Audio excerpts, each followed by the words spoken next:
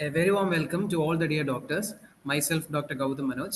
അപ്പോൾ നമ്മൾ ഇന്ന് വന്നിരിക്കുന്നത് കേരള പി എസ് സിയുടെ പ്രിപ്പറേഷൻ്റെ ഭാഗമായിട്ടുള്ള സർജറി ക്ലാസ്സസിൻ്റെ കണ്ടിന്യൂഷൻ്റെ ഭാഗമായിട്ടാണ്.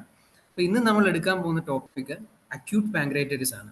അപ്പോൾ നമുക്കറിയാം അക്യൂട്ട് പാങ്ക്രൈറ്റൈറ്റിസ് എന്ന് പറയുന്നത് both clinically and from exam point of view, അതിപ്പോൾ ഏത് കോമ്പറ്റേറ്റീവ് എക്സാം എടുത്താൽ പോലും അക്യൂട്ട് പാങ്ക്രൈറ്റൈറ്റിസ് എന്ന് പറയുന്നത് വളരെ ഇമ്പോർട്ടൻ്റ് ആയിട്ടുള്ള ഹൈ ഈൽഡിംഗ് ആയിട്ടുള്ള ഒരു ടോപ്പിക്കാണ്.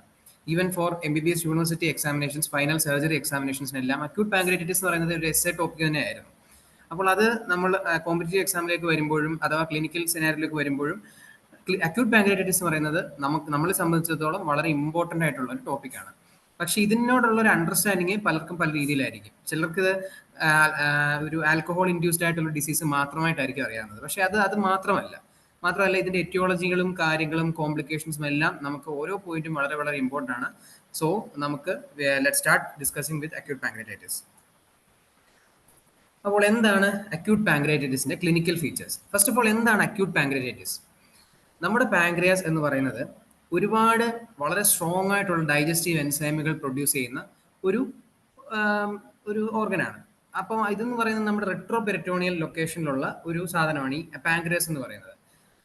എന്താണ് റെട്രോപെരിറ്റോണിയം? റെട്രോപെരിറ്റോണിയം എന്ന് പറഞ്ഞു കഴിഞ്ഞാൽ നമ്മുടെ ലിവർ, നമ്മുടെ ഇൻറ്റസ്റ്റൈന്, സ്മോൾ ഇൻറ്റസ്റ്റൈൻ, ലാർജ് ഇൻറ്റസ്റ്റൈൻ അഥവാ അങ്ങനത്തെ കാര്യങ്ങളെല്ലാം നമ്മുടെ പെരിറ്റോണിയൽ, അതായത് നമ്മുടെ അബ്ഡോമൻ ഒരു നൈസ് ഇൻസിഷൻ വഴി തുറന്നു കഴിഞ്ഞാൽ നമ്മൾ ആദ്യം കാണുന്നത് നമ്മുടെ പെരിറ്റോണിയൽ ഓർഗൻസ് ആണ്. അതായത് നമ്മുടെ പെരിറ്റോണിയത്തിനുള്ളിലുള്ള നമ്മൾ ഡയറക്ട്ലി വിഷ്വലൈസ് ചെയ്യാൻ പറ്റുന്ന ഒരു ഇൻസിഷൻ ഇട്ട്, നമ്മൾ ലാപ്രോട്ടമി ഇൻസിഷൻ ഒക്കെ ഇട്ടിട്ട് തുറന്നു കഴിഞ്ഞാൽ നമ്മൾ കാണുന്ന ആദ്യത്തെ ഓർഗനുകളാണ് നമ്മുടെ പെരിറ്റോണിയൽ ഓർഗൻസ്. റിട്രോപെരിറ്റോണിയൽ ഓർഗൻസ് പറഞ്ഞു കഴിഞ്ഞാൽ നമ്മുടെ പെരിറ്റോണിയം, നമ്മൾ ഈ പെരിറ്റോണിയൽ ഓർഗൻസ് നമ്മൾ കാണുമല്ലോ, അതെല്ലാം നമ്മൾ മാറ്റി നമ്മൾ പുറകോട്ട് പോകുമ്പോൾ കാണുന്ന ഓർഗൻസ് ആണ് റിട്രോപെരിറ്റോണിയൽ ഓർഗൻസ്. ഇതിനകത്ത് ക്ലാസിക്കൽ എക്സാമ്പിൾ ആയിട്ട് പറയുന്ന കിഡ്നിയാണ്. കിഡ്നി ഒരു റിട്രോപെരിറ്റോണിയൽ ഓർഗനാണ്. അതുപോലെ ഒരു റിട്രോപെരിറ്റോണിയൽ ഓർഗനാണ് നമ്മുടെ പാങ്ക്രിയാസ് എന്ന് പറയുന്നത്. അപ്പോൾ നമ്മുടെ പാങ്ക്രിയാസ് ഡൈജഷനെ സഹായിക്കുന്ന ഒരുപാട് പവർഫുൾ എൻസൈമുകൾ പ്രൊഡ്യൂസ് ചെയ്യുന്ന ഒരു വളരെ ഇമ്പോർട്ടൻ്റ് ആയിട്ടുള്ളൊരു സാധനമാണ് നമ്മുടെ ഈ പാങ്ക്രിയാസ് എന്ന് പറയുന്നത്. ഇൻ കേസ് ഈ പാങ്ക്രിയാസിൻ പ്രൊഡ്യൂസ് ചെയ്യുന്ന പാങ്ക്രിയാറ്റിക് എൻസൈംസിന് ഹൈ ഡൈജസ്റ്റീവ് പവർ ഉണ്ടെന്ന് നമ്മൾ പറഞ്ഞു. അതുകൊണ്ട് അത്രയും ഡൈജസ്റ്റീവ് പവറുള്ള എൻസൈംസ് പാങ്ക്രിയാസിന്റെ ഉള്ളിൽ വെച്ചല്ല ആക്ടിവേറ്റ് ആവുന്നത്. ആ പാങ്ക്രിയാസ് പ്രൊഡ്യൂസ് ചെയ്യുന്ന എൻസൈംസ് ഇനാക്റ്റീവ് ഫോമിലാണ്.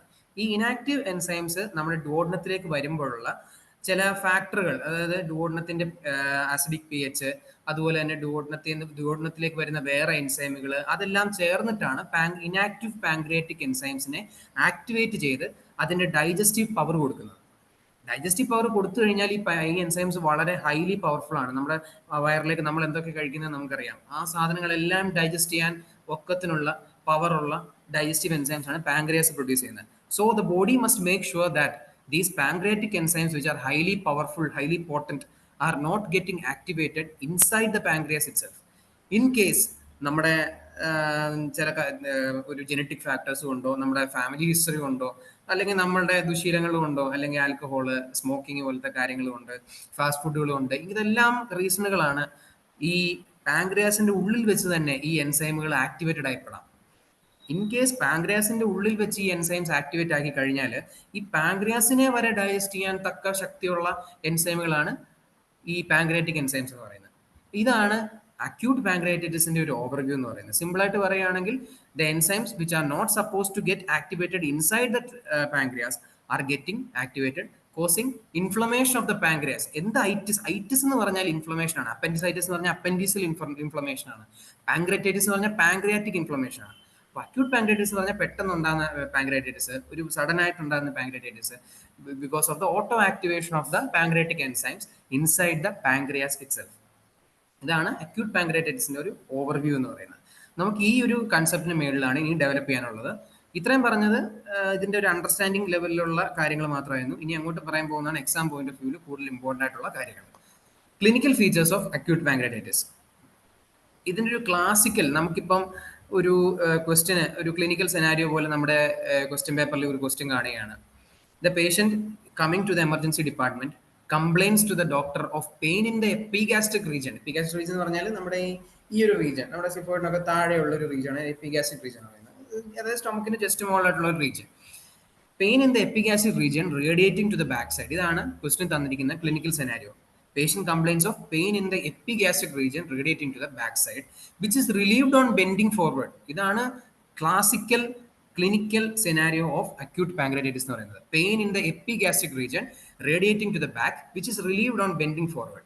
എന്തുകൊണ്ടാണ് ഇങ്ങനെ ഒരു ക്ലിനിക്കൽ സെനാരിയോ വരുന്നത്? Why is the pain relieved on bending forward?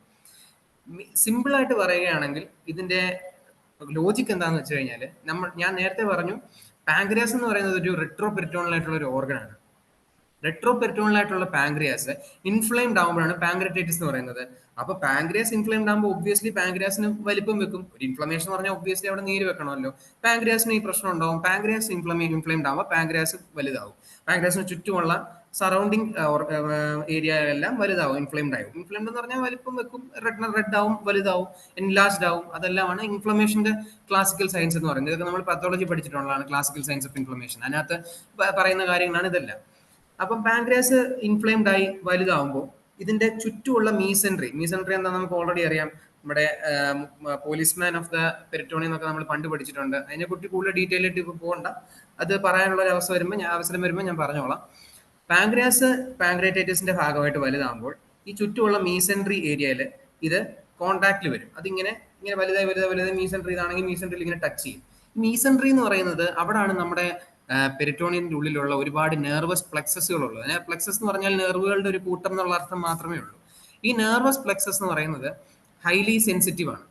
ഇത് തൊട്ട് കഴിഞ്ഞ ഉടനെ തന്നെ ലാർജ് എമൗണ്ട് ഓഫ് പെയിൻ നമുക്ക് ഉണ്ടാകാൻ സാധ്യതയുണ്ട്. ഏത് റീജിയനിലാണോ ഇത് തൊടുന്നത് ആ റീജിയനിൽ നമുക്ക് ലാർജ് സ്കെയിൽ പെയിൻ വരാൻ സാധ്യതയുണ്ട്. അത് ഹെവി പെയിൻ ആയിരിക്കും. നമുക്കറിയാം അക്യൂട്ട് പാങ്ക്രൈറ്റൈറ്റിസിന്റെ പേഷ്യൻസ് നമ്മൾ കണ്ടിട്ടുണ്ടെങ്കിൽ അവരുടെ മെയിൻ പ്രശ്നം എന്ന് പറയുന്നത് ഒന്നുമല്ല, പെയിൻ ആണ്. പെയിൻ കൺട്രോൾ ആണ് അക്യൂട്ട് പാങ്ക്രൈറ്റൈറ്റിസിന്റെ മെയിൻ പ്രശ്നം.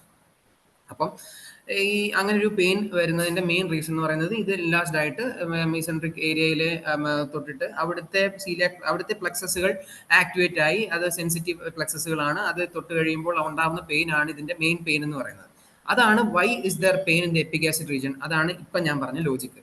ഇനി എന്തുകൊണ്ട് ഇത് റിലീവ്ഡ് ഓൺ ബെൻഡിങ് ഫോർവേഡ്? എന്തുകൊണ്ട് ഈ പെയിന് നമ്മൾ മുമ്പോട്ടായുമ്പോൾ നമ്മൾ ക്ലാസിക്കലി നമ്മൾ ഒരു വാർഡിൽ ചെന്നിട്ട് അക്യൂട്ട് പാങ്ക്രൈറ്റിസ് പേഷ്യന്റിനെ സർജിക്കൽ വാർഡിൽ കാണുകയാണെങ്കിൽ അയാൾ എപ്പോഴും കുനിഞ്ഞായിരിക്കും ഇരിക്കുന്നത്. അതിന്റെ കാരണം ഇതാണ്.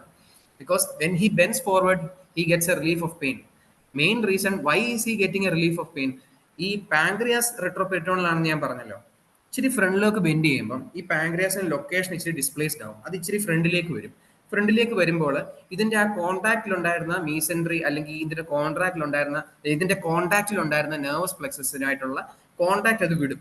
ആ കോൺടാക്ട് വിടുമ്പോൾ ഒരു പെയിന് റിലീഫ് ഉണ്ടാവും. നെർവുമായിട്ട് കോൺടാക്ട് വരാതിരിക്കുമ്പോൾ ആ പെയിൻ ഒബ്വിയസ്ലി റിലീവ്ഡ് ആവും. അതാണ് ഇത് നമ്മൾ ഫ്രണ്ടിലേക്ക് ആകുമ്പോൾ പാങ്ക്രിയാസിന്റെ ലൊക്കേഷനും ഫ്രണ്ടിലേക്ക് ആവും. പാങ്ക്രിയാസ് ഇച്ചിരി ഫ്രണ്ടിലേക്ക് ഡിസ്പ്ലേസ്ഡ് ആവും. അങ്ങനെ ഡിസ്പ്ലേസ്ഡ് ആകുമ്പോൾ പാങ്ക്രിയാസും മീസെൻട്രിയും തമ്മിലുള്ള കോൺടാക്ട് വിടും. കോൺടാക്ട് വിട്ട് കഴിയുമ്പോൾ ഒബ്വിയസ്ലി എന്താ സംഭവിക്കുന്നത്?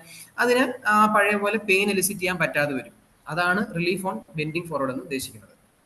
Next feature vomiting.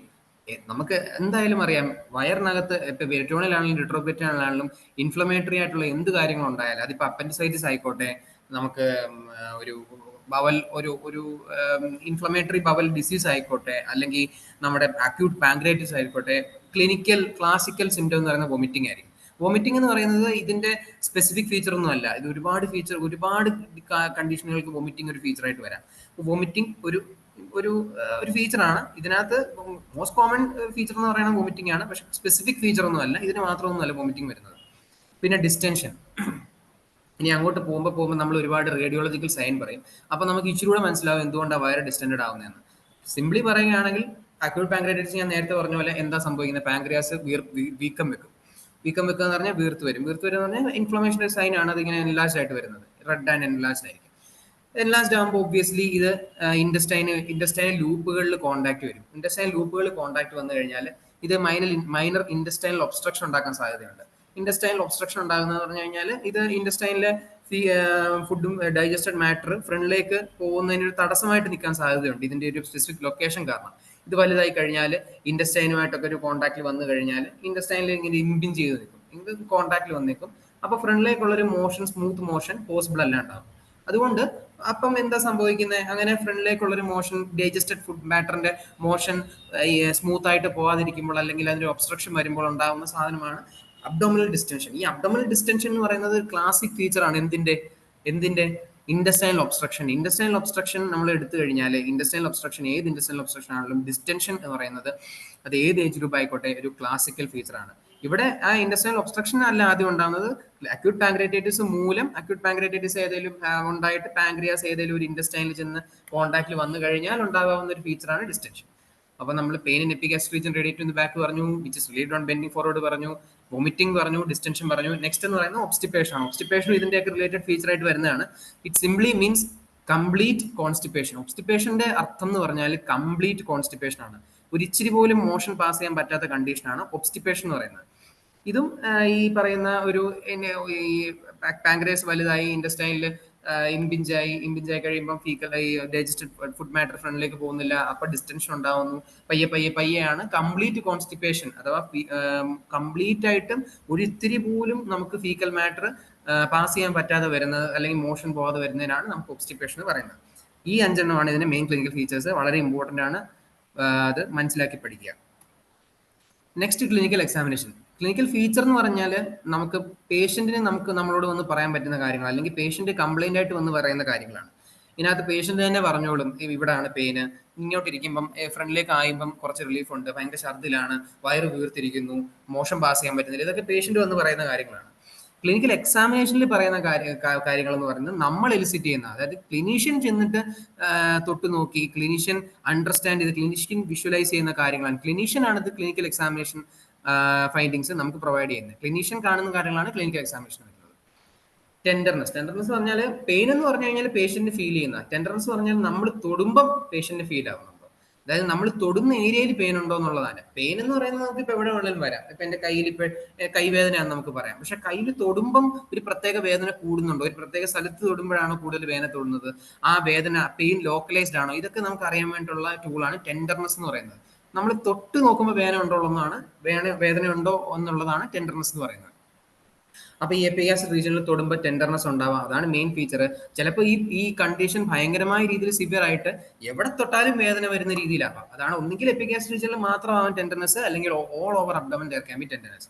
Rebound tenderness പറഞ്ഞു കഴിഞ്ഞാൽ നമ്മൾ പേഷ്യന്റിനോട് അകത്തേക്ക് ശ്വസിക്കാൻ പറയാം, ഇൻസ്പയർ ചെയ്യാൻ പറയാം, പേഷ്യന്റിനോട് അകത്തേക്ക് വായു വലിച്ചെടുക്കാൻ പറയാം. എന്നിട്ട് നമ്മൾ ഈ ലൊക്കേഷൻ പാങ്ക്രിയാസിന്റെ ലൊക്കേഷനിൽ പയ്യെ ഇങ്ങനെ പേഷ്യന്റ് ഇൻസ്പയർ ചെയ്യുമ്പോൾ തന്നെ നമ്മൾ ഇങ്ങനെ പയ്യെ പാൽപ്പേറ്റ് ചെയ്ത് നോക്കുക. പയ്യെ പാൽപ്പേറ്റ് ചെയ്ത് നോക്കുമ്പോൾ പേഷ്യന്റ് ഒരു റീബൗണ്ട് ഒരു റിഫ്ലക്സ് പോലെ വരും. അതായത് പേഷ്യന്റ് പെയിൻ കാരണം പേഷ്യന്റ് ഇൻസ്പിറേഷൻ ഹോൾഡ് ചെയ്യാൻ പറ്റാതെ പേഷ്യന്റ് പെട്ടെന്ന് എക്സ്പയർ ചെയ്ത് നമുക്ക് അത് പേഷ്യന്റ് ഡിഫൻസ് മെക്കാനിസം ആണ്. കാരണം പേഷ്യന്റ് ഇൻസ്പയർ ചെയ്യുമ്പോൾ നമ്മൾ ഇൻസ്പയർ ചെയ്യുന്ന ടൈമിലാണ് പേഷ്യന്റിനെ പാൽപ്പേറ്റ് ചെയ്യുന്നത്. പേഷ്യന്റിനെ പാൽപ്പേറ്റ് ചെയ്യുന്ന ടൈമിൽ നമ്മൾ we are more closer to the retroperitoneal organs. കാരണം പേഷ്യന്റ് അകത്തേക്ക് വായു വലിച്ചെടുത്തിരിക്കുകയല്ലേ, അപ്പൊ അത്രയും സ്പേസ് കൂടെ അകത്തേക്ക് നമ്മുടെ അബ്ഡമൻ മൂവ് ചെയ്യും. അപ്പൊ നമ്മൾ നേരിട്ട് പാൽപ്പേറ്റ് ചെയ്യുമ്പോൾ we are more closer to the peritoneal and retroperitoneal organs than when the patient is expiring.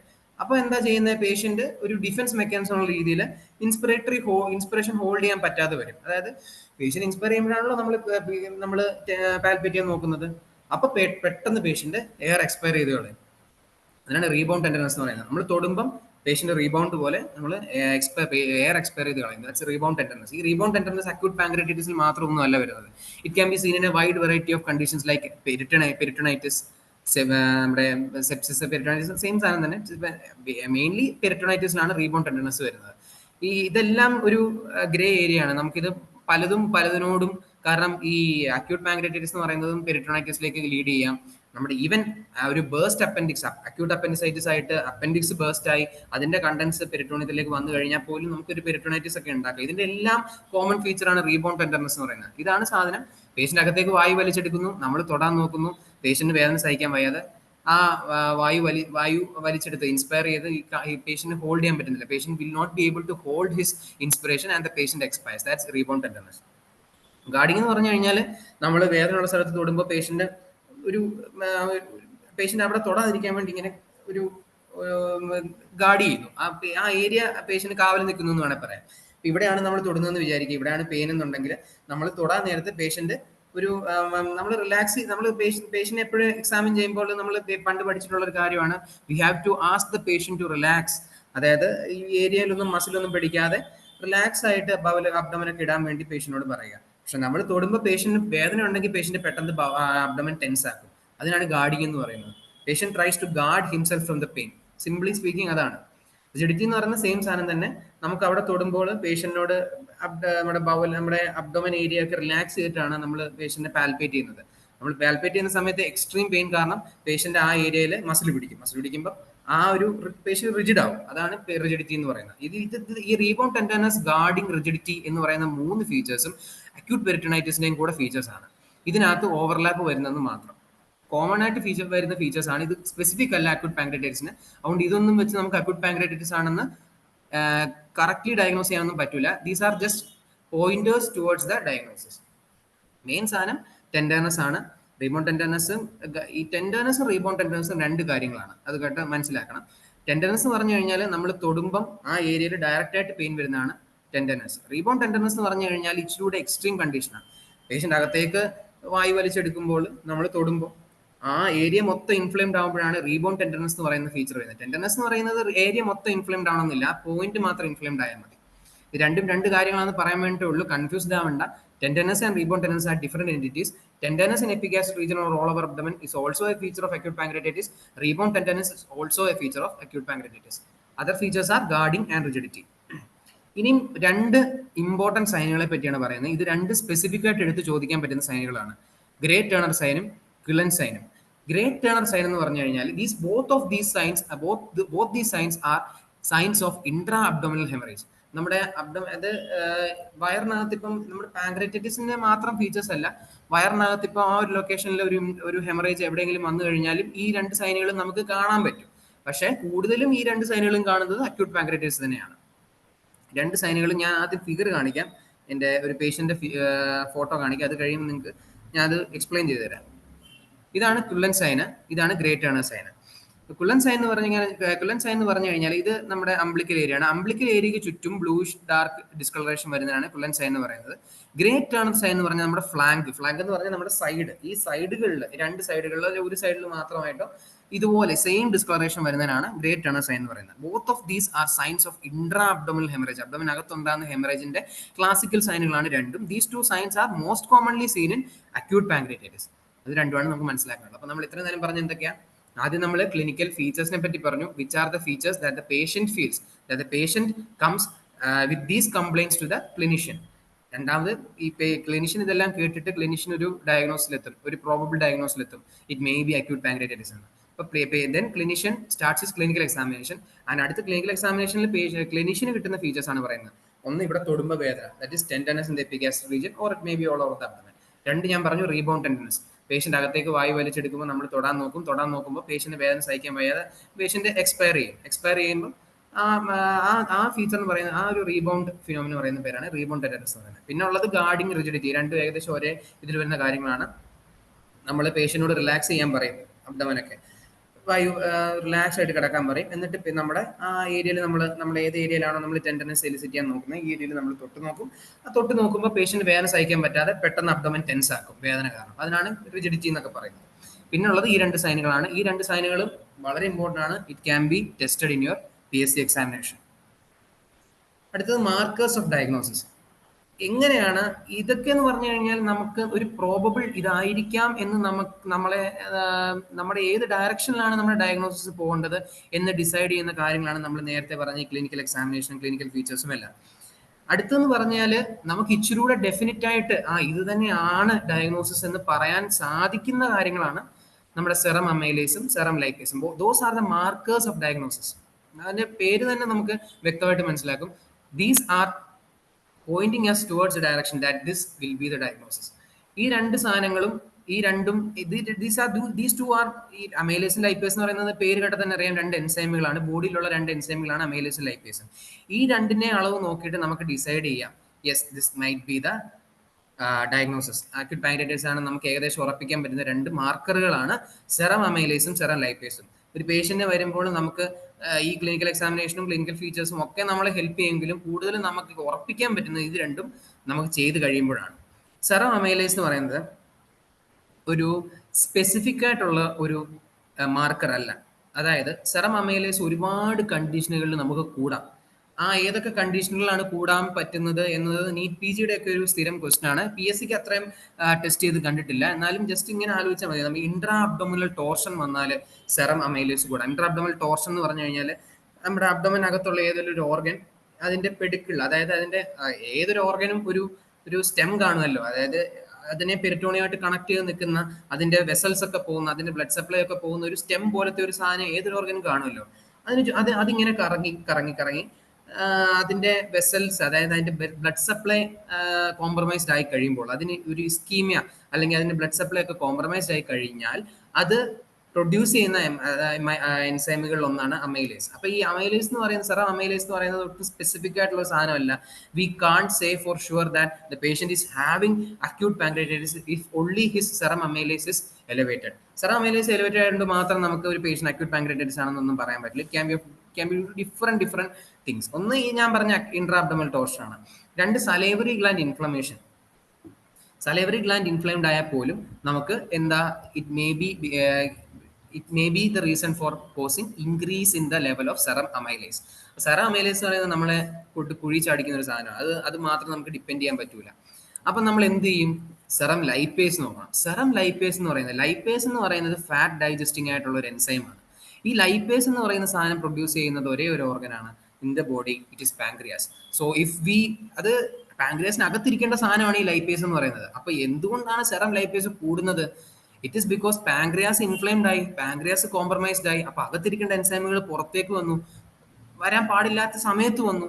അങ്ങനെ വന്നു കഴിയുമ്പോഴാണ് സെറം ലൈപ്പേസ് നമ്മുടെ ബോഡിയിൽ കൂടുന്നത്. സാധാരണ ഒരു മനുഷ്യന്റെ പോയി ചെക്ക് ചെയ്ത് കഴിഞ്ഞാൽ, അല്ലെങ്കിൽ ചുമ്മാ പോയി നമ്മൾ നോക്കിക്കഴിഞ്ഞാൽ ഒന്നും സെറം ലൈപ്പേസ് ഒന്നും കൂടി നിൽക്കുകയൊന്നുമില്ല. If the serum lipase is increase, we can definitely say that the patient is having acute pancreatitis.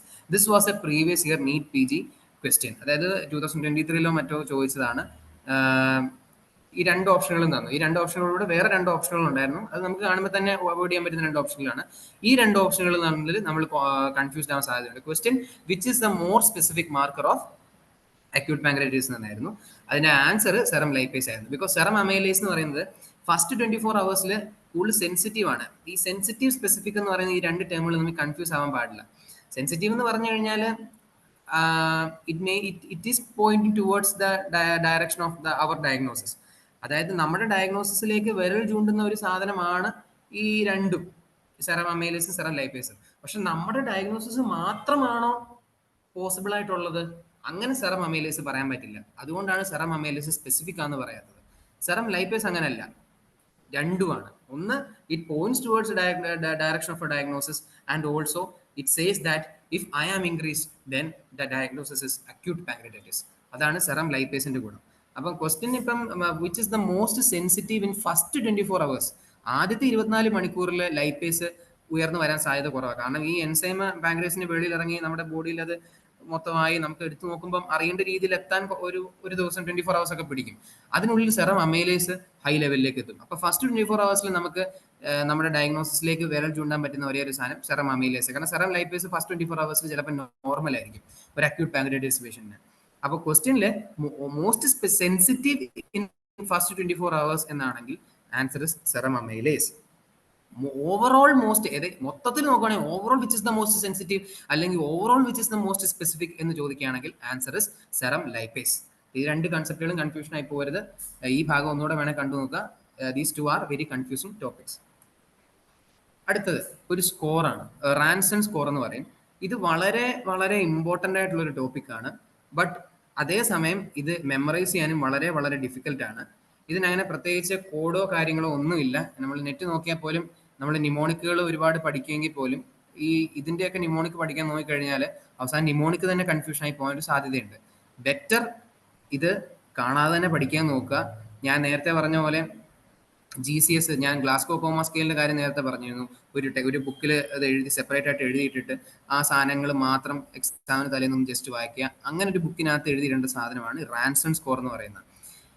എന്താണ് റാൻസൺ സ്കോർ, അല്ലെങ്കിൽ എന്താണ് ഈ അക്യൂട്ട് പാൻക്രിയാറ്റൈറ്റിസിന്റെ ഈ സ്കോറിന്റെ ഇതിന്റെ പ്രത്യേകത എന്താണ്? These are the scores that indicate how severe is acute pancreatitis. ഞാൻ നേരത്തെ പറഞ്ഞു ഇത് രണ്ട് മാർക്കേഴ്സാണ്.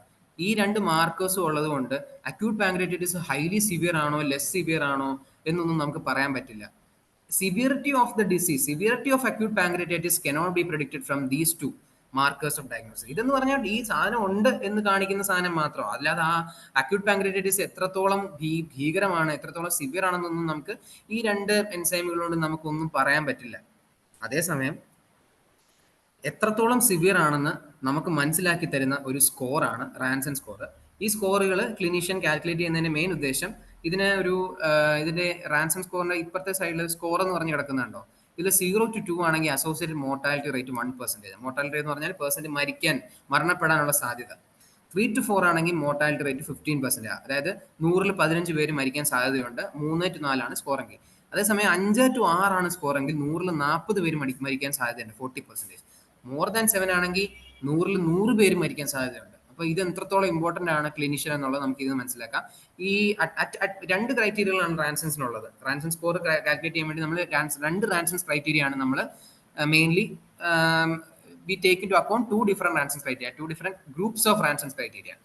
ഒന്ന്, പേഷ്യന്റിനെ കൊണ്ടുവരുന്ന സമയത്ത് എന്താണ് പേഷ്യന്റെ പാരാമീറ്റേഴ്സ്.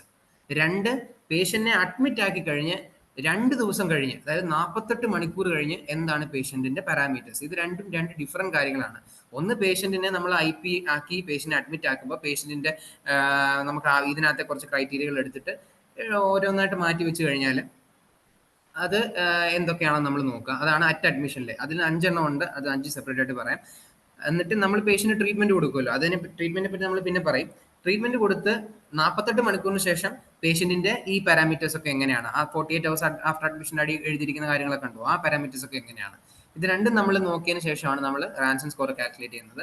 ഓരോ സാധനത്തിനും, അതായത് ഓരോ ഇപ്പോൾ ഏജ് ആണല്ലോ, WBC ആണല്ലോ, ഗ്ലൂക്കോസ് ആണല്ലോ, LDH ആണല്ലോ, AST ആണല്ലോ, ഇതിന് ഓരോ സാധനത്തിനും ഓരോ പോയിന്റ് വീതമാണ്. മാക്സിമം സ്കോർ കിട്ടാൻ പറ്റുന്നത് 5 + 6 11 ആണ്. മോർ ദാൻ 7 ആണെങ്കിൽ 100% മോർട്ടാലിറ്റി ആണ്. ഇതിൽ ഓരോന്നും നമുക്ക് ജസ്റ്റ് ഒന്ന് വായിച്ചു പോവാം. ഇത് നമ്മൾ കാണാതെ പഠിക്കേണ്ട സാധനമാണ്, കാണാതെ പഠിച്ചേ പറ്റത്തുള്ളൂ. Okay. At admission, if the patient's age, അതായത് വരുന്ന ആളുടെ അക്യൂട്ട് പാങ്ക്രിയാറ്റൈറ്റിസ് ആയിട്ട് വരുന്ന ആളുടെ age, if he is more than 55 years of age, അത് ഒരു റിസ്ക് ഫാക്ടർ ആണ്. More than 55 years of age എന്ന് പറഞ്ഞാൽ പേഷ്യന്റ് മധ്യവയസ്കനാണ്, he is not young, he will not be able to tolerate much severe acute pancreatitis. അത് വലിയ acute pancreatitis ആണെങ്കിൽ patient tolerate ചെയ്യാനുള്ള കേപ്പബിലിറ്റി, അതിനുള്ള ആരോഗ്യം വളരെ കുറവായിരിക്കും. If the patient is above 55 years of age. 50 years of age എന്നൊക്കെ പറഞ്ഞ് ക്വസ്റ്റ്യൻ ചോദിക്കും, റോങ് ആണ്. 55 years of age ആണ് കറക്റ്റ് ഓപ്ഷൻ. ആ നമ്പർ, ഓരോ നമ്പരും വളരെ വളരെ ഇമ്പോർട്ടൻ്റ് ആണ് ഇതിനകത്ത്, കേട്ടല്ലോ. Age more than 55 years of age. Second, WBC, white blood cell count more than 16,000. If the white blood cell count is more than 16,000, it is also an indicator of severity of the pancreatitis. ഇതിന് ഓരോന്നിനും ഓരോ point വെച്ചുണ്ട്. ഏജിന് ഒരു point, WBCക്ക് ഒരു point. Glucose level, നമ്മുടെ patient വരുമ്പോൾ നമ്മൾ blood എടുക്കും, blood എടുത്തിട്ട് നമ്മൾ പേഷ്യന്റെ റാൻഡം ബ്ലഡ് ഷുഗർ നോക്കും. when we check the patient's random blood sugar, if the glucose level is more than 200 mg/dL, it's also an indicator of acute pancreatitis. അതും വളരെ important ആണ്. കാരണം നമ്മൾ അങ്ങോട്ട് പോകുമ്പോൾ, as we progress along the topic, will learn that one of the complications of acute pancreatitis is hyperglycemia. Hyperglycemia ആണ് acute പാങ്ക്രിയാറ്റൈറ്റിസിന്റെ ഒരു important complication എന്ന് പറയുന്നത്. അപ്പോൾ പേഷ്യന്റ് വരുമ്പോൾ തന്നെ പേഷ്യന്റ് 200-ന് മുകളിൽ ഗ്ലൂക്കോസ് ഉണ്ടെങ്കിൽ പേഷ്യന്റ് ഇച്ചിലൂടെ കഴിയുമ്പോഴത്തേക്ക് പേഷ്യന്റെ ഗ്ലൂക്കോസ് ലെവൽ 400-500-ലേക്കൊക്കെ പോകും. പിന്നെ എന്താ സംഭവിക്കുന്നതെന്ന് as clinicians we already know. But glucose more than 200 mg/dL at admission is a very important risk factor for acute severe pancreatitis. Okay, അത് കൂടുതൽ സിവിയർ ആകാനുള്ള സാധ്യതയുണ്ട്. അതിനും ഒരു പോയിന്റ് ആണുള്ളത്. പിന്നുള്ളത് രണ്ട് ലിവർ എൻസൈമുകളാണ്. ഒന്ന് AST, മറ്റേത് LDH. AST, LDH നമുക്കറിയാം ലിവർ എൻസൈമുകളാണ്. LDH നമുക്കറിയാവുന്നതാണ്. ഇതിന് രണ്ടിന്റെ വാല്യൂ സെപ്പറേറ്റ് ആയിട്ട് വളരെ പഠിച്ചു വെക്കേണ്ടതാണ്, വളരെ വളരെ ഇമ്പോർട്ടൻ്റ് ആണ്. ഇത് പ്രീവിയസ് നീറ്റ് PG ക്വസ്റ്റ്യനുമാണ്. LDHന്റെ വാല്യൂ എത്രയാണെന്ന് ചോദിച്ചിട്ട് ഓപ്ഷണൽ 250 ആയിരുന്നു. Which of the following is wrong എന്നായിരുന്നു ക്വസ്റ്റ്യന്. അപ്പം 250 അല്ല 350 ആണ് വരേണ്ടത്. മനസ്സിലായി? അപ്പോൾ ആ വാല്യൂസ് എത്രത്തോളം ഇമ്പോർട്ടൻ്റ് ആണെന്ന് നമുക്ക് മനസ്സിലാക്കാം. LDH more than 350, AST more than 250. അത് ഫസ്റ്റ് രണ്ട്, അറ്റ്ലീസ്റ്റ് ഫസ്റ്റ് രണ്ട് നമ്പേഴ്സിൽ ഓർത്ത് വെക്കുക. 250 350 ആണ്. 2 ആണോ 3 ആണോ എന്ന് അറിയാൻ വേണ്ടി ASTയുടെ A അല്ലേ ആദ്യത്തെ ലെറ്റർ. A എന്ന് പറയുന്നത് ചെറിയ ലെറ്റർ ആണ്, ആദ്യം വരുന്ന ലെറ്റർ ആണ്. അപ്പോൾ 2 എന്ന് ഓർത്താൽ മതി. 2 എന്ന് പറയുന്നത് 3 മുന്നേ അല്ലേ. LDHന്റെ L എന്ന് പറയുന്നത് A കഴിഞ്ഞ് വരുന്ന ലെറ്റർ ആണല്ലോ. 2 കഴിഞ്ഞല്ലേ 3 വരുന്നത്. അപ്പം Lന് കറസ്പോണ്ടിങ് ആയിട്ട് 3 എന്ന് ഓർത്താൽ മതി. ഇത് രണ്ടും 350 250 ആണ്. ജസ്റ്റ് ഞാനിത് കൺഫ്യൂസ് ആക്കാതിരിക്കാൻ വേണ്ടി ജസ്റ്റ് ഒരു ട്രിക്ക് പറഞ്ഞതേ ഉള്ളൂ, വേണമെങ്കിൽ ഓർത്തിരിക്കാൻ. അപ്പോൾ അറ്റ് അഡ്മിഷൻ ഈ 5 പാരാമീറ്റേഴ്സ് ആണുള്ളത്. ഓരോ പാരാമീറ്റേഴ്സിനും ഓരോ പോയിന്റ് വെച്ച്. And these parameters are age more than 55 years, WBC more than 16,000, glucose more than 200, LDH more than 350, and AST more than 250. Then നമ്മൾ പേഷ്യൻ്റ് അഡ്മിറ്റ് ചെയ്യുന്നു, പേഷ്യൻ്റ് വേണ്ട ട്രീറ്റ്മെൻറ്റുകളൊക്കെ കൊടുക്കുന്നു, which we will learn as we progress. ആ ട്രീറ്റ്മെൻറ്റുകളൊക്കെ കൊടുത്തതിന് 2 മണിക്കൂറിന് ശേഷം, 2 ദിവസങ്ങൾക്ക് ശേഷം, അതായത് 48 hours ശേഷം വി ചെക്ക് ദീസ് 6 പാരാമീറ്റേഴ്സ്. ഇത് വളരെ ഡിഫിക്കൽട്ടാണ് പഠിക്കാൻ. ഇത് എന്തെങ്കിലും കാരണവശാൽ പഠിച്ചില്ലെങ്കിൽ പോലും അറ്റ് അഡ്മിഷനിലെ ആ 5 പാരാമീറ്റേഴ്സ് വളരെ ഇമ്പോർട്ടൻ്റ് ആണ്. അത് വിടാൻ പാടില്ല. ഇത് ഇമ്പോർട്ടൻ്റ് ആണ്, but compare to at admission 5 പാരാമീറ്റേഴ്സിനെക്കാളും കുറച്ചുകൂടെ ലെസ് ഇമ്പോർട്ടൻ്റ് ആണ്. But it will be good if you are able to remember this also. ആ 6 പാരാമീറ്റേഴ്സ് ഏതൊക്കെയാണെന്ന് പറയാം. ഹെമാറ്റോക്രിറ്റ് ഫോൾട്ട്. ഹെമാറ്റോക്രിറ്റ് എന്ന് പറയുന്നത് നമ്മുടെ പാക്ഡ് സെൽ വോളിയമാണ്. ഹെമറ്റോളജി പഠിച്ചിട്ടുള്ളതാണ്. നമ്മൾ CBC ഒക്കെ വിടുമ്പോൾ നമ്മൾ PCV നോക്കൂലേ, ആ PCV തന്നെയാണ് ഹെമറ്റോക്രിറ്റ് എന്ന് പറയുന്നത്. ഈ haematocrit if it is falling more than 10%. ഹെമാറ്റോക്രിറ്റ് എന്ന് പറയുന്നത് ബേസിക്കലി ഹീമോഗ്ലോബിൻ്റെ ഒരു മാർക്കറാണ്. അതായത് ഹെമറ്റോളജിയിൽ നിങ്ങൾ പഠിക്കുന്നുണ്ടെങ്കിൽ പഠിക്കും. ഒരു HB എന്ന് പറയുന്നത്, അതായത് വാട്ട് ഇസ് HBയുടെ കാൽക്കുലേറ്റ് ചെയ്യുന്നത്, അതായത് when the hematocrit value is given, അല്ലെങ്കിൽ PCV തന്നെയാണ് ഹെമറ്റോക്രിറ്റ് എന്ന് പറയുന്നത്. When the PCV or the hematocrit value is given, to calculate HB, അതായത് to calculate hemoglobin, we need to just multiply the given hematocrit value with 3. മനസ്സിലായോ? I'm sorry. In order to find the HB value when hematocrit level is given, we need to just divide the hematocrit value by 3. HBയുടെ value കിട്ടും. അപ്പം നമുക്ക് 33 ആണ് haematocrit value തന്നിരിക്കുന്നതെന്ന് വിചാരിക്കുക. What is the HB level? HB level കണ്ടുപിടിക്കാൻ വേണ്ടി 33 divide by 3, 11 ആണ് HB value. അതുപോലെ തന്നെ when if the hematocrit value is given as 40 divide by 3 എത്രയാണോ അതാണ് ഹെമറ്റോക്രിറ്റ്, അതാണ് HB value. Simply speaking HB എന്ന് പറയുന്നത് ഹെമറ്റോക്രിറ്റ് ഡിവൈഡ് ബൈ 3. അത് അങ്ങനെ നമുക്ക് 3 നമ്മുടെ ന്യൂമറേറ്റർ മേളിൽ കൊണ്ടുവരുവാണെങ്കിൽ hematocrit is equal to HB × 3 എന്ന് വേണമെങ്കിലും പറയാം. കൺഫ്യൂഷൻ ആവേണ്ട, ഇത്രയും ആലോചിച്ചാൽ മതി. HBയുടെ വാല്യൂ കണ്ടുപിടിക്കാനായിട്ട് ഹെമറ്റോക്രിറ്റിനെ 3 വെച്ച് ഡിവൈഡ് ചെയ്യുക. അപ്പോൾ ആ ഹെമറ്റോക്രിറ്റ് 10% മേളിൽ താഴുകയാണ്. അതായത് നോർമൽ ഹെമറ്റോക്രിറ്റ് വാല്യൂ എന്ന് പറയുന്നത് എബോവ് 40 ആണ്. അത് താന്ന് 30 താഴെ പോവുകയാണ്. 40% 30% താഴെ എന്ന് പറഞ്ഞാൽ മോർ ദാൻ 10%ഓളം താഴ്ചയല്ലേ. അപ്പം 40 എന്ന് പറയുമ്പോൾ ഏകദേശം നമുക്ക് കാൽക്കുലേറ്റ് ചെയ്യുകയാണെങ്കിൽ 12 മേളിലുണ്ട്, 13 മേളിലുണ്ട് ഹീമോഗ്ലോബിൻ എന്ന് പറയുന്നത്.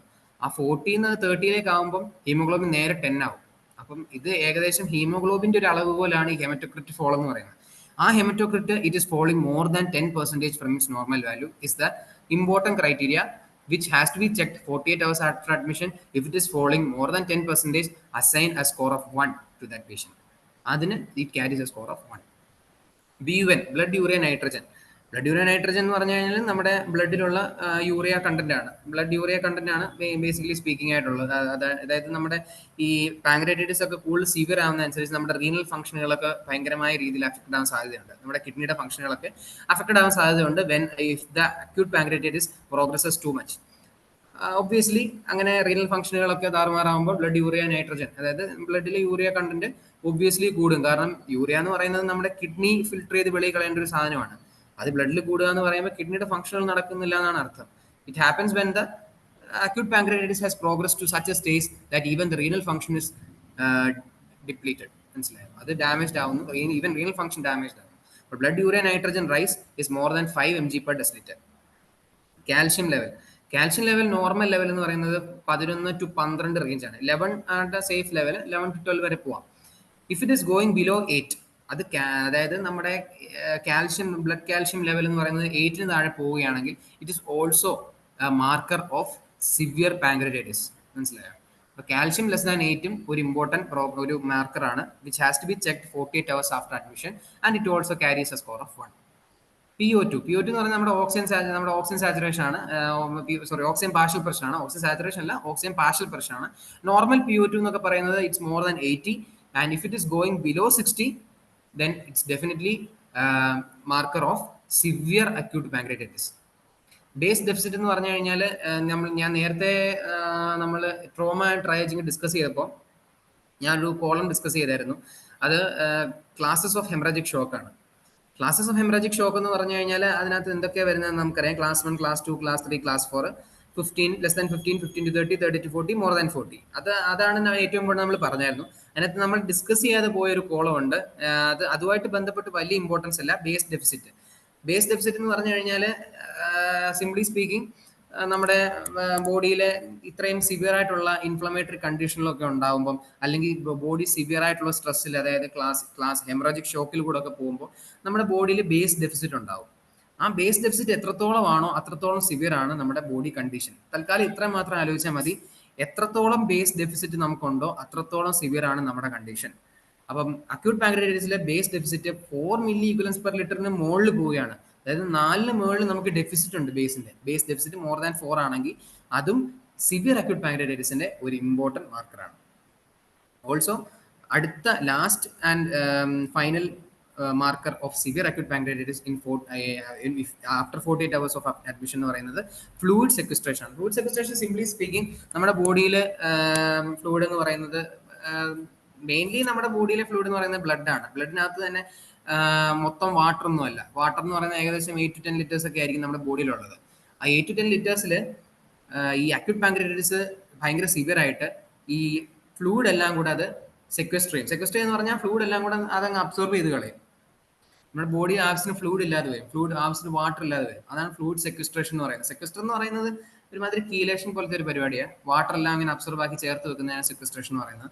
അപ്പം ഈ 6 ലിറ്ററിന് മേളിലൊക്കെ ഫ്ലൂയിഡ് സെക്വസ്റ്റർ ആക്കുക എന്ന് പറഞ്ഞു കഴിഞ്ഞാൽ നമ്മുടെ ബോഡിക്ക് ഒബ്വിയസ്ലി ഡീഹൈഡ്രേഷൻ ഉണ്ടാവും.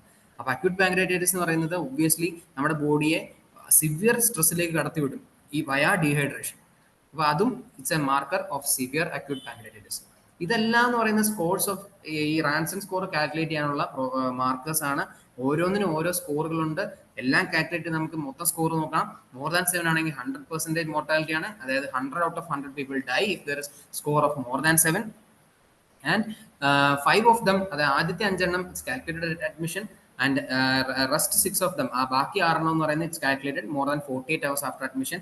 അറ്റ് അഡ്മിഷനിൽ കാൽക്കുലേറ്റ് ചെയ്യുന്നത് age, white blood cell count, glucose and also LDH and AST. ഈ 5 എണ്ണം ഇമ്പോർട്ടൻ്റ് ആണ്. 5ന്റെ വാല്യൂ ഇമ്പോർട്ടൻ്റ് ആണ്. Age more than 55 years, WBC more than 16,000, glucose more than 200, LDH more than 350 and AST more than 250. 2 days നമ്മൾ treatment കൊടുക്കുക. After 48 hours we assess the patient. Hematocrit fall എത്രത്തോളം നോക്കുക. Hematocrit fall എന്ന് പറഞ്ഞാൽ it's directly proportional to HB fall. If the hematocrit fall is more than 10%, 1 point. BUN rice, അതായത് renal ഫംഗ്ഷന്റെ ഒരു മാർക്കറാണ്. അതും മോർ ദാൻ 5 mg/dL ആണെങ്കിൽ 1 point. കാൽഷ്യം ലെസ് ദാൻ 8 ആണെങ്കിൽ 1 point. ലെസ് ദാൻ 8 കേട്ടോ, ആ വാല്യൂ ഓർക്കുക. കാൽഷ്യം ജസ്റ്റ് കാൽഷ്യത്തിൽ എത്ര ലെറ്റേഴ്സ് ഉണ്ടെന്ന് ആലോചിച്ചാൽ മതി. CALCIUM 7 ലെറ്റേഴ്സ് ആണ്. ലെസ് ദാൻ 8 എന്ന് പറയുമ്പോൾ 7 തൊട്ട് ലെസ് ദാൻ 8 ആണല്ലോ. അങ്ങനെ ആലോചിച്ചാൽ മതി. കാൽഷ്യം. PO2 എന്ന് പറയുന്നത് പാർഷ്യൽ പ്രഷർ ഓഫ് ഓക്സിജൻ. അത് ലെസ് ദാൻ 60 വന്നാൽ അതും ഒരു പോയിന്റ് അർഹിക്കുന്ന ഒരു മാർക്കറാണ്. ബേസ് ഡെഫിസിറ്റ് ഞാൻ പറഞ്ഞു. എത്രത്തോളം ബേസ് ഡെഫിസിറ്റ് ഉണ്ടോ അത്രത്തോളം സിവിയർ ആണ്. ബോഡിയിലെ ഏത് കണ്ടീഷനാണ്, നമുക്ക് ബേസ് ഡെഫിസിറ്റ് കാൽക്കുലേറ്റ് ചെയ്യുന്നത് അക്യൂട്ട് പാൻക്രിയാറ്റൈറ്റിസിന് മാത്രമൊന്നുമല്ല. ഏത് കണ്ടീഷനിലാണോ ബേസ് ഡെഫിസിറ്റ് നമ്മൾ കാൽക്കുലേറ്റ് ചെയ്യാൻ ശ്രമിക്കുന്നത്, if the base deficit is high, it means that severe, അത്രയും സിവിയർ ആണ് ആ കണ്ടീഷൻ എന്ന് പറയുന്നത്. അപ്പോൾ ബേസ് ഡെഫിസിറ്റ് ഇവിടെ ബേസിന്റെ നമ്പർ ഓഫ്, അതും നമുക്ക് നമ്പർ ഓഫ് ലെറ്റേഴ്സ് ജസ്റ്റ് നോക്കിയാൽ മതി. ബേസിൽ എത്ര ലെറ്റേഴ്സ് ഉണ്ട്? BASE 4 letters. അപ്പം മോർ ദാൻ 4 ആണെങ്കിൽ base deficit important. We have to take into account that marker also, and we give that ഒരു പോയിന്റ് നമ്മൾ കൊടുക്കും. Base deficit, if the base deficit is more than 4 milliequivalents per liter. Last point എന്ന് പറയുന്നത് fluid sequestration ആണ്.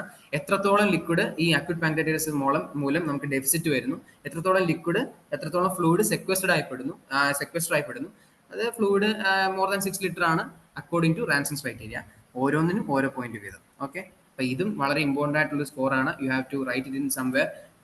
ഒരു GCS എഴുതുന്ന പോലെ ഒരു സെപ്പറേറ്റ് ബുക്കിലെടുത്ത് റാൻസൺ സ്കോർ എഴുതുക and revise it the day before examination. Etiology of acute pancreatitis. എന്തൊക്കെ കാരണങ്ങൾ കൊണ്ട് നമുക്ക് അക്യൂട്ട് പാൻക്രിയാറ്റൈറ്റിസ് ഉണ്ടാകും? നമുക്ക് ഏറ്റവും കൂടുതൽ അറിയാവുന്ന കാരണം ആൽക്കഹോളിസം ആണ്. കാരണം നമ്മൾ കൂടുതൽ കാണുന്നത് ആൽക്കഹോളിസം ആയിരിക്കാം. പക്ഷെ സത്യം പറഞ്ഞാൽ അക്യൂട്ട് പാൻക്രിയാറ്റൈറ്റിസിന്റെ ഏറ്റവും കോമൺ കോസ് ആൽക്കഹോളിസം അല്ല, ഇറ്റ്സ് ഗോൾഡ് സ്റ്റോണുകളാണ് അക്യൂട്ട് പാൻക്രിയാറ്റൈറ്റിസിന്റെ ഏറ്റവും കോമൺ കോസ്. അതിനൊരു റീസൺ ഉണ്ട്. ഞാനൊരു ഫിഗർ കാണിക്കാം. Look at this figure. Ampulla Vater. എന്താണ് ആംബുലാർ ഫാറ്റർ? അതിന് നമ്മൾ കുറച്ച് അനാറ്റമി എന്ന് മനസ്സിലാക്കേണ്ടി വരും. നമ്മുടെ ഗോൾ ബ്ലാഡർ ഇതിനകത്ത് മാർക്ക് ചെയ്തിട്ടുണ്ട്, ലേബൽ ചെയ്തേക്കുന്നത് ശ്രദ്ധിക്കുക. ഗോൾ ബ്ലാഡർ കണ്ടോ? ഗോൾ ബ്ലാഡറിൽ നിന്ന് വരുന്ന ട്യൂബിനെ പറയുന്ന പേരാണ് സിസ്റ്റിക് ഡക്ട് എന്ന് പറയുന്നത്. അതേസമയം അത് ജോയിൻ ചെയ്യുന്ന, അതായത് ഒരു വി പോലത്തെ ഒരു സാധനം വന്നിട്ട് ഒരുമിച്ച് ജോയിൻ ആയി ഈ ഗോൾ ബ്ലാഡറിൽ നിന്ന് വരുന്ന സിസ്റ്റിക് ഡക്റ്റുമായിട്ട് ജോയിൻ ചെയ്യുന്നുണ്ടോ, ആ അതിന്റെ പേരാണ് ഹെപ്പാറ്റിക് ഡക്ട് എന്ന് പറയുന്നത്. ഹെപ്പാറ്റിക് ഡക്റ്റും സിസ്റ്റിക് ഡക്റ്റൂടെ ചേർന്നിട്ട് കോമൺ ആയിട്ട് വരുന്ന സാധനത്തിന്റെ ട്യൂബിന്റെ പേരാണ് ബൈൽ ഡക്ട് അഥവാ കോമൺ ബൈൽ ഡക്ട് എന്ന് പറയുന്നത്. ഈ കോമൺ ബൈൽ ഡക്ട് ക്യാരി ചെയ്യുന്നത് നമ്മുടെ ബൈലാണ്. ബൈൽ എന്ന് പറയുന്നത് എന്താണെന്ന് നമുക്കറിയാം. നമ്മുടെ ഫാറ്റ് ഒക്കെ ഡൈജസ്റ്റ് ആക്കാൻ, ഫാറ്റ് ഒക്കെ ഒരു മിസലി ആക്കാൻ സഹായിക്കുന്ന ഏറ്റവും ഇമ്പോർട്ടൻ്റ് ആയിട്ടുള്ള ഫ്ലൂയിഡ് ആണ് നമ്മുടെ ബോഡിയിൽ ബൈൽ എന്ന് പറയുന്നത്. ഈ ബൈൽ പ്രൊഡ്യൂസ് ചെയ്യുന്ന ലിവറാണ്. കുറച്ചൊക്കെ ഗോൾ ബ്ലാഡറിലും സ്റ്റോർ ചെയ്യും. അതുകൊണ്ടാണ് ഗോൾ ബ്ലാഡറിൽ നിന്ന് ഒരു ഡക്ട് വരുന്നത്. അപ്പം മെയിനായിട്ട് മെയിനായിട്ട് ലിവറിൽ നിന്നാണ് വരുന്നത്. ഗോൾ ബ്ലാഡറിൽ നിന്നും പക്ഷേ കുറച്ച് സ്റ്റോറേജ് ഫംഗ്ഷൻ ഉണ്ട് ഗോൾ ബ്ലാഡറിന്. It stores bile. പ്രൊഡക്ഷൻ ഇല്ല ഗോൾ ബ്ലാഡറിൽ ബൈലിന്റെ, സ്റ്റോർ ചെയ്യുന്ന മാത്രം ഫംഗ്ഷനേ ഉള്ളൂ. അപ്പൊ കുറച്ച് ബൈൽ അവിടെ നിന്നും സ്റ്റോർ ആയിട്ടുള്ളത് അവിടെ നിന്നും വരുന്നുണ്ട്. അതുകൊണ്ടാണ് സിസ്റ്റിക് ഡക്ട് വരുന്നത്. മെയിൻ സാധനം ഹെപ്പാറ്റിക് ഡക്ട് ആണ്. ഹെപ്പാറ്റിക് ഡക്റ്റും സിസ്റ്റിക് ഡക്റ്റൂടെ ജോയിൻ ആയിട്ടാണ് ബൈൽ ഡക്ട് ഉണ്ടാകുന്നത്. ഈ ബൈൽ ഡക്റ്റും പാങ്ക്രിയാറ്റിക് ഡക്ട് കണ്ടോ, ഈ പാങ്ക്രിയാസ് ശ്രദ്ധിച്ചു കഴിഞ്ഞാൽ അതിന്റെ നടുക്കൂടെ ഒരു ഗ്രീൻ ലൈൻ പോകുന്നതാണ്, മാർക്ക് ചെയ്തിട്ടുണ്ട്. ഈ പാങ്ക്രിയാറ്റിക് ഡക്റ്റും നമ്മുടെ ബൈൽ ഡക്റ്റും കൂടെ ജോയിൻ ആയിട്ട് അത് നേരിട്ട് ഒരു ഓപ്പണിംഗ് വഴി ഡ്യൂോഡനത്തിലേക്ക് കയറുന്നു. കാരണം ഡ്യൂോഡനത്തിലാണല്ലോ ഫുഡ് പോകുന്നത്. ഇത് ഈ അറ്റ് ലാസ്റ്റ് ഈ എൻസൈമുകളൊക്കെ ഫുഡ് ഡൈജസ്റ്റ് ചെയ്യാനുള്ള സാധനങ്ങളാണ്. അപ്പൊ ഇതൊക്കെ എത്തിച്ചേരേണ്ടത് ഫുഡ് ക്യാരി ചെയ്യുന്ന ട്യൂബിലേക്കാണ്, വിച്ച് ഇസ് ഡ്യൂോഡനം. ഡ്യൂോഡനം ആണ് ഇതിലെ കൊടുത്തിരിക്കുന്ന ഓപ്പണിംഗ് എന്ന് പറയുന്നത്. അപ്പോൾ ഈ പറയുന്ന പോലെ പാങ്ക്രിയാറ്റിക് ഡക്റ്റും ബൈൽ ഡക്റ്റൂടെ ജോയിൻ ചെയ്തിട്ട് ഒരു ആംബിൾ ഓഫ് വാറ്റർ ആയിട്ട് it is opening directly into the duodenum. എന്നിട്ടാണ് അതിന്റെ ഫോർവേഡ് ഫംഗ്ഷനുകൾ നടക്കുന്നത്. ഇതാണ് ബേസിക് അനാറ്റമി എന്ന് പറയുന്നത്. അപ്പം ഈ ആംബിൾ ഓഫ് വാറ്റർ എന്ന് പറയുന്നത് എന്താണെന്ന് മനസ്സിലായല്ലോ. ബൈൽ ഡക്റ്റും പാങ്ക്രിയാറ്റിക് ഡക്റ്റൂടെ ചേരുന്ന കോമൺ ആയിട്ടുള്ള ഒരു ഡക്റ്റിന്റെ പേരാണ്, അല്ലെങ്കിൽ കോമൺ ആയിട്ടുള്ള ഒരു ഓപ്പണിങ്ങിന്റെ പേരാണ് ആംബിൾ ഓഫ് വാറ്റർ എന്ന് പറയുന്നത്. സപ്പോസ് നമുക്കൊരു ഗോൾഡ് സ്റ്റോൺ ഉണ്ടെന്ന് വിചാരിക്കുക. ഗോൾഡ് സ്റ്റോൺ എന്ന് പറയുന്നത് എന്താണെന്നറിയാലോ, ഗോൾ ബ്ലാഡറിൽ വരുന്ന സ്റ്റോൺ ആണ്. അതിന്റെ വേറൊരു പേരാണ് കോളിസിസ്റ്റൈറ്റിസ്. അപ്പൊ കോളിസിസ്റ്റൈറ്റിസ് അഥവാ ഗോൾഡ് സ്റ്റോൺ ഉണ്ടെങ്കിൽ ഗോൾ ബ്ലാഡറിൽ നിന്ന് ഈ സ്റ്റോൺ സിസ്റ്റിക് ഡക്ട് വഴി നമ്മുടെ ബൈൽ ഡക്റ്റിലേക്ക് എത്താൻ സാധ്യതയുണ്ട്. സിസ്റ്റിക് ഡക്ട് വഴി നമ്മുടെ ബൈൽ ഡക്റ്റിലേക്ക് എത്തും. ബൈൽ ഡക്റ്റിൽ എത്തിക്കഴിഞ്ഞാൽ ഒബ്വിയസ്ലി ആ സ്റ്റോൺ അവിടെ ഇരിക്കത്തില്ലല്ലോ, താഴേക്ക് വരാൻ സാധ്യതയുണ്ടല്ലോ.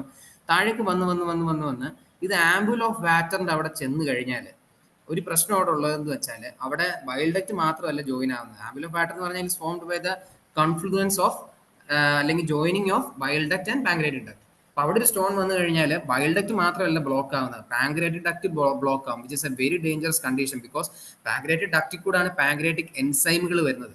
പാങ്ക്രിയാറ്റിക് എൻസൈമുകൾ പാങ്ക്രിയാറ്റിക് ഡക്റ്റിൽ കൂടെ വന്നില്ലെങ്കിൽ അത് തിരിച്ചു പോകും പാങ്ക്രിയാസിലേക്ക്. പാങ്ക്രിയാസിലേക്ക് ചെന്ന് കഴിഞ്ഞാൽ നമ്മൾ added to other factors, these enzymes can get auto activated within the pancreas itself, which can lead to acute pancreatitis.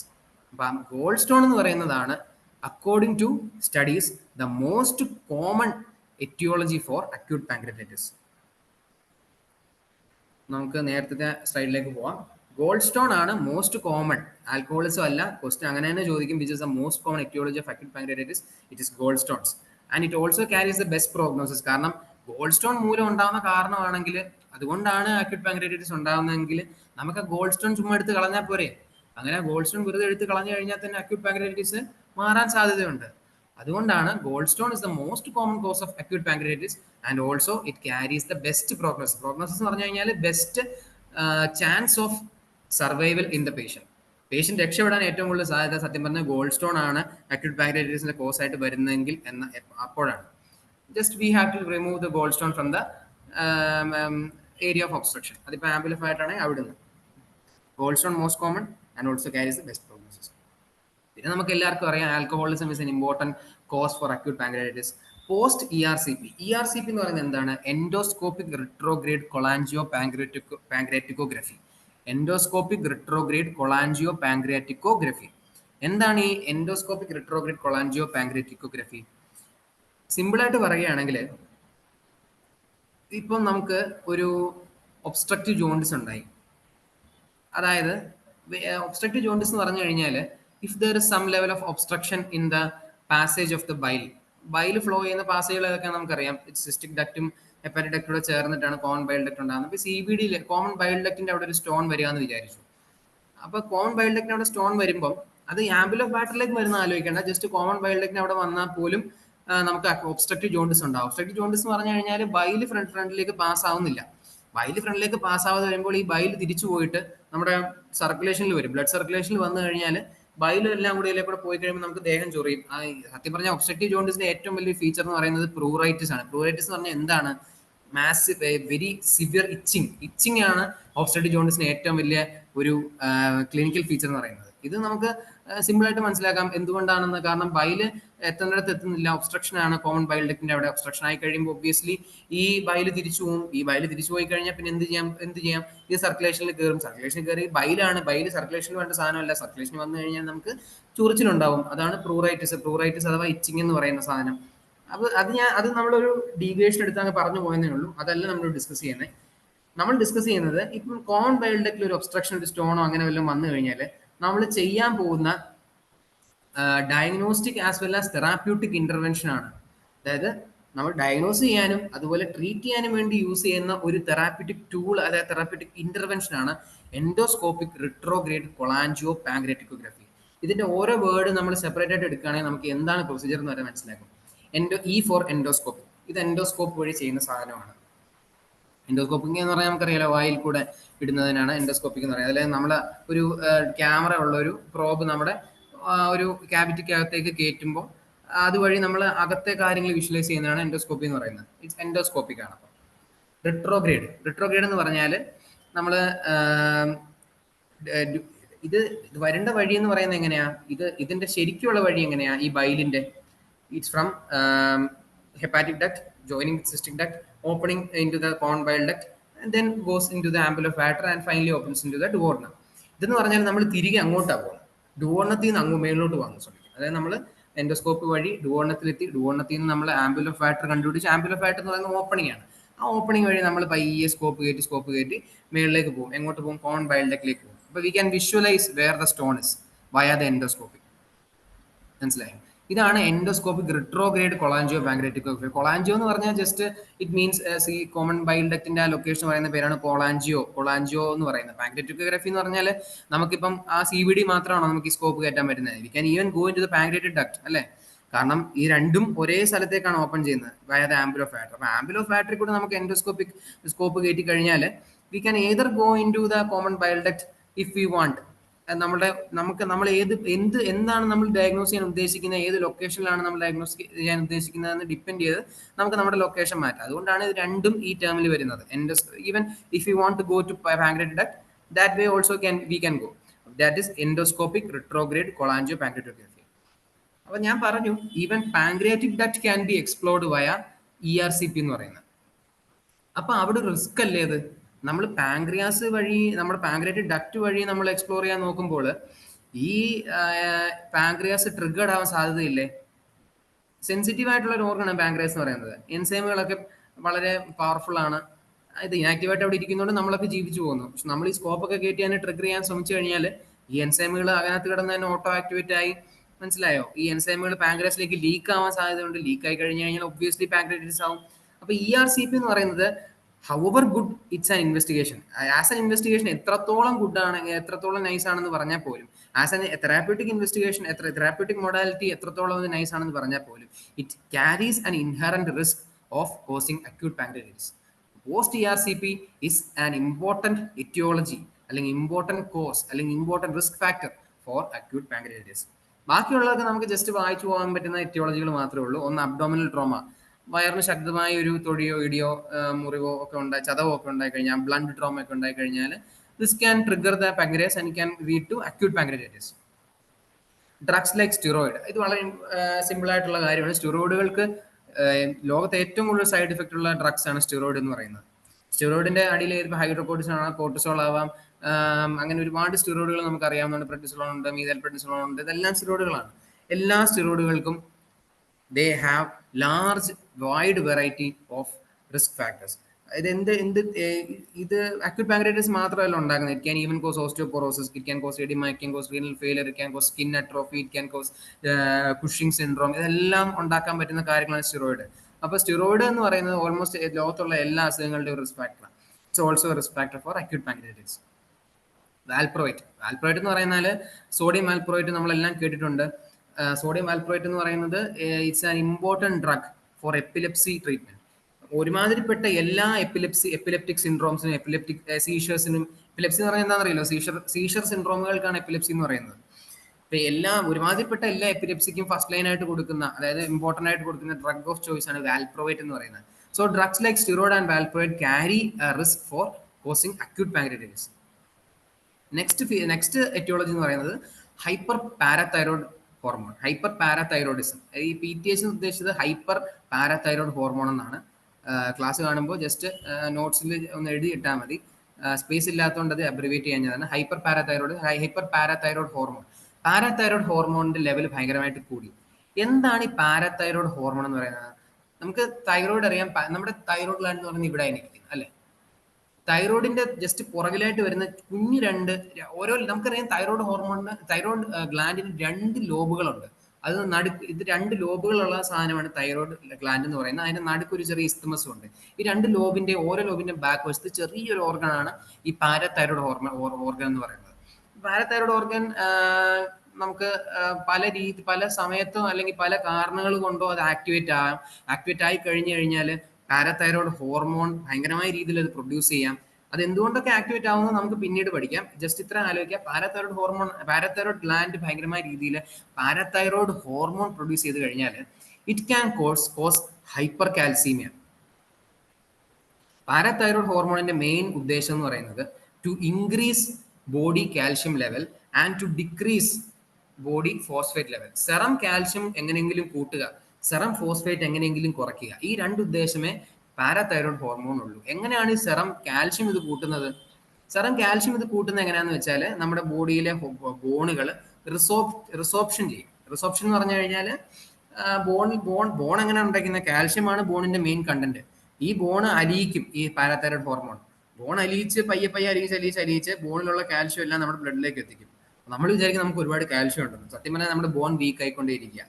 അതൊരു വിരോധാഭാസമല്ലേ. നമുക്ക് സത്യം പറഞ്ഞാൽ കാൽഷ്യം കൂടുമ്പോൾ ബോൺ സ്ട്രോങ് ആവണ്ടേ. ഇത് നേരെ തിരിച്ചാണ്. പാരാതൈറോയ്ഡ് ഹോർമോൺ ചെന്നിട്ട് ബോൺ അലിയിച്ച് നമ്മുടെ സെറത്തിലേക്ക് കാൽഷ്യം കൊണ്ടുവരും.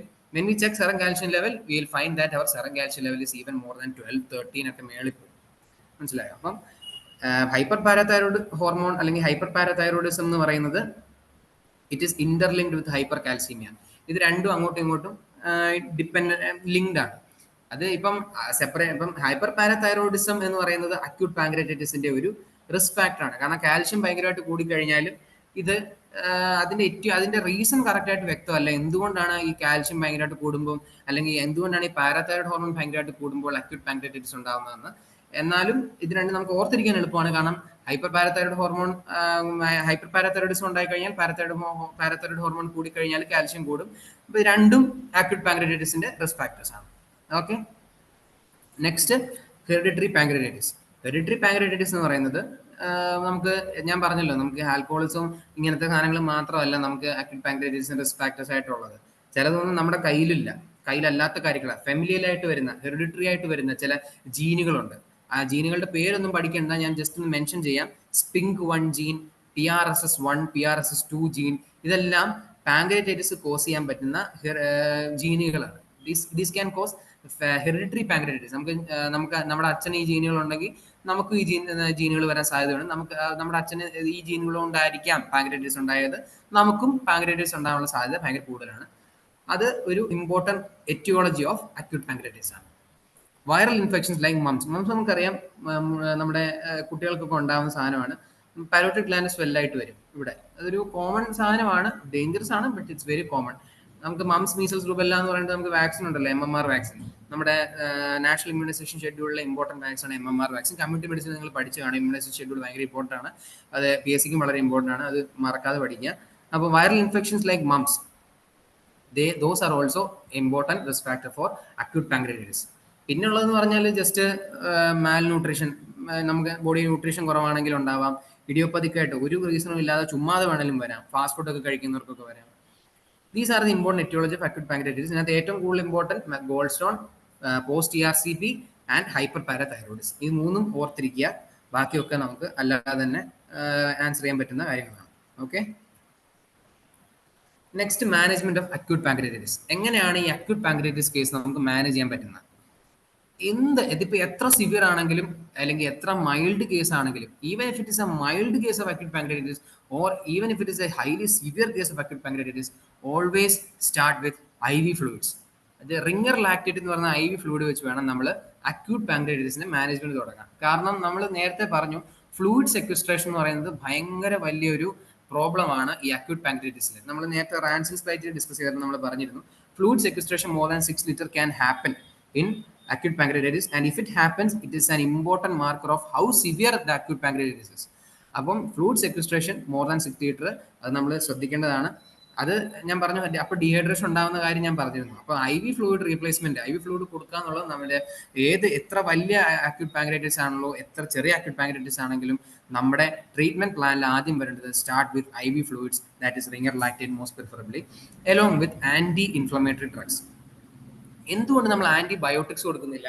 നമ്മൾ വിചാരിക്കുമായിരിക്കും അക്യൂട്ട് പാങ്ക്രിയാറ്റിസ് എന്ന് പറയുന്നത് ഒരു ഇൻഫ്ലമേറ്ററി കണ്ടീഷൻ അല്ലേ, അല്ലെ ഒരു ഇൻഫെക്റ്റീവ് കണ്ടീഷൻ ആവാൻ സാധ്യതയില്ലേ?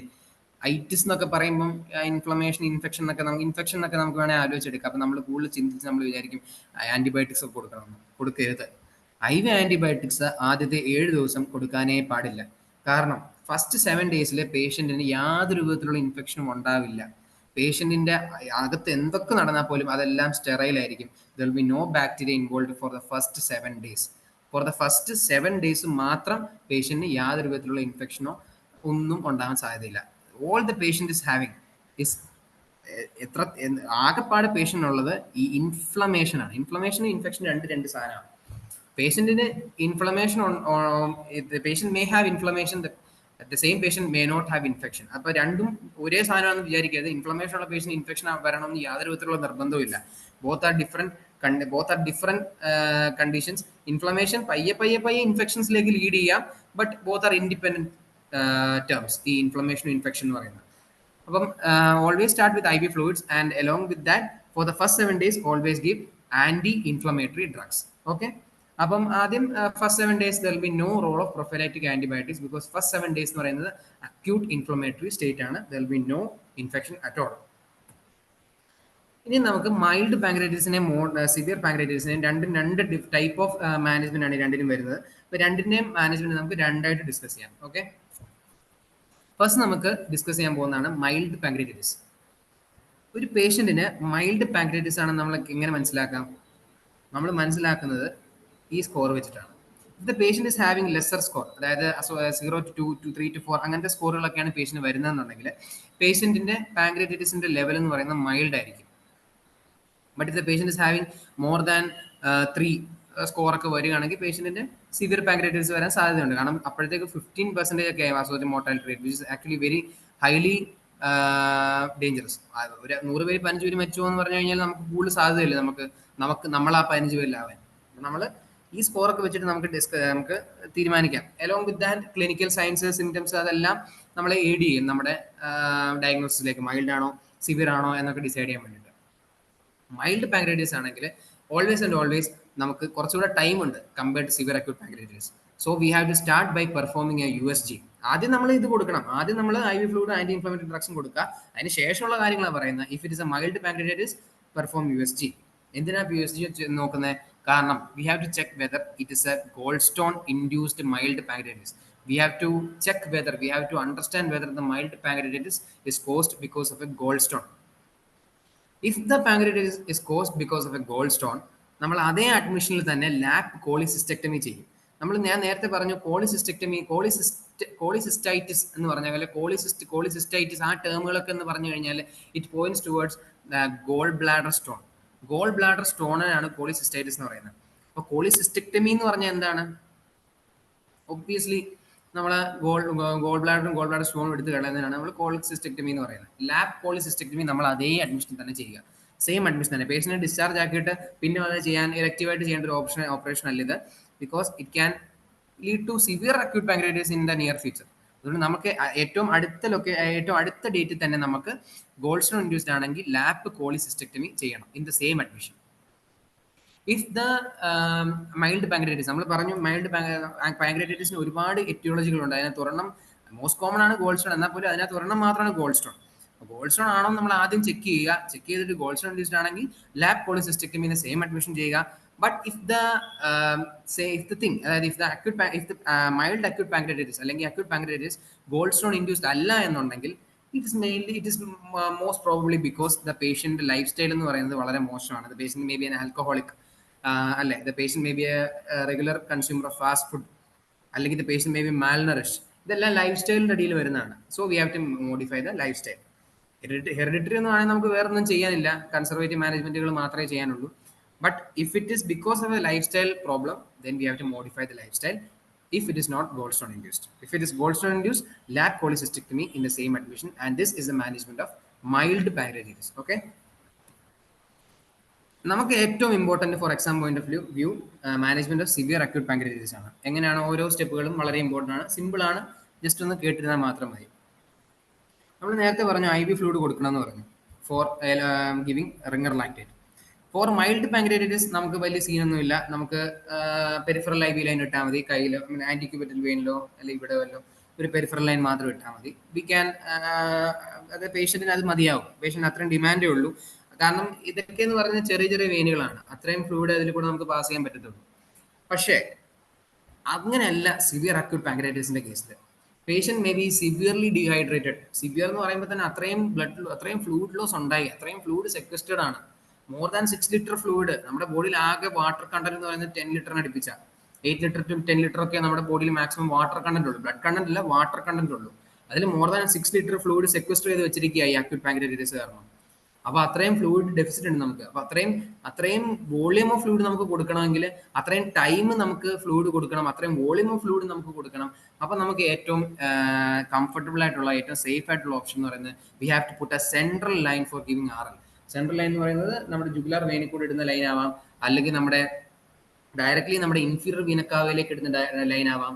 അത് നമ്മൾ എന്തായാലും ഇതിലെ കൂടെയാണ് നമ്മൾ ഇൻസേർട്ട് ചെയ്യുന്നത്. നമ്മൾ ICUലൊക്കെ ഇന്റേൺഷിപ്പ് സമയത്ത് പോസ്റ്റിംഗ് ഉണ്ടായിരുന്ന ആണ്, നമ്മൾ മിക്കവരും ഇതൊക്കെ കണ്ടിട്ടുണ്ടാവുന്നതാണ്.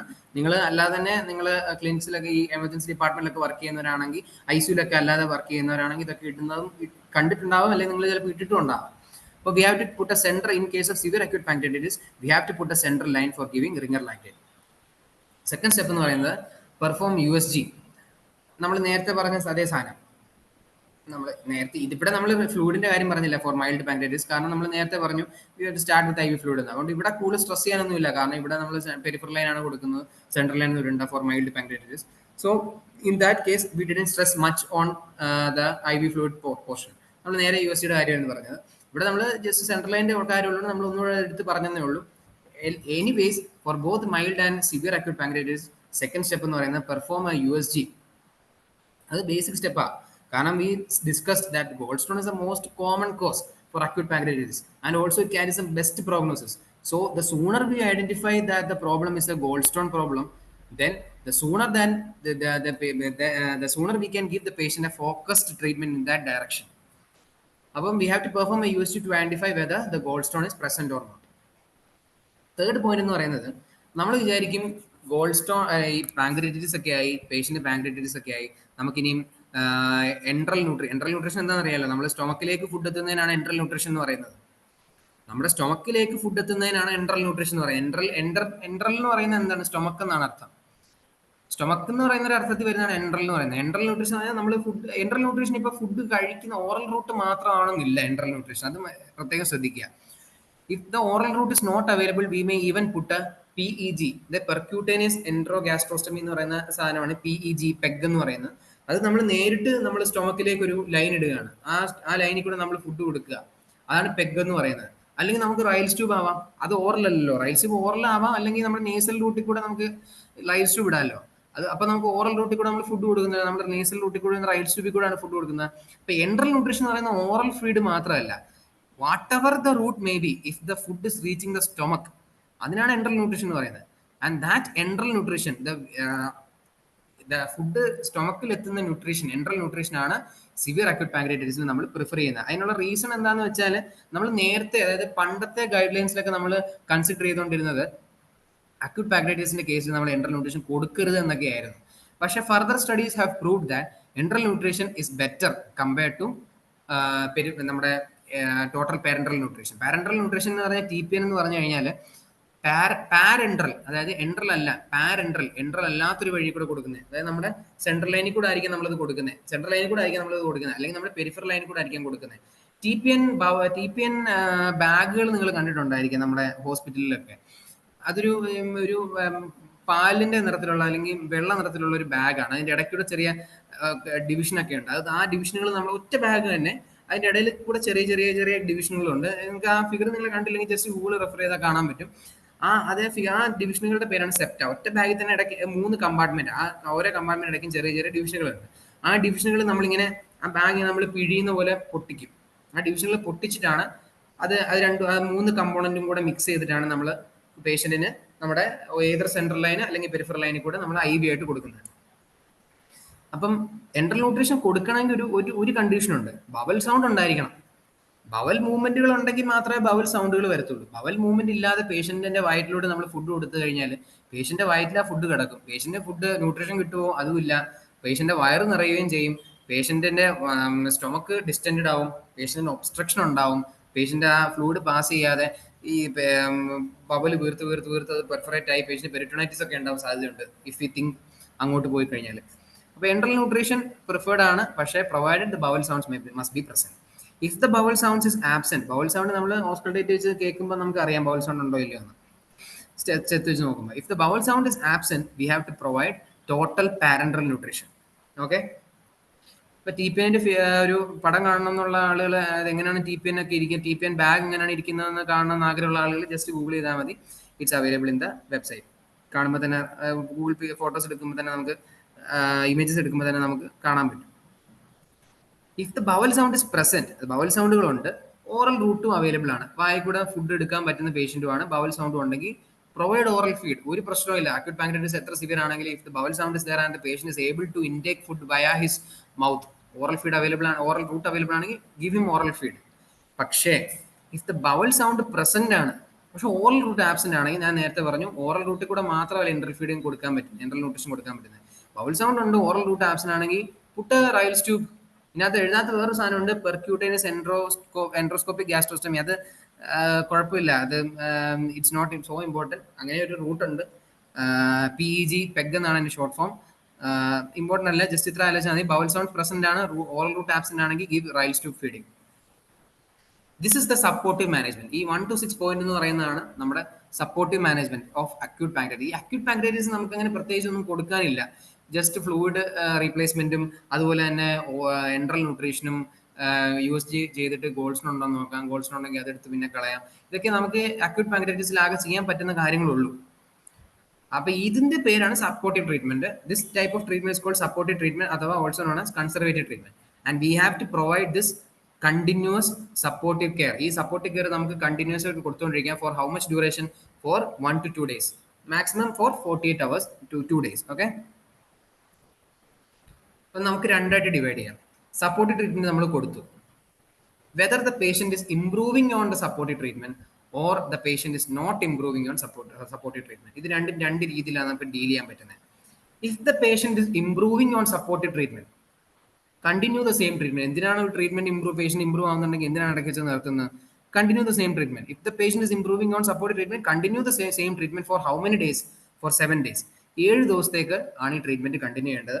And after 7 days only we do a CT scan. എന്തുകൊണ്ട്? This is an important concept. Why do we do a CT scan only after 7 days? അല്ലെ, why do we wait for 7 days before we do a CT scan? ഇത് രണ്ട് രീതിയിൽ ചോദിച്ചിട്ടുണ്ട്. ഒന്ന് ഇതിന്റെ reason ആയിട്ട് ചോദിച്ചിട്ടുണ്ട്, why do we wait for 7 days before we do a CT scan.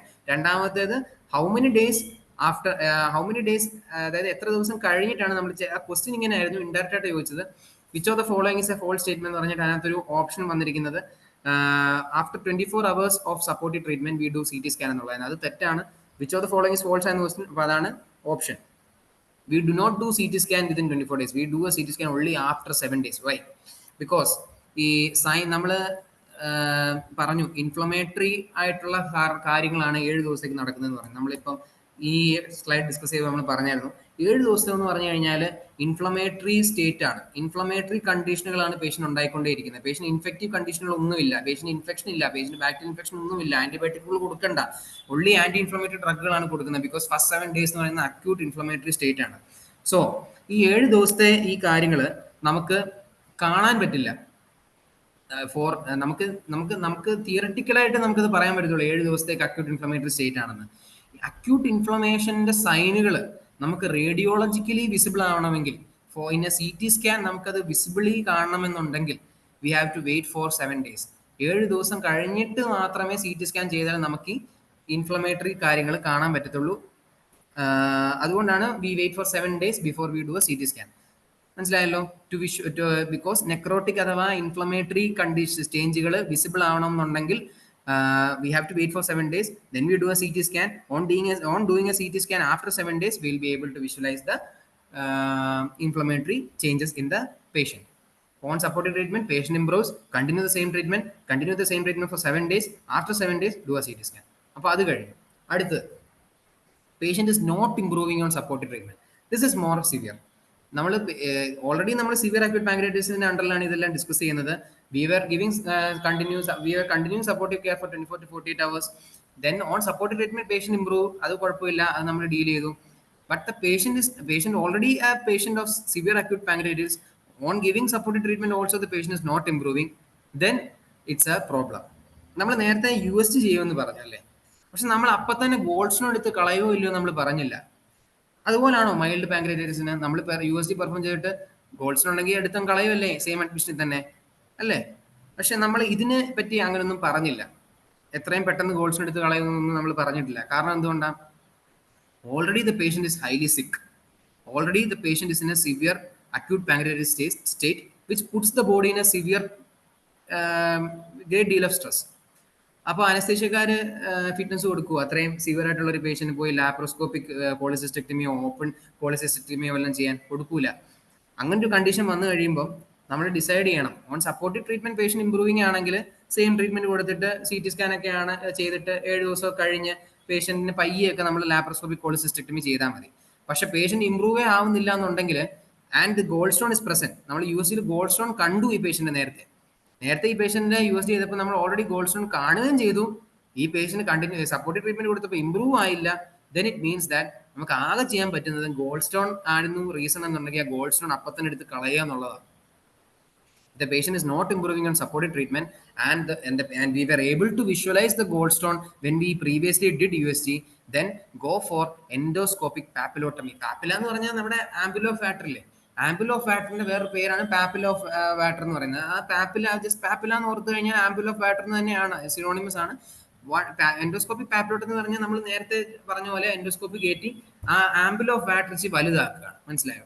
ആംബുലോഫാറ്റർ നമ്മൾ നേരിട്ട് പോയി കോളിസിസ്റ്റെക്ടമി ചെയ്യില്ല for acute pancreatitis case. Acute pancreatitis ആണെങ്കിൽ നമുക്ക് കോളിസിസ്റ്റെക്ടമി ചെയ്യാൻ പറ്റുമോ? ഞാൻ നേരത്തെ അതിനല്ലേ പറഞ്ഞത്. അനസ്തേഷ്യക്കാര് ഫിറ്റ്നസ് കൊടുക്കുമോ അക്യൂട്ട് പാൻക്രിയാറ്റിസ് ആണെങ്കിൽ പോയി ഇത്രയും വലിയൊരു സർജറി ലാപ്രോസ്കോപ്പി കോളിസിസ്റ്റെക്ടമി ചെയ്യാൻ? മൈൽഡ് പാൻക്രിയാറ്റിസ് പോലെ അല്ല പേഷ്യന്റ് അക്യൂട്ട് പാൻക്രിയാറ്റിസ് ആകുമ്പോൾ ഭയങ്കര ഡീൽ ഓഫ് സ്ട്രെസ്സിൽ കൂടെ പേഷ്യന്റ് പോയിക്കൊണ്ടിരിക്കുക. അപ്പം അനസ്തേഷ്യക്കാർ പറയുമോ പോയി ഞാൻ അനസ്തേഷ്യ കൊടുക്കുക, നിങ്ങൾ ലാപ്രോസ്കോപ്പി കോളിസിസ്റ്റെക്ടമി ചെയ്തോന്നാൻ? അത്രയും വലിയ സർജറി ഒന്നും ചെയ്യാനുള്ള പാകത്തിനല്ല പേഷ്യന്റ് ഉള്ളത്. പക്ഷേ പേഷ്യന്റ് ആണെങ്കിൽ പേഷ്യന്റ് സിവിയറും ആയിക്കൊണ്ടിരിക്കുകയാണ്. പേഷ്യന്റ് കൺസർവേറ്റീവ് ട്രീറ്റ്മെന്റ് കൊടുത്തിട്ട് ഒരു ഇംപ്രൂവ്മെന്റും ഇല്ല. നമ്മൾ USG ചെയ്തപ്പം ഗോൾഡ് സ്റ്റോൺ കാണുകയും ചെയ്തു. അപ്പൊ നമുക്കറിയാം ഗോൾഡ് സ്റ്റോൺ ആണ് ഇതിന്റെ കോസ്. നമുക്ക് ഈ ഗോൾഡ് സ്റ്റോൺ എങ്ങനെയെങ്കിലും ആ ഒബ്സ്ട്രക്ഷൻ മാറ്റുകയും ചെയ്യണം. നമുക്ക് ചെയ്യാൻ പറ്റുന്ന സിമ്പിൾ ആയിട്ടുള്ളൊരു ഒരു സർജിക്കൽ പ്രൊസീജിയർ ആണ്. സിമ്പിൾ ആയിട്ട് വലിയ സ്ട്രെസ് ഒന്നും ഇല്ല ചെയ്യാൻ പറ്റുന്ന ഒരു സർജിക്കൽ പ്രൊസീജിയർ ആണ് എൻഡോസ്കോപ്പിക് പാപ്പിലോട്ടമി. സിമ്പിൾ ആയിട്ട് എൻഡോസ്കോപ്പ് കയറ്റുക, ആംബുലോഫാറ്ററിന് ഇച്ചിരി വലുതാക്കുക. അപ്പൊ അവിടെയുള്ള ഗോൾഡ് സ്റ്റോൺ ആണെങ്കിൽ അത് ഇറങ്ങി പൊക്കോളും. കോൺ ബൈൽഡക്കിലാണ് ഇരിക്കുന്നതെങ്കിൽ ഇമ്പിൻ ചെയ്താണ് ഇരിക്കുന്നതെങ്കിൽ ജസ്റ്റ് ആംബുലോഫാറ്ററിലാണ് അത് ഇരിക്കുന്നതെങ്കിൽ ജസ്റ്റ് ആ വഴി കൂടെ അതങ്ങ് പോയിക്കോളും. അപ്പൊ അതങ്ങനെ കഴിഞ്ഞു. പക്ഷെ വേറെ പ്രശ്നമുണ്ട്, ഗോൾഡ് സ്റ്റോണും ഇല്ല, പേഷ്യന്റ് ഇംപ്രൂവ് ആവുന്നില്ല. USG വെച്ച് നമ്മൾ ഗോൾഡ് സ്റ്റോണും കണ്ടില്ല. ദെൻ ഹിയർ ഇവിടെ CT 7 ദിവസം കഴിഞ്ഞിട്ടല്ല നമ്മൾ ചെയ്യേണ്ടത്. Here we have to do CT after 72 hours. കാരണം ചില കേസുകൾ നമ്മൾ പറഞ്ഞു നോർമലി അക്യൂട്ട് പാൻക്രിയാറ്റിസ് ഇപ്പൊ സിവിയർ ആണെങ്കിൽ പോലും, എത്ര സിവിയർ ആണെങ്കിൽ പോലും നോർമൽ സിവിയറിറ്റി ഉള്ള ഒരു സിവിയർ അക്യൂട്ട് പാൻക്രിയാറ്റിസ് ആണെങ്കിൽ 7 ദിവസം വരെയൊക്കെ എടുത്തിട്ടേ നമുക്ക് സൈൻസ് ഓഫ് ഇൻഫ്ലമേഷൻ നെക്രോസിസും ഒക്കെ നമുക്ക് കാണാൻ പറ്റത്തുള്ളൂ നമ്മുടെ CT സ്കാൻ ചെയ്ത് കഴിഞ്ഞാൽ. പക്ഷെ പേഷ്യന്റ് ഇംപ്രൂവ് ആവുന്നില്ല, പേഷ്യന്റ് ഇങ്ങനെ വേഴ്സ് ആയിക്കൊണ്ടേ ഇരിക്കുക. That means that in this case improve ആവാത്ത പേഷ്യന്റെ കേസിൽ acute pancreatitis is progressing at a much faster rate. In such a case, when the acute pancreatitis is progressing at a much faster rate, then we will be able to visualize the signs of necrosis and infection. ഈ കേസിൽ പേഷ്യന്റിന് inflammation ഒക്കെ കഴിഞ്ഞ്, patient inflammatory state ഒക്കെ കഴിഞ്ഞ് patient ഭയങ്കര fast ആയിട്ട് infective സ്റ്റേറ്റിലേക്ക് പോയി. അതുകൊണ്ടാണ് പേഷ്യന്റ് വേഴ്സ് ആവുന്നത് നമുക്ക് മനസ്സിലാക്കാം when the gold stone is negative, when the gold stone is not present. ഈ ജി എസ് കണ്ട് ഹൈഫൻ ഇട്ടിരിക്കുന്നത് കൺഫ്യൂഷൻ ആക്കണ്ട. If gold stone is negative, negative sign ആണ് ഇട്ടിരിക്കുന്നത്. If gold stone is absent, then we have to do a CT scan after 72 hours, because in this patient the acute pancreatitis is so severe that the signs of necrosis and infection have come at a much faster rate. Inflammatory state ഒക്കെ 7 ദിവസം നിൽക്കുമെന്ന് പറഞ്ഞിട്ട് ഈ പേഷ്യന്റിന് അതുപോലെ severe ആണ്. Severe ആയ കാരണം 7 ദിവസത്തിന് മുന്നേ തന്നെ 3 ദിവസം കഴിഞ്ഞപ്പോൾ 72 hours കഴിഞ്ഞപ്പോൾ തന്നെ പേഷ്യന്റിന്റെ അകത്തുള്ള മെറ്റീരിയലുകളെല്ലാം, ഇൻഫ്ലമേറ്ററി മെറ്റീരിയലുകളെല്ലാം നെക്രോട്ടിക്കുമായി, അത് ഇൻഫെക്റ്റഡുമായി. സയൻസ് ഓഫ് നെക്രോസിസ് ഇൻഫെക്ഷൻ എന്ന് പറഞ്ഞാൽ CT സ്കാൻ നോക്കുമ്പോൾ തന്നെ നമുക്കറിയാം ബബിളുകൾ കാണാൻ പറ്റും. എയർ ഫിൽഡ് ബബിളുകൾ നമുക്ക് പാൻക്രിയാസിന് ചുറ്റും കാണാൻ പറ്റും. എയർ ഫിൽഡ് എന്ന് പറഞ്ഞു കഴിഞ്ഞാൽ ഈ gas producing organisms, gas producing bacteria ഒക്കെ ഇൻഫെക്റ്റഡ് ആയിട്ട് അവിടെ നെക്രോസിസ് ഉണ്ടാക്കി ഗ്യാസ് പ്രൊഡ്യൂസ് ചെയ്യുന്നതിനാണ് ഈ ബബിളുകൾ ഉണ്ടാകുന്നത്. മനസ്സിലായോ? അപ്പം ഒന്നെങ്കിൽ നമുക്ക് അങ്ങനെ കണ്ടെത്താം ഇൻഫെക്റ്റഡ് ആയെന്ന് ഈ material by doing a CT scan, and the CT scan is showing bubbles in the necrotic material surrounding the pancreas. അല്ലെങ്കിൽ വേറൊരു രീതി എന്ന് പറഞ്ഞു കഴിഞ്ഞാൽ we can aspirate some necrotic material. Aspirate എന്ന് പറഞ്ഞാൽ നമ്മൾ ഒരു വൈഡ് ബോർ നീഡിൽ ഇട്ടിട്ട് നമ്മൾ സിറിഞ്ച് വെച്ചിട്ട് we are aspirating some material surrounding the pancreas. എന്നിട്ട് നമ്മൾ ഈ മെറ്റീരിയൽ പോയി കൾച്ചർ ആൻഡ് സെൻസിറ്റിവിറ്റി കഴിക്കും, കൾച്ചർ ചെയ്യും. ഈ മെറ്റീരിയൽ കൾച്ചർ ചെയ്ത് കഴിയുമ്പോൾ will be able to find what is the bacteria that has infected the area. അതാണ് അങ്ങനെ രണ്ട് രീതി നമുക്ക് we can confirm that the patient is having necrosis or infection. അപ്പം ഇൻഫെക്ഷൻ ഉണ്ടായി കഴിഞ്ഞ് കഴിഞ്ഞാൽ പിന്നെ നമുക്ക് വേറെ ഒന്നും ചെയ്യാനില്ല. We have to give the patient antibiotics. Antibiotic എന്ന് പറഞ്ഞു കഴിഞ്ഞാൽ നമുക്കറിയാം ചെറിയ ആന്റിബയോട്ടിക് ഒന്നും പോരാ. We have to give fluoroquinolones. Fluoroquinolones എന്ന് പറഞ്ഞാൽ ഹൈ എൻഡ് ആന്റിബയോട്ടിക് ആണ്. We have to give fluoroquinolones ആവാം, അല്ലെങ്കിൽ ഇമിപ്പെനം എന്ന് പറഞ്ഞ ആന്റിബയോട്ടിക് ഉണ്ട്. ഇത് രണ്ടും ഇതിലേത് വേണമെങ്കിലും നമുക്ക് യൂസ് ചെയ്യാം. യൂഷ്വലി യൂസ്ഡ് ഫ്ലൂറോക്വിനോൺസ് ആണ്. We may also use imipenem or fluoroquinolone. ഏത് വേണമെങ്കിലും ഉപയോഗിക്കാം. അതങ്ങനൊന്നും എടുത്ത് ഉപയോഗിക്കത്തൊന്നുമില്ല. Just give systemic antibiotics, usually ഫ്ലൂറോക്വിനോൺസ്.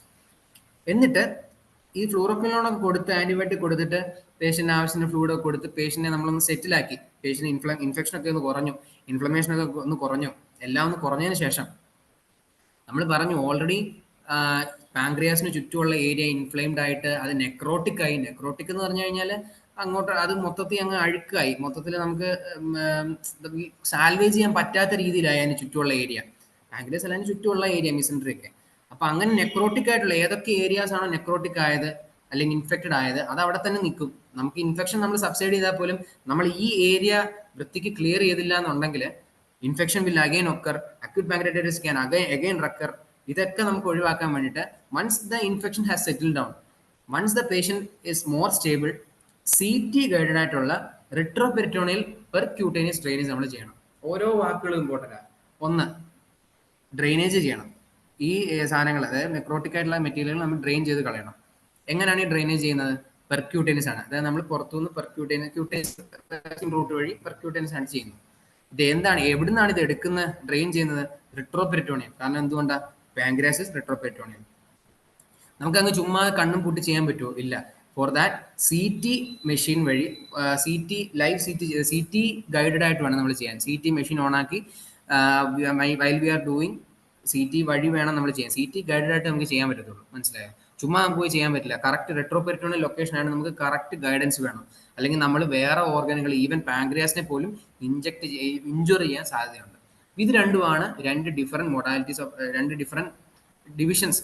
ഒന്ന്, സപ്പോർട്ടീവ് ട്രീറ്റ്മെന്റ് പേഷ്യന്റ് ഇംപ്രൂവ് ചെയ്യുമ്പോൾ continue same treatment, continue for 7 days, after 7 days do CT scan. Not improving on supportive treatment, endoscopic papillotomy if gallstone present. If gallstone is absent, then CT after 3 days or 72 hours. We'll be able to visualize the signs of necrosis and infection, give systemic antibiotics like fluoroquinolones, and after that, once the patient and if the infection has settled down, do a CT guided retroperitoneal percutaneous drainage. Okay. ഇനിയുള്ളത് കുറച്ച് miscellaneous points ആണ്. If the നമ്മൾ പറഞ്ഞല്ലോ CT guided retroperitoneal percutaneous drainage നമുക്ക് ചെയ്യണം. ഈ modality ചിലപ്പം നടന്നൊന്നും വരില്ല, ചിലപ്പോൾ അത് ഫെയിൽ ആയി പോകും, നമ്മൾ ചെയ്തിട്ട് സെറ്റ് ആവാതെ വരും. അങ്ങനെ ഫെയിൽ ആയി പോയി കഴിഞ്ഞാൽ നമ്മൾ ഓപ്പൺ ചെയ്യണം. ഈ റിട്രോപെരിറ്റോൺ ഓപ്പൺ ചെയ്തിട്ട് സർജിക്കലായിട്ട് ഈ നെക്രോസിസ് റിമൂവ് ചെയ്യണം. അതിനാണ് സർജിക്കൽ നെക്രോസെക്ടമി എന്ന് പറയുന്നത്. നെക്രോസെക്ടമി എന്ന് പറയുന്നത് നെക്രോസിസ് റിമൂവ് ചെയ്യുന്നതാണ് നെക്രോസെക്ടമി എന്ന് പറയുന്നത്. ഡ്രെയിനേജ് ഫെയിൽ ആയി കഴിഞ്ഞാൽ സർജിക്കലായിട്ട് ഓപ്പൺ ചെയ്ത് ഈ റിട്രോപെരിറ്റോണിൽ നിന്ന് നമ്മൾ നെക്രോട്ടിക് ഏരിയ കട്ട് ചെയ്ത് മാറ്റുക. That's surgical necrosectomy. And along with that, while doing surgical necrosectomy, we do a temporary feeding jejunostomy. നമ്മൾ പറഞ്ഞു ഇത്രയും സിവിയർ ആയിട്ടുള്ളൊരു കണ്ടീഷനുള്ള പേഷ്യൻ്റൊന്നും നമുക്ക് ഓറൽ ഫീഡുകളോ റൈൽസ് ട്യൂബുകളോ ഒന്നും കൊടുത്താൽ ശരിയാവില്ല. അങ്ങനെ ചെയ്തു കഴിഞ്ഞാൽ ചിലപ്പം ഇത്രയും ഞാൻ പറഞ്ഞല്ലോ നേരത്തെ പാങ്ക്രിയാസ് അതുപോലെ ഇൻഫ്ലെയിംഡ് ആണെങ്കിൽ പാങ്ക്രിയാസ് വലുതായി കഴിഞ്ഞാൽ പാങ്ക്രിയാസിൽ നിന്ന് ബവലിൽ ഇൻഡസ്റ്റൈനിലൊക്കെ എത്തുന്ന ഇമ്പിഞ്ച് ചെയ്ത് കഴിഞ്ഞാൽ ഇൻഡസ്റ്റൈനൽ ബ്ലോക്കേഡ് ഉണ്ടാവാൻ സാധ്യതയുണ്ട്. അങ്ങനെ വന്നു കഴിഞ്ഞാൽ ഒബ്സ്റ്റിപ്പേഷൻ ഉണ്ടാവാൻ സാധ്യതയുണ്ട്, ഇൻഡസ്റ്റൈനൽ ഡിസ്റ്റൻഷൻ ഉണ്ടാവാൻ സാധ്യതയുണ്ട്, അബ്ഡമൻ ഡിസ്റ്റൻഷൻ ഉണ്ടാവാൻ സാധ്യതയുണ്ട്. അങ്ങനത്തെ പേഷ്യൻറ്റുകൾക്ക് നമുക്ക് ബെറ്റർ നമ്മൾ ഈ എൻട്രൽ റൂട്ട് ഒന്ന് അവോയ്ഡ് ചെയ്തിട്ട് നേരിട്ട് ജജുനത്തിലേക്ക് നമ്മൾ ഒരു ഫീഡിങ് ട്യൂബ് ഇട്ട് കഴിഞ്ഞാൽ നമുക്ക് അതിലേക്ക് നമുക്ക് നമ്മുടെ ഫുഡ് കൊടുക്കാം. നമുക്ക് സാധാരണ കൊടുക്കുന്ന പോലെ പൊറോട്ടയും ചിക്കനൊന്നും കൊടുക്കാൻ പറ്റുമൊന്നുമില്ല. സോഫ്റ്റ് ഡയറ്റുകളായിരിക്കും അങ്ങനത്തെ പേഷ്യന്റുകൾക്ക് നമുക്ക് കൊടുക്കാൻ പറ്റുന്ന കഞ്ഞി അല്ലെ അങ്ങനത്തെ പേസ്റ്റ് രൂപേണയുള്ള ഫുഡുകളൊക്കെ ആയിരിക്കും നമുക്ക് കൊടുക്കാൻ പറ്റുന്നത്. അപ്പൊ നമ്മൾ സർജിക്കൽ നെക്രോസെക്ടമി ചെയ്യുമ്പം നമ്മൾ ആ ഓപ്പൺ ചെയ്യുന്ന സർജിക്കലി നമ്മൾ പേഷ്യന്റ് ഓപ്പൺ ചെയ്യുക. എന്തായാലും സിവിയർ അക്യൂട്ട് പാങ്ക്രൈറ്റിസ് ഉള്ള പേഷ്യന്റ് ആണ്. നമ്മൾ നേരത്തെ പറഞ്ഞു സർജറി ഫിറ്റ്നസ് ഒന്നും കിട്ടാൻ സാധ്യതയില്ല. പക്ഷെ ഇതെന്ന് പറഞ്ഞ ഒരു ടെർമിനൽ സ്റ്റേജിൽ നമുക്ക് ആകെ ചെയ്യാൻ പറ്റുന്ന ഒരു ഓപ്ഷനാണ് ഈ സർജിക്കൽ നെക്രോസെക്ടമി എന്ന് പറയുന്നത്. അപ്പോൾ ഓൾറെഡി നമ്മൾ എന്തായാലും ഹൈലി സിക്ക് ആയിട്ടുള്ള പേഷ്യന്റ് സർജിക്കൽ നെക്രോസെക്ടമി ചെയ്യാൻ വേണ്ടി നമ്മൾ പേഷ്യന്റ് ഓപ്പൺ ചെയ്തു റെട്രോപെറ്റോണിയം. അപ്പോൾ നമ്മൾ എന്തിനാ വെയിറ്റ് ചെയ്യുന്നത്? നമ്മൾ ആ ഓപ്പണിങ്ങിൽ തന്നെ നമ്മൾ ആ വിൻഡോയിൽ തന്നെ നമ്മൾ ഫീഡിങ് ജെജിനോസ്റ്റമിയും കൂടെ ഇൻസേർട്ട് ചെയ്യുക. ജെജിനത്തിലേക്ക് നമ്മൾ ഒരു ഫീഡിങ് ട്യൂബ് ഇൻസേർട്ട് ചെയ്യുന്നതാണ് ഫീഡിങ് ജെജിനോസ്റ്റമി എന്ന് പറയുന്നത്. ആ ഫീഡിങ് ട്യൂബ് നമ്മുടെ സ്കിൻ ക്ലോസ് ചെയ്ത് കഴിഞ്ഞാൽ ഫീഡിങ് ട്യൂബ് വെളിയിലേക്ക് ഇരിക്കും. നമുക്ക് ആ ഫീഡിങ് ട്യൂബ് വഴി നമുക്ക് ഫുഡ് കൊടുക്കാൻ പറ്റും. ഓക്കെ, ഇത് ചെയ്യുന്നത് എപ്പോഴാണ്? When the CT guided retroperitoneal percutaneous drainage fails. പിന്നെ മോസ്റ്റ് കോമൺ, ഇത് മൂന്നെണ്ണം മോസ്റ്റ് കോമൺ കോസിന്റെ ക്വസ്റ്റ്യനുകളാണ്. ഇത് ജസ്റ്റ് കാണാൻ പഠിക്കാനുള്ള 3 പോയിന്റുകളാണ്. ഇത് നമുക്ക് വേറെ അങ്ങനെ മനസ്സിലാക്കി പഠിക്കാനൊന്നും പറ്റത്തൊന്നുമില്ല. What is the most common cause of early death? അതായത് നേരത്തെ മോസ്റ്റ് കോമൺ കോസ് അല്ല, most common cause of early death എന്ന് പറയുന്നത് മൾട്ടി ഓർഗൻ ഫെയിലിയർ ആണ്. മൾട്ടി ഓർഗൻ ഫെയിലിയർ ഉണ്ടാകാനുള്ള മെയിൻ കാരണം എന്ന് പറയുന്നത് സെപ്സിസ് ആണ് അല്ലേ? നമുക്ക് ഇങ്ങനെ പഠിക്കാം, ഏർലി ഡെത്തും ഉണ്ട്, മോസ്റ്റ് കോമൺ കോസ് ഓഫ് ഡെത്തും ഉണ്ട്. അപ്പം മോസ്റ്റ് കോമൺ ഈ മൾട്ടി ഓർഗൻ ഫെയിലിയർ എന്ന് പറയുന്നത് സെപ്സിസുമായിട്ട് ബന്ധമില്ലാത്തൊരു സാധനമാണ്. Most common cause of early death എന്ന് പറയുന്നത് മൾട്ടി ഓർഗൻ ഫെയിലിയർ ആണ്. Most common cause of death എന്ന് പറയുന്നത് സെപ്സിസും ആണ്. അപ്പോൾ ഇത്രയും ആലോചിച്ചാൽ മതി. ജസ്റ്റ് ഇത്ര ആലോചിക്കുക, what is the most common cause of early death? Most common cause of early death എന്ന് പറയുന്നത് മൾട്ടി ഓർഗൻ ഫെയിലിയർ ആണ്. Which is the most common cause of death എന്ന് പറയുന്നത് സെപ്സിസ് ആണ്. ഈ 3 പോയിന്റും അത്ര ഇമ്പോർട്ടൻ്റ് ഒന്നും അല്ല, അങ്ങനെ ചോദിച്ചു കണ്ടൊന്നുമില്ല. ഇപ്പോൾ ഒരു എക്സാമിനും അങ്ങനെ മോസ്റ്റ് കോമൺ കോസുകളൊന്നും ചോദിക്കാറുമില്ല. ജസ്റ്റ് ഇത്ര ആലോചിച്ചാൽ മതി. If CT guided retroperitoneal percutaneous drainage fails, go for surgical necrosectomy plus feeding jejunostomy. പിന്നെ 3 സൈനുകളാണ്. ഇത് മൂന്നുകളും യൂഷ്വലി ഇമേജ് ബേസ്ഡ് ക്വസ്റ്റ്യൻസ് ആയിട്ടാണ് നമുക്ക് എക്സാമുകൾക്ക് ചോദിക്കുന്നത്. നമ്മുടെ PSC എന്നൊക്കെ പറയുന്നത് പെൻ ആൻഡ് പേപ്പർ എക്സാം ആയതുകൊണ്ട് യൂഷ്വലി ഇമേജ് ബേസ്ഡ് ക്വസ്റ്റ്യൻസ് ഒന്നും വരാറില്ല. എന്നാലും മനസ്സിലാക്കാൻ വേണ്ടി ഒരു കംപ്ലീഷന് വേണ്ടി നമുക്ക് ഇതും കൂടെ ഒന്ന് ജസ്റ്റ് കണ്ടു നോക്കാം. 3 സൈനുകളാണ് റേഡിയോളജിക്കൽ സയൻസ് ആയിട്ട് പറയുന്നത്. ഒന്ന് colon cut off sign, 2 sentinel loop sign, 3 gasless abdomen. ഇത് 3 എന്താ നമുക്ക് ഡിസ്കസ് ചെയ്യാം. കോളൻ കട്ട് ഓഫ് സൈൻ ഞാൻ നേരത്തെ പറഞ്ഞു, പാങ്ക്രിയാറ്റൈറ്റിസ് എന്ന് പറയുന്ന കണ്ടീഷനിൽ പാങ്ക്രിയാസ് ഇച്ചിരി എൻലാർജ്ഡ് ആവുന്നുണ്ട്. കാരണം because of the inflammatory state. അങ്ങനെ എൻലാർജ് ആകുന്ന പാങ്ക്രിയാസ് ചെന്ന് കോളനിലോ ഇൻഡസ്റ്റൈൻ ഭാഗമല്ലേ, കോളനിൽ ചെന്ന് ഇങ്ങനെ തട്ടി നിന്ന് കഴിഞ്ഞാൽ അങ്ങോട്ട് ഈ ഡൈജസ്റ്റഡ് ഫുഡ് മാറ്ററിന് ഫ്രണ്ടിലേക്ക് പോകാനുള്ള സ്പേസ് ഇല്ലാതാവും. മനസ്സിലായോ? അപ്പം ഈ ഏത് ലൊക്കേഷനിലാണോ പാങ്ക്രിയാസ് ചെന്ന് ബ്ലോക്ക് ചെയ്തേക്കുന്നത് അതിന് മുന്നേ ഉള്ള ഭാഗം നിറച്ച്, അതായത് ഡിസ്റ്റൻഡ് ആയിരിക്കും. കാരണം it's full of digested food. അതായത് ഫ്രണ്ടിലേക്ക് പോകാൻ പറ്റാതെ അങ്ങനെ കെട്ടിക്കിടക്കുന്ന ഫുഡ് കാരണം ഏത് ഭാഗത്താണോ ഈ പാങ്ക്രിയാസ് എന്ന് ബ്ലോക്ക് ചെയ്ത് നിൽക്കുന്നത്, ബ്ലോക്കിന് മുമ്പത്തെ ഭാഗം, അതായത് ഫുഡ് വന്ന് കിടക്കുന്ന ഭാഗം, അത് ഭയങ്കര വീർത്തിരിക്കും, ഡിസ്റ്റൻഡ് കോളൻ ആയിട്ടിരിക്കും. ആ ബ്ലോക്ക് ചെയ്തതിന്റെ തൊട്ട് കഴിഞ്ഞുള്ള ഭാഗം, അതായത് ബ്ലോക്ക് ഏത് സ്ഥലത്താണ് ബ്ലോക്ക് വരുന്നത് അതിന് മുമ്പത്തെയാണ് ഡിസ്റ്റൻഡ് ആയിട്ടിരിക്കുന്നത്. ബ്ലോക്കിന് ശേഷമുള്ള ഭാഗം, ഫ്രണ്ടിലേക്കുള്ള ഭാഗം നമുക്ക് കാണാൻ പോലും പറ്റൂല. കാരണം അവിടെ ഒന്നും കണ്ടന്റ് ഇല്ല. എന്തെങ്കിലും കണ്ടന്റ്, അതായത് ഒന്നെങ്കിൽ ഗ്യാസ് ഉണ്ടാവണം അബ്ഡമൻ കോളനിൽ, അല്ലെങ്കിൽ ഫുഡ് ഉണ്ടാവണം കോളനിൽ. എങ്കിൽ മാത്രമല്ലേ നമുക്കത് ബാക്കി സ്ഥലത്തുനിന്ന് ഡിഫറൻഷിയേറ്റ് ചെയ്ത് കാണാൻ പറ്റത്തുള്ളൂ. ബാക്കി ഓർഗൻസിനെ ഡിഫറൻഷിയേറ്റ് ചെയ്യുന്നത് ഈ നമ്മുടെ കോളനിലുള്ള ഗ്യാസും ഫുഡുമാണ്. ഈ 2 സാധനവും പോകുന്നില്ല ഫ്രണ്ടിലേക്ക്. കാരണം പാങ്ക്രിയാസ് ഇൻഫ്ലെയിംഡ് ആയിട്ട് കോളനിൽ വന്ന് ഇമ്പിഞ്ച് ചെയ്തിട്ട് അത് ഒബ്സ്ട്രക്റ്റഡ് ആയിട്ടിരിക്കുമ്പം ഒബ്വിയസ്ലി സംഭവിക്കുന്നത് എന്താ? നമ്മുടെ ഫ്രണ്ടിലേക്കുള്ള ഫുഡ് പോവാതെ ആ ഫുഡ് നേരത്തെ പ്രോക്സിമൽ ബവലില്, പ്രോക്സിമൽ കോർണറിൽ കെട്ടിക്കിടന്നിട്ട് അത് ഡിസ്റ്റൻഡ് ആയിട്ട് കാണും. ഡിസ്റ്റൽ കോളൻ എവിടെയാണോ ഒബ്സ്ട്രക്ഷൻ ഉള്ളത് അതിന് ശേഷമുള്ള കോളൻ ഒന്നും നമുക്ക് കാണാനേ പറ്റില്ല. അതുകൊണ്ട് when we look at an x-ray it feels like the colon has abruptly ended, അല്ലെങ്കിൽ കോളൻ ആരോ കട്ട് ചെയ്ത് കിട്ടു കോളനെ, അത്രേ ഉള്ളൂ കോളൻ, അതിനപ്പുറത്തെ കോളൻ ഇല്ല നമുക്ക് തോന്നും. That's colon cut off sign. Simple ആണ്, ജസ്റ്റ് കണ്ട ആ റേഡിയോളജി കണ്ടാൽ തന്നെ നമുക്ക് മനസ്സിലാവും. സെന്റിനൽ ലൂപ്പ് സൈൻ എന്ന് പറഞ്ഞു കഴിഞ്ഞാൽ ഒരു ഇറിറ്റേറ്റീവ് ഒരു ആ റീജിയനിൽ, അതായത് നമ്മുടെ പാങ്ക്രിയാറ്റൈറ്റിസ് അല്ലെങ്കിൽ അപ്പൻഡിക്സ്, സെന്റിനൽ ലൂപ്പ് സൈൻ എന്ന് പറയുന്നത് കൂടുതലും പാങ്ക്രിയാറ്റൈറ്റിസിലാണ്. ഈ ടേം സ്പെസിഫിക്കലി പാങ്ക്രിയാറ്റൈറ്റിസിനാണ് കോമൺ ചെയ്യുന്നത്, പോയിന്റ് ചെയ്യുന്നത്. പക്ഷേ ഇത് പാങ്ക്രിയാറ്റൈറ്റിസിൽ മാത്രം സംഭവിക്കുന്ന ഒരു ഫിനോമിന ഒന്നും അല്ല. ഇറ്റ്സ് ജസ്റ്റ് മീൻസ്, അതായത് ഏതൊരു ആ റീജിയനിൽ ഒരു ഇറിറ്റേറ്റീവ് പ്രോസസ്സ്, അതായത് ഒരു ഇൻഫ്ലമേഷൻ പോലെയൊക്കെ വന്നു കഴിഞ്ഞാൽ ആ റീജിയനിൽ ഈ ചെറിയ ചെറിയ ചെറിയ ബ്ലോക്കുകൾ ഉണ്ടാവും. എല്ലായ്പ്പോഴും കോളം കട്ട് ഓഫ് സൈൻ വേണമെന്നില്ല. ചിലപ്പോൾ പാങ്ക്രിയാറ്റൈറ്റിസ് അത്ര സിവിയർ ആവണമെന്നില്ല. സിവിയർ അല്ലാത്തപ്പോൾ അത് ചെറിയ രീതിയിൽ ഇൻഫ്ലെയിംഡ് ആവത്തുള്ളൂ, ചെറിയ രീതിയിൽ അത് വലുതാവത്തുള്ളൂ. അങ്ങനെ ചെറിയ രീതി വലുതാകുമ്പോൾ കുറച്ച് കുറച്ച് ഏരിയാസ് മാത്രമായിരിക്കും ബ്ലോക്ക് ഉണ്ടാകുന്നത്. അപ്പൊ ആ ഏരിയയിൽ മാത്രമേ ഡയലേറ്റഡ് ആയിട്ടുള്ള ബൗലുകൾ നമുക്ക് കാണാൻ പറ്റും. എവിടെ നമുക്ക് ഡയലേറ്റഡ് ബൗലുകൾ കാണാൻ പറ്റുന്നോ അവിടെ കൂടുതലും it means that there is some sort of obstruction in that area.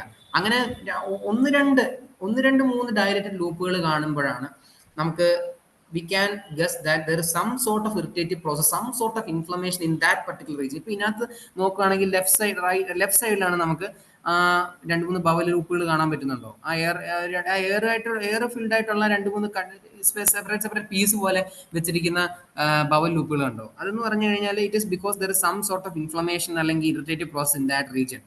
അതിനാണ് സെന്റിനൽ ലൂപ്പ് സൈൻ എന്ന് പറയുന്നത്.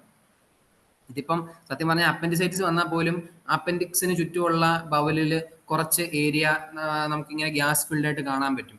അപ്പൻഡിസൈറ്റിസ് ജസ്റ്റ് നിങ്ങൾ ഗൂഗിളിൽ ഒന്ന് അടിച്ചു കൊടുത്തിട്ട് ഇമേജസ് എക്സ്റേ ഒന്ന് എടുത്ത് നോക്കിയാൽ മതി. അപ്പൻഡിസൈറ്റിസ് ഉള്ള ഒരു പേഷ്യന്റിന്, അക്യൂട്ട് അപ്പൻഡിസൈറ്റിസ് ആണെങ്കിൽ അപ്പൻഡിക്സിന് ചുറ്റും ഇൻഫ്ലെയിംഡ് ആയിട്ടുള്ള അപ്പൻഡിക്സിന് ചുറ്റുമുള്ള ഏരിയയിൽ ബവൽ ലൂപ്പിന് ഇതുപോലെ ഇങ്ങനെ 2-3-4 ഡയലേറ്റഡ് ലൂപ്പുകൾ നമുക്ക് കാണാൻ പറ്റും, which is filled with gas അല്ലെങ്കിൽ ഫീക്കൽ മാറ്റർ ഒബ്വിയസ്ലി. അപ്പൊ ഇതിന് ഇൻ കേസ് ഓഫ് പാങ്ക്രിയാസ് ഇത് ലെഫ്റ്റ് സൈഡിലാണ്.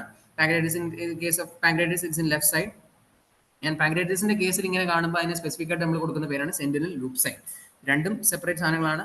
Just look at these figures. Gasless abdomen. Gasless abdomen എന്ന് പറഞ്ഞാൽ സിവിയർ കണ്ടീഷനാണ്. അതായത് പാങ്ക്രിയാറ്റൈറ്റിസ് ഭയങ്കരമായി ഉണ്ടായി, ഭയങ്കരമായ രീതിയിൽ പാങ്ക്രിയാസ് വലുതായി, ഇത് ചെന്നിട്ട് ഏകദേശം മൊത്തം അതായത് ബവൽ ഈ ഫുഡ് ഫ്ലോ, അതായത് ഡൈജസ്റ്റഡ് ഫുഡിന്റെ ഫ്ലോയെ അങ്ങ് പ്രിവെന്റ് ചെയ്യും. അങ്ങനെ പ്രിവെന്റ് ചെയ്ത് കഴിയുമ്പോൾ ഒബ്വിയസ്ലി നമ്മുടെ ബവലിൽ കൂടെ ഫുഡും പോവില്ല, നമ്മുടെ ബവലിൽ കൂടെ എയറും പോവില്ല. എയർ പോവാത്ത ബവൽ നമ്മൾ എങ്ങനെ കാണും? നമ്മൾ നേരത്തെ പറഞ്ഞു ഈ കോളൻ കട്ട് ഓഫ് സൈൻ എന്തുകൊണ്ടാണ് ഉണ്ടാകുന്നത്? അങ്ങോട്ട് എയറും ഫുഡും ഒന്നും ഇല്ല ആ ഒബ്സ്ട്രക്ഷൻ അപ്പുറം, അതായത് ഒബ്സ്ട്രക്ഷൻ മുന്നേ എയറും ഫുഡും ഒക്കെ ഉണ്ട്, അതുകൊണ്ട് ആ സ്ഥലം കാണാം. ഒബ്സ്ട്രക്ഷൻ അപ്പുറം ഒന്നും കാണാൻ വയ്യ, അതുകൊണ്ടാണ് അത് കോളൻ കട്ട് ഓഫ് സൈൻ എന്ന് പറയുന്നത്. കോളൻ കട്ട് ഓഫ് ആയി, അങ്ങോട്ടൊന്നും കാണാൻ വയ്യ. അതുപോലെ തന്നെ ഗ്യാസ്ലെസ് അബ്ഡമൻ എന്ന് പറഞ്ഞു കഴിഞ്ഞാൽ മൊത്തം കോളൻ അല്ലെങ്കിൽ മൊത്തമായിട്ട് ഇൻഡസ്റ്റൈനിലെ കോളൻ റീജിയൻ ഒന്നും കാണാൻ പറ്റുന്നില്ല. കാരണം അതുപോലെ സിവിയർ ആണ്, അതുപോലെ രീതിയിൽ ഇൻഫ്ലെയിംഡ് ആയി, അതുപോലെ ഫുഡിന്റെ ഫ്രണ്ടിലേക്കുള്ള പാസേജ് പ്രിവെന്റ് ചെയ്തു. ഒന്നും പാസ് ആവുന്നില്ല, ഫുഡും പാസ് ആവുന്നില്ല, ഗ്യാസും പാസ് ആവുന്നില്ല. അങ്ങനെ ഒന്നും പാസ് ആവാതെ വരുമ്പോൾ നമുക്ക് എക്സ്റേയിൽ കോളൻ ഡിഫറൻഷിയേറ്റ് ചെയ്ത് കാണാൻ പറ്റാത്തൊരവസ്ഥ വരും. അതുകൊണ്ട് അതിന് പറയുന്ന പേരാണ് ഗ്യാസ്ലെസ് അബ്ഡമൻ. ഇതങ്ങനെ ഇമ്പോർട്ടന്റ് ആയിട്ടുള്ള ഒരു സൈൻ അല്ലേ ഈ ഗ്യാസ്ലെസ് അബ്ഡമൻ എന്ന് പറയുന്നത്. പക്ഷേ ഈ ഫിഗർ അല്ല ഇമ്പോർട്ടന്റ്, ഈ ലൈൻ ഇമ്പോർട്ടന്റ് ആണ്. നീറ്റ് പി ജിയുടെ ഒരു പ്രീവിയസ് ഇയർ ക്വസ്റ്റൻ ആണ്, gasless abdomen is seen in. Simple question, 1 line question, അറിയാവുന്നവർക്ക് കുത്താൻ പറ്റുന്ന രീതിയിലത്തെ ഇമ്പോർട്ടന്റ് ആയിട്ടുള്ള ഒറ്റ ക്വസ്റ്റ്യൻ ചോദിച്ചു. Gasless abdomen is seen in, ഒറ്റ ആൻസർ അക്യൂട്ട് പാങ്ക്രിയാറ്റൈറ്റിസ്. അത് മാത്രം പഠിച്ചു വെച്ചാൽ മതി. ഗ്യാസ്ലെസ് അബ്ഡമൻ എവിടെയാണ് കാണുന്നത്? Acute pancreatitis. ഇനി ഇതിന്റെ കോംപ്ലിക്കേഷനുകളാണ്. നമുക്ക് കോംപ്ലിക്കേഷനുകൾ എന്ന് പറയുന്നത് ഇതിനകത്ത് കുറച്ച് സാധനങ്ങളൊക്കെയാണ് ഏറ്റവും ഇമ്പോർട്ടൻ്റ് ആയിട്ട് വരുന്നത്. അതിനകത്ത് ഏതൊക്കെയാണെന്ന് ഞാൻ പറയാം.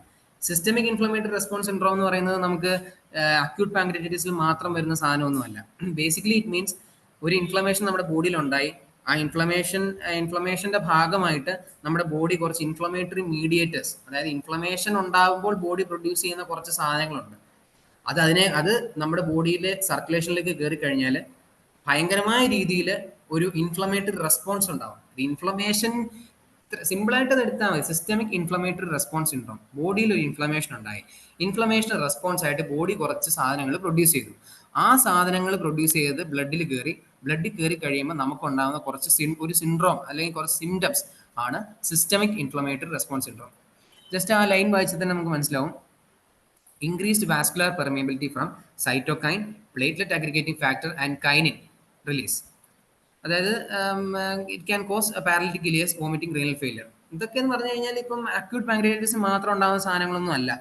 ഏത് കണ്ടീഷന് വേണേലും ഉണ്ടാവാം. നമുക്കൊരു അക്യൂട്ട് അബ്ഡമൻ ഉണ്ടായെന്ന് വിചാരിച്ചു, അക്യൂട്ട് പെരിറ്റോണിറ്റിസ് ഉണ്ടായെന്ന് വിചാരിച്ചു, സെയിം സാധനങ്ങൾ തന്നെ, cytokine, plate activating factor, plate aggregating factors, kinins, ഇതെല്ലാം നമ്മുടെ ബോഡി പ്രൊഡ്യൂസ് ചെയ്യും. ഇന്റർലൂക്കിൻസ്, ഇതെല്ലാം ഇൻഫ്ലമേറ്ററി മീഡിയേഷൻ, ഇതൊക്കെ നമ്മുടെ ബോഡി പ്രൊഡ്യൂസ് ചെയ്യാം. ഇതെല്ലാം കൊണ്ട് നമുക്ക് real failures, vomiting, parallactic Elias എന്ന് പറഞ്ഞു കഴിഞ്ഞാൽ സിംപ്ലി സ്പീക്കിംഗ് നമ്മുടെ നേരത്തെ പറഞ്ഞ പോലെ തന്നെ ഇലിയം, ഡുവോഡനം ചേച്ചിനും ഇലിയം ആണല്ലോ, ഇലിയത്തിൽ കൂടെ വേണമല്ലോ നമ്മുടെ ഫുഡ് സ്മോൾ നമ്മുടെ കോളനിലേക്ക് പോകാൻ. ആ ഇലിയം പാരലൈസ്ഡ് ആയി അതിലേക്ക് ഫ്രണ്ടിലേക്ക് ഫുഡ് പാസ് ചെയ്യാനുള്ള പെരിസ്റ്റാൾട്ടിക് മൂവ്മെന്റ് ഒന്നും നടക്കുന്നില്ല. അതാണ് പാരലിറ്റിക് ഇലിയസ് എന്ന് പറയുന്നത്. ഇതെല്ലാം ഈ സിസ്റ്റമിക് ഇൻഫ്ലമേറ്ററി റെസ്പോൺസ് സിൻഡ്രോമിന്റെ ഭാഗമായിട്ട് വരുന്നതാണ്. സിസ്റ്റമിക് ഇൻഫ്ലമേറ്ററി റെസ്പോൺസ് സിൻഡ്രോമിന് ഒരുപാട് പാരാമീറ്റേഴ്സ് ഉണ്ട്. ഇതൊന്നും നമ്മളിപ്പോൾ പഠിക്കത്തില്ല, കുറച്ചുകൂടെ കഴിഞ്ഞ് നമുക്ക് അതൊക്കെ പഠിക്കാം. ജസ്റ്റ് ഇത്രയും മനസ്സിലാക്കിയാൽ മതി. സ്പെസിഫിക് ഒന്നുമല്ല, അത് ഓർത്ത് വെച്ചില്ലെങ്കിലും കുഴപ്പമൊന്നുമില്ല. ബാക്കി 3 വളരെ ഇമ്പോർട്ടൻ്റ് ആണ്.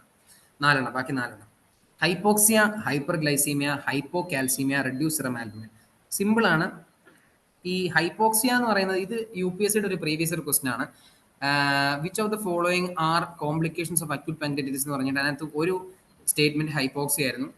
മിക്ക ആളുകൾക്കും ഹൈപ്പോക്സിയ എന്ന് പറയുന്നത് അക്യൂട്ട് പാങ്ക്രിയാറ്റിസിന്റെ ഒരു കോംപ്ലിക്കേഷൻ ആണെന്ന് അറിയാത്ത കാരണം അത് പലർക്കും തെറ്റിയായിരുന്നു ആ ക്വസ്റ്റൻ. എനിക്കത് ഓർമ്മയുണ്ട്, അതുകൊണ്ടാണ് ഞാനിത് പറയുന്നത്, സ്പെസിഫൈ ചെയ്യുന്നത്. ഹൈപ്പോക്സിയ ഇത് ഡേവിഡ്സൺ എന്ന് പറയുന്ന നമ്മുടെ മെഡിസിനിലെ ഒരു നമുക്ക് സ്റ്റാൻഡേർഡ് ടെക്സ്റ്റ് ബുക്കാണ് ഡേവിഡ്സൺ. അതിന്റെ ഒരു കോളമാണ് ഇത്. വളരെ ഇമ്പോർട്ടൻ്റ് ആണ്. ഇതിനകത്തുനിന്ന് തന്നെ ക്വസ്റ്റനുകൾ പെറുക്കിയെടുത്ത് ചോദിക്കാൻ പറ്റും, കാരണം ഡേവിഡ്സൺ സ്റ്റാൻഡേർഡ് ബുക്ക് ആയതുകൊണ്ട്. ഇത് ഈ ടേബിൾ ഇമ്പോർട്ടൻ്റ് ആണ്, വായിക്കുന്നത് നല്ലതായിരിക്കും. ഈ പാങ്ക്രിയാറ്റൈറ്റിസ് നമുക്ക് ARDS എന്താണെന്ന് അറിയാമല്ലോ അല്ലെ, അക്യൂട്ട് റെസ്പിറേറ്ററി ഡിസ്ട്രസ് സിൻഡ്രോം. പാങ്ക്രിയാറ്റൈറ്റിസിന്റെ ഒരു ഇമ്പോർട്ടന്റ് കോംപ്ലിക്കേഷൻ ആയിട്ട് വരുന്ന ഒരു സാധനമാണ് ARDS എന്ന് പറയുന്നത്. Acute respiratory distress syndrome pancreatitis മാത്രമല്ല ഉണ്ടാക്കാവുന്ന ഒരുപാട് സാധനങ്ങൾ ഉണ്ടാക്കാം. നമുക്കൊരു കോവിഡ്, നമ്മുടെ വൈറൽ ഇൻഫെക്ഷൻ കോവിഡ് മൂലം ഉണ്ടാക്കാം. ടോക്സിക് ഫ്യൂം, ബേൺസ്, എന്തെങ്കിലുമൊക്കെ സാധനങ്ങൾ കത്തി, ആ സാധനങ്ങളൊക്കെ, ആ ടോക്സിക് ഫ്യൂമുകൾ നമ്മൾ ഇൻഹെയിൽ ചെയ്ത് കഴിഞ്ഞാൽ അക്യൂട്ട് റെസ്പിറേറ്ററി ഡിസ്ട്രസ് സിൻഡ്രോം ഉണ്ടാവാം. അതുപോലെ നമ്മൾ നിയർ ഡ്രൗണിങ് എക്സ്പീരിയൻസുകൾ, നമ്മൾ വെള്ളത്തിൽ മുങ്ങിപ്പോയി, നമ്മൾ ആരും രക്ഷിച്ചെടുത്തു, നമ്മൾ ഒരുപാട് വെള്ളം നമ്മുടെ ലങ്സിലേക്കൊക്കെ പോയി, അപ്പം നമുക്ക് ഉണ്ടാവാം അക്യൂട്ട് റെസ്പിറേറ്ററി ഡിസ്ട്രസ് സിൻഡ്രോം.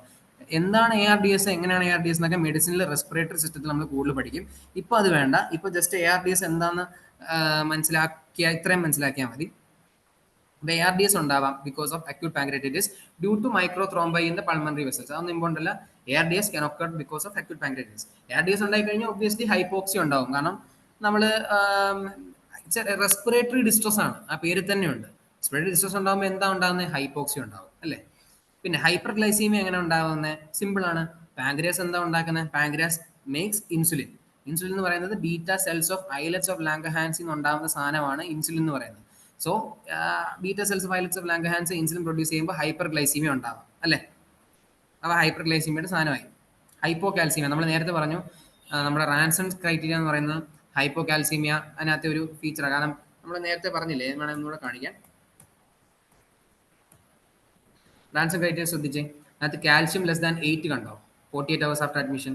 അപ്പം അതിൽ നിന്ന് എന്ത് മനസ്സിലാക്കാം? അക്യൂട്ട് പാങ്ക്രിയാറ്റൈറ്റിസ് മൂലം കാൽഷ്യം അളവ്, കാൽഷ്യം പിടിച്ചു വെക്കാൻ സാധ്യതയുണ്ട്, കാൽഷ്യത്തിന്റെ അളവ് സെറത്തിൽ കുറയാൻ സാധ്യതയുണ്ട്. പിന്നെ വേറൊരു രസം കൂടെ ഉണ്ട്. നമ്മൾ ഇറ്റിയോളജി പഠിച്ചല്ലോ, ഇറ്റിയോളജിക്കകത്ത് കണ്ടോ ഹൈപ്പർ കാൽസീമിയ ആണ് അല്ലെങ്കിൽ ഹൈപ്പർ പാരതൈറോയിഡിസം ആണ് അക്യൂട്ട് പാങ്ക്രിയാറ്റൈറ്റിസിന്റെ ഒരു എറ്റിയോളജി. അപ്പൊ ഇതിൽ നിന്ന് എന്ത് മനസ്സിലാക്കാം? ഹൈപ്പർ കാൽസീമിയ അഥവാ ഹൈപ്പർ പാരതൈറോയിഡിസം ഉണ്ടെങ്കിൽ അത് അക്യൂട്ട് പാങ്ക്രിയാറ്റൈറ്റിസിന്റെ ഒരു റിസ്ക് ഫാക്ടറാണ്. അതേ അക്യൂട്ട് പാങ്ക്രിയാറ്റൈറ്റിസ് തന്നെ സിവിയർ ആകുമ്പോൾ കാൽഷ്യം സെക്വസ്റ്റർ ആക്കി കാൽഷ്യത്തിന്റെ അളവ് കുറച്ച് ലെസ് ദാൻ 8 കൊണ്ടുവരും, ഹൈപ്പോ കാൽസീമിയ ഉണ്ടാക്കാം. അപ്പൊ ഹൈപ്പോ കാൽസീമിയ എന്ന് പറയുന്നത് ഈ അക്യൂട്ട് പാങ്ക്രിയാറ്റൈറ്റിസിന്റെ ഒരു കോംപ്ലിക്കേഷൻ ആണ്. അതേസമയം ഹൈപ്പർ കാൽസീമിയ എന്ന് പറയുന്നത് അക്യൂട്ട് പാങ്ക്രിയാറ്റൈറ്റിസ് ഉണ്ടാക്കാൻ സാധ്യതയുള്ള ഒരു എറ്റിയോളജി അഥവാ റിസ്ക് ഫാക്ടറാണ്. Reduce serum albumin, protein content കുറയും. ആൽബുമിൻ എന്ന് പറയുന്നത് പ്രോട്ടീൻ ആണ്, പ്രോട്ടീൻ കണ്ടന്റ് കുറയും. പ്രോട്ടീൻ കണ്ടന്റ് കുറഞ്ഞു കഴിഞ്ഞാൽ കാപ്പിലറി പെർമിബിലിറ്റി, കാപ്പിലറി കൂടെ വെള്ളം പുറത്തേക്ക് പോകുന്നത്, എക്സ്ട്രാ സെല്ലുലാർ സ്പേസിലേക്ക് പോകുന്നത് കൂടും. അങ്ങനെ കൂടുമ്പോഴാണ് ഈ പ്രോട്ടീൻ കുറയുമ്പോൾ നമുക്ക് എഡിമ ഉണ്ടാകുന്നത്. ആൽബുമിൻ എന്ന് പറയുന്ന പ്രോട്ടീൻ ആണ്, പ്രോട്ടീൻ കുറയുമ്പോൾ നമുക്ക് എഡിമ ഉണ്ടാകുന്ന റീസൺ ആണ് ഇൻക്രീസ് സെറം കാപ്പിലറി പെർമിബിലിറ്റി. ഇതൊക്കെ ഫിസിയോളജിയിലൊക്കെ പഠിക്കുന്ന, പാത്തോളജിയിലൊക്കെ പഠിക്കുന്ന സാധനങ്ങളാണ്. ജസ്റ്റ് ഇത്ര ആലോചിച്ച് വെക്കുക. ഇത്രയും പറഞ്ഞത് നമ്മൾ സിസ്റ്റമിക് ആയിട്ടുള്ള കാര്യങ്ങളാണ്. അതായത് നമ്മുടെ ബോഡിയിൽ എവിടെ നമുക്ക് സിസ്റ്റമിക് എന്ന് പറഞ്ഞാൽ, സിസ്റ്റമിക് കോംപ്ലിക്കേഷൻ എന്ന് പറഞ്ഞു കഴിഞ്ഞാൽ ബോഡിയിൽ എവിടെ വേണമെങ്കിലും ഉണ്ടാവും, ജനറലി ഉണ്ടാവുന്ന കാര്യങ്ങളാണ് സിസ്റ്റമിക് എന്ന് പറയുന്നത്. പാങ്ക്രിയാറ്റിക് എന്ന് പറഞ്ഞാൽ, പാങ്ക്രിയാറ്റിക് കോംപ്ലിക്കേഷൻ എന്ന് പറഞ്ഞാൽ ആ പാങ്ക്രിയാസിന് ചുറ്റും ഉണ്ടാവാൻ പറ്റുന്ന സാധനങ്ങളാണ്. നമ്മൾ നേരത്തെ പറഞ്ഞു നെക്രോസിസ് ഉണ്ടാവാം, which are non viable pancreatic tissue and ഒന്നുകിൽ പാങ്ക്രിയാസിന് ചുറ്റുമുള്ള ടിഷ്യൂ ഡെത്ത് ആവാം, അല്ലെങ്കിൽ പാങ്ക്രിയാസ് തന്നെ ഡെത്ത് ആവാം. ആ നോൺ വയബിൾ ആയിട്ടുള്ള pancreatic tissue and peri pancreatic tissue death which are frequently infected. അതായത് നെക്രോസ് ഉണ്ടായി കഴിഞ്ഞാൽ ഫ്രീക്വൻലി ആ നെക്രോസിസ് ഇൻഫെക്റ്റഡ് ആവാൻ ആന്റിബയോട്ടിക് എടുക്കേണ്ടി വരാം. നമ്മൾ നേരത്തെ പറഞ്ഞ ആന്റിബയോട്ടിക് ചിലപ്പോൾ എടുക്കേണ്ടി വരുമെന്ന്, ഇൻഫെക്ഷൻ മൂലം. അതാണ് സാധനം. അപ്പൊ നെക്രോസിസ് എന്ന് പറയുന്ന പാങ്ക്രിയാറ്റിക് കോംപ്ലിക്കേഷന്റെ ഒരു ഫീച്ചറാണ്. ആപ്സസുകൾ ഉണ്ടാവാം, അതായത് ഇൻഫെക്ഷൻ ഒക്കെ ആയിട്ട് അവിടെ പസ് ഇങ്ങനെ നിറഞ്ഞിട്ട് അതിങ്ങനെ അപ്സസ് എന്താണെന്ന് നമുക്കറിയാമല്ലോ. നമുക്ക് ഈ ആപ്സസ് ഡ്രെയിനേജ് ഒക്കെ നമ്മൾ ചെയ്തിട്ടുള്ളതാണ്. നമ്മൾ HS ഒക്കെ ആയിരുന്ന സമയത്ത് ഒരു localised area of pus collection ആണ് ആപ്സസ് എന്ന് പറയുന്നത്. അപ്പം അതിന്റെ ആപ്സസിന് നേരെ എഴുതിയിരിക്കുന്ന വായിച്ചേ, circumscribed collection of pus close to the pancreas and containing little or no pancreatic tissue വേണമെന്നില്ല.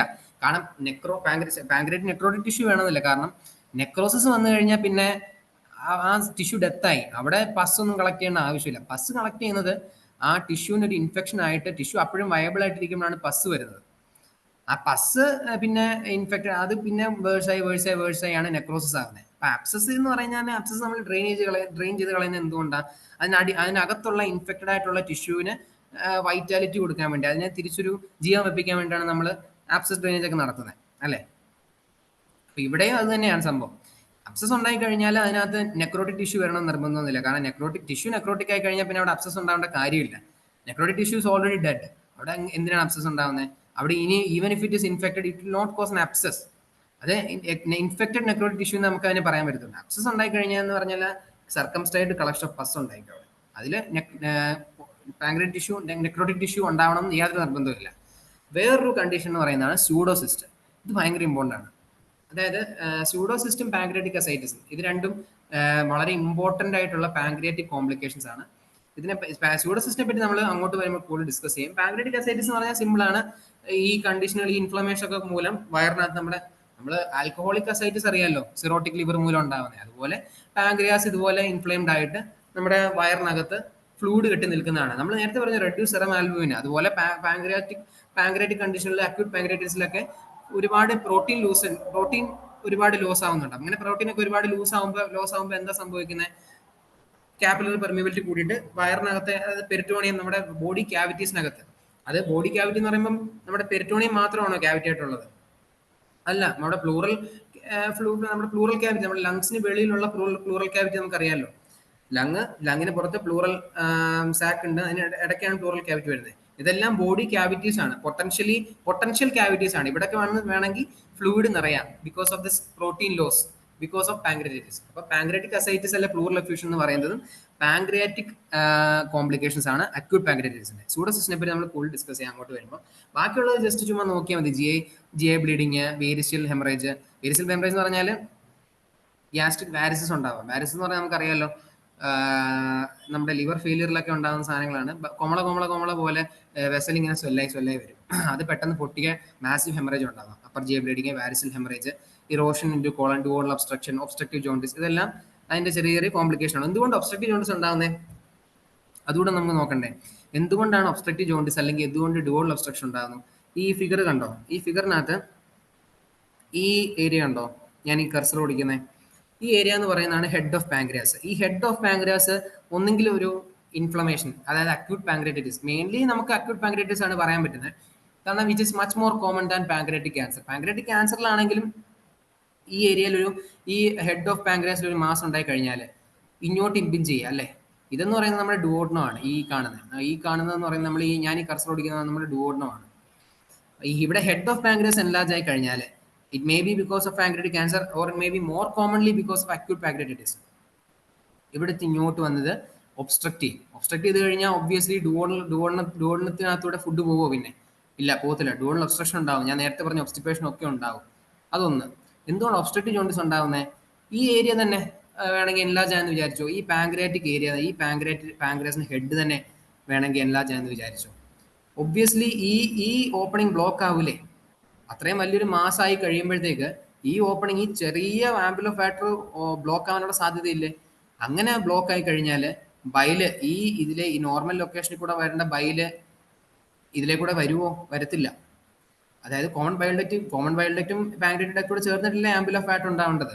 ആ ആംബുലോഫാക്ടറിൽ കൂടെ വരേണ്ട ബൈലും പാങ്ക്രിയാറ്റിക് എൻസൈമുകളും ഒന്നും അതിലേക്കൂടെ വരില്ല. because of the large pancreatic mass at the head region. Mainly because of acute pancreatitis. അങ്ങനെ വരുമ്പോൾ എന്താ സംഭവിക്കുന്നത്? ബൈല് നേരെ തിരിച്ചു പോകും. ഞാൻ പറഞ്ഞ പോലെ നേരത്തെ പറഞ്ഞിരുന്നു എന്തുകൊണ്ട് ഒബ്സ്ട്രക്റ്റീവ് ജോണ്ടിസ് ഉണ്ടാകുന്നത്, എങ്ങനെ ഉണ്ടാകുന്നത്. അതേ മെക്കാനിസത്തിൽ ബൈല് തിരിച്ചു പോയി റീഗർജിറ്റേറ്റ് ആയി സിസ്റ്റമിക് സർക്കുലേഷനിൽ കയറി കഴിഞ്ഞാൽ ഒബ്സ്ട്രക്റ്റീവ് ജോണ്ടിസ് ഉണ്ടാകാൻ സാധ്യതയുണ്ട്. ഇതാണ് complications of acute pancreatitis. Give this A read, it's A very important topic.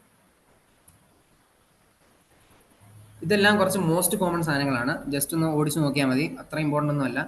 Most common complication in acute pancreatitis എന്ന് പറയുന്നത് peripancreatic fluid collection followed by pseudocyst of pancreas. അതായത് acute പെട്ടെന്നുണ്ടാകുന്ന pancreatitis, acute പാൻക്രിയാറ്റിസിൽ ഏറ്റവും commonly കാണുന്നത് ഈ പാൻക്രിയാസിന് ചുറ്റും ഫ്ലൂയിഡ് കളക്ട് ആവാം. ഇൻഫ്ലമേഷൻ ഉണ്ടാകുമ്പോൾ ഒബ്വിയസ്ലി അറിയാം, നമുക്ക് വാസ്കുലർ പെർമിബിലിറ്റി ഒക്കെ കൂടും. ഏത് സ്ഥലത്താണോ ഇൻഫ്ലമേഷൻ ഉണ്ടാകുന്നത് അവിടെ ഫ്ലൂയിഡ് കളക്ഷൻ ഉണ്ടാകും. അപ്പോൾ അത് മോസ്റ്റ് കോമൺ കോംപ്ലിക്കേഷൻ ആണ്. സെക്കൻഡ് മോസ്റ്റ് കോമൺ കോംപ്ലിക്കേഷൻ ആണ് most important complication of acute pancreatitis എന്ന് പറയുന്നതാണ് സ്യൂഡോസിസ്റ്റ് ഓഫ് പാൻക്രിയാസ് എന്ന് പറയുന്നത്. സ്യൂഡോസിസ്റ്റ് ഓഫ് പാൻക്രിയാസ് ആണ് മോസ്റ്റ് ഇമ്പോർട്ടന്റ് കോംപ്ലിക്കേഷൻ. പക്ഷേ മോസ്റ്റ് കോമൺ കോംപ്ലിക്കേഷൻ ചോദിച്ചു കഴിഞ്ഞാൽ പെരി പാൻക്രിയാറ്റിക് ഫ്ലൂയിഡ് കളക്ഷൻ ആണ്. ഓപ്ഷനിൽ അതില്ലെങ്കിൽ നമുക്ക് സ്യൂഡോസിസ്റ്റ് എഴുതാം. മോസ്റ്റ് ഇമ്പോർട്ടന്റ് ആയിട്ടുള്ളത് സ്യൂഡോസിസ്റ്റ് ഓഫ് പാൻക്രിയാസ് ആണ്. Investigation of choice for pseudocyst എന്ന് പറയുന്നത് CT ആണ്. നമുക്ക് വേറെ USG ഒന്നും എടുത്തു കഴിഞ്ഞാൽ നമുക്ക് യൂഷ്വലി ഈ സ്യൂഡോസിസ്റ്റ് ഒന്നും പാൻക്രിയാസിന് സ്യൂഡോസിസ്റ്റ് കാണാൻ പറ്റില്ല. അല്ലെങ്കിൽ മിക്കപ്പോഴും സിസ്റ്റ് അല്ലെങ്കിൽ ഫ്ലൂയിഡ് ഫിൽഡ് ആയിട്ടുള്ള എന്തെങ്കിലും സാക്ക് അങ്ങനത്തെ സാധനങ്ങളൊക്കെ കൂടുതലും നമ്മൾ പ്രിഫർ ചെയ്യുന്നത് USG ആണ്. എന്തുകൊണ്ടാണ് സ്യൂഡോസിസ്റ്റ് ഓഫ് പാൻക്രിയാസ് നമ്മൾ ഇൻവെസ്റ്റിഗേഷൻ ഓഫ് ചോയ്സ് CT എടുക്കുന്നത്? സിമ്പിൾ ആണ്. കാരണം പാൻക്രിയാസ് എന്ന് പറയുന്നത് റിട്രോപെരിറ്റോണിയലാണ്. റിട്രോപെരിറ്റോണിയം എന്ന് പറഞ്ഞു കഴിഞ്ഞാൽ USG എന്ന് പറയുന്ന സൗണ്ട് വേവ്സ് വഴി നമ്മൾ കാണുന്ന സാധനങ്ങളാണ് USGയിലുള്ളത്. അൾട്രാസോണോഗ്രഫി അല്ലേ. അപ്പോൾ സൗണ്ട് വേവ്സ് ഒന്നും റിട്രോപെരിറ്റോണിയൽ ഏരിയയിലേക്ക് പോകത്തില്ല. അത്രയൊന്നും പെനട്രേഷൻ പവർ ഒന്നും സൗണ്ട് വേവ്സിന് ഇല്ല.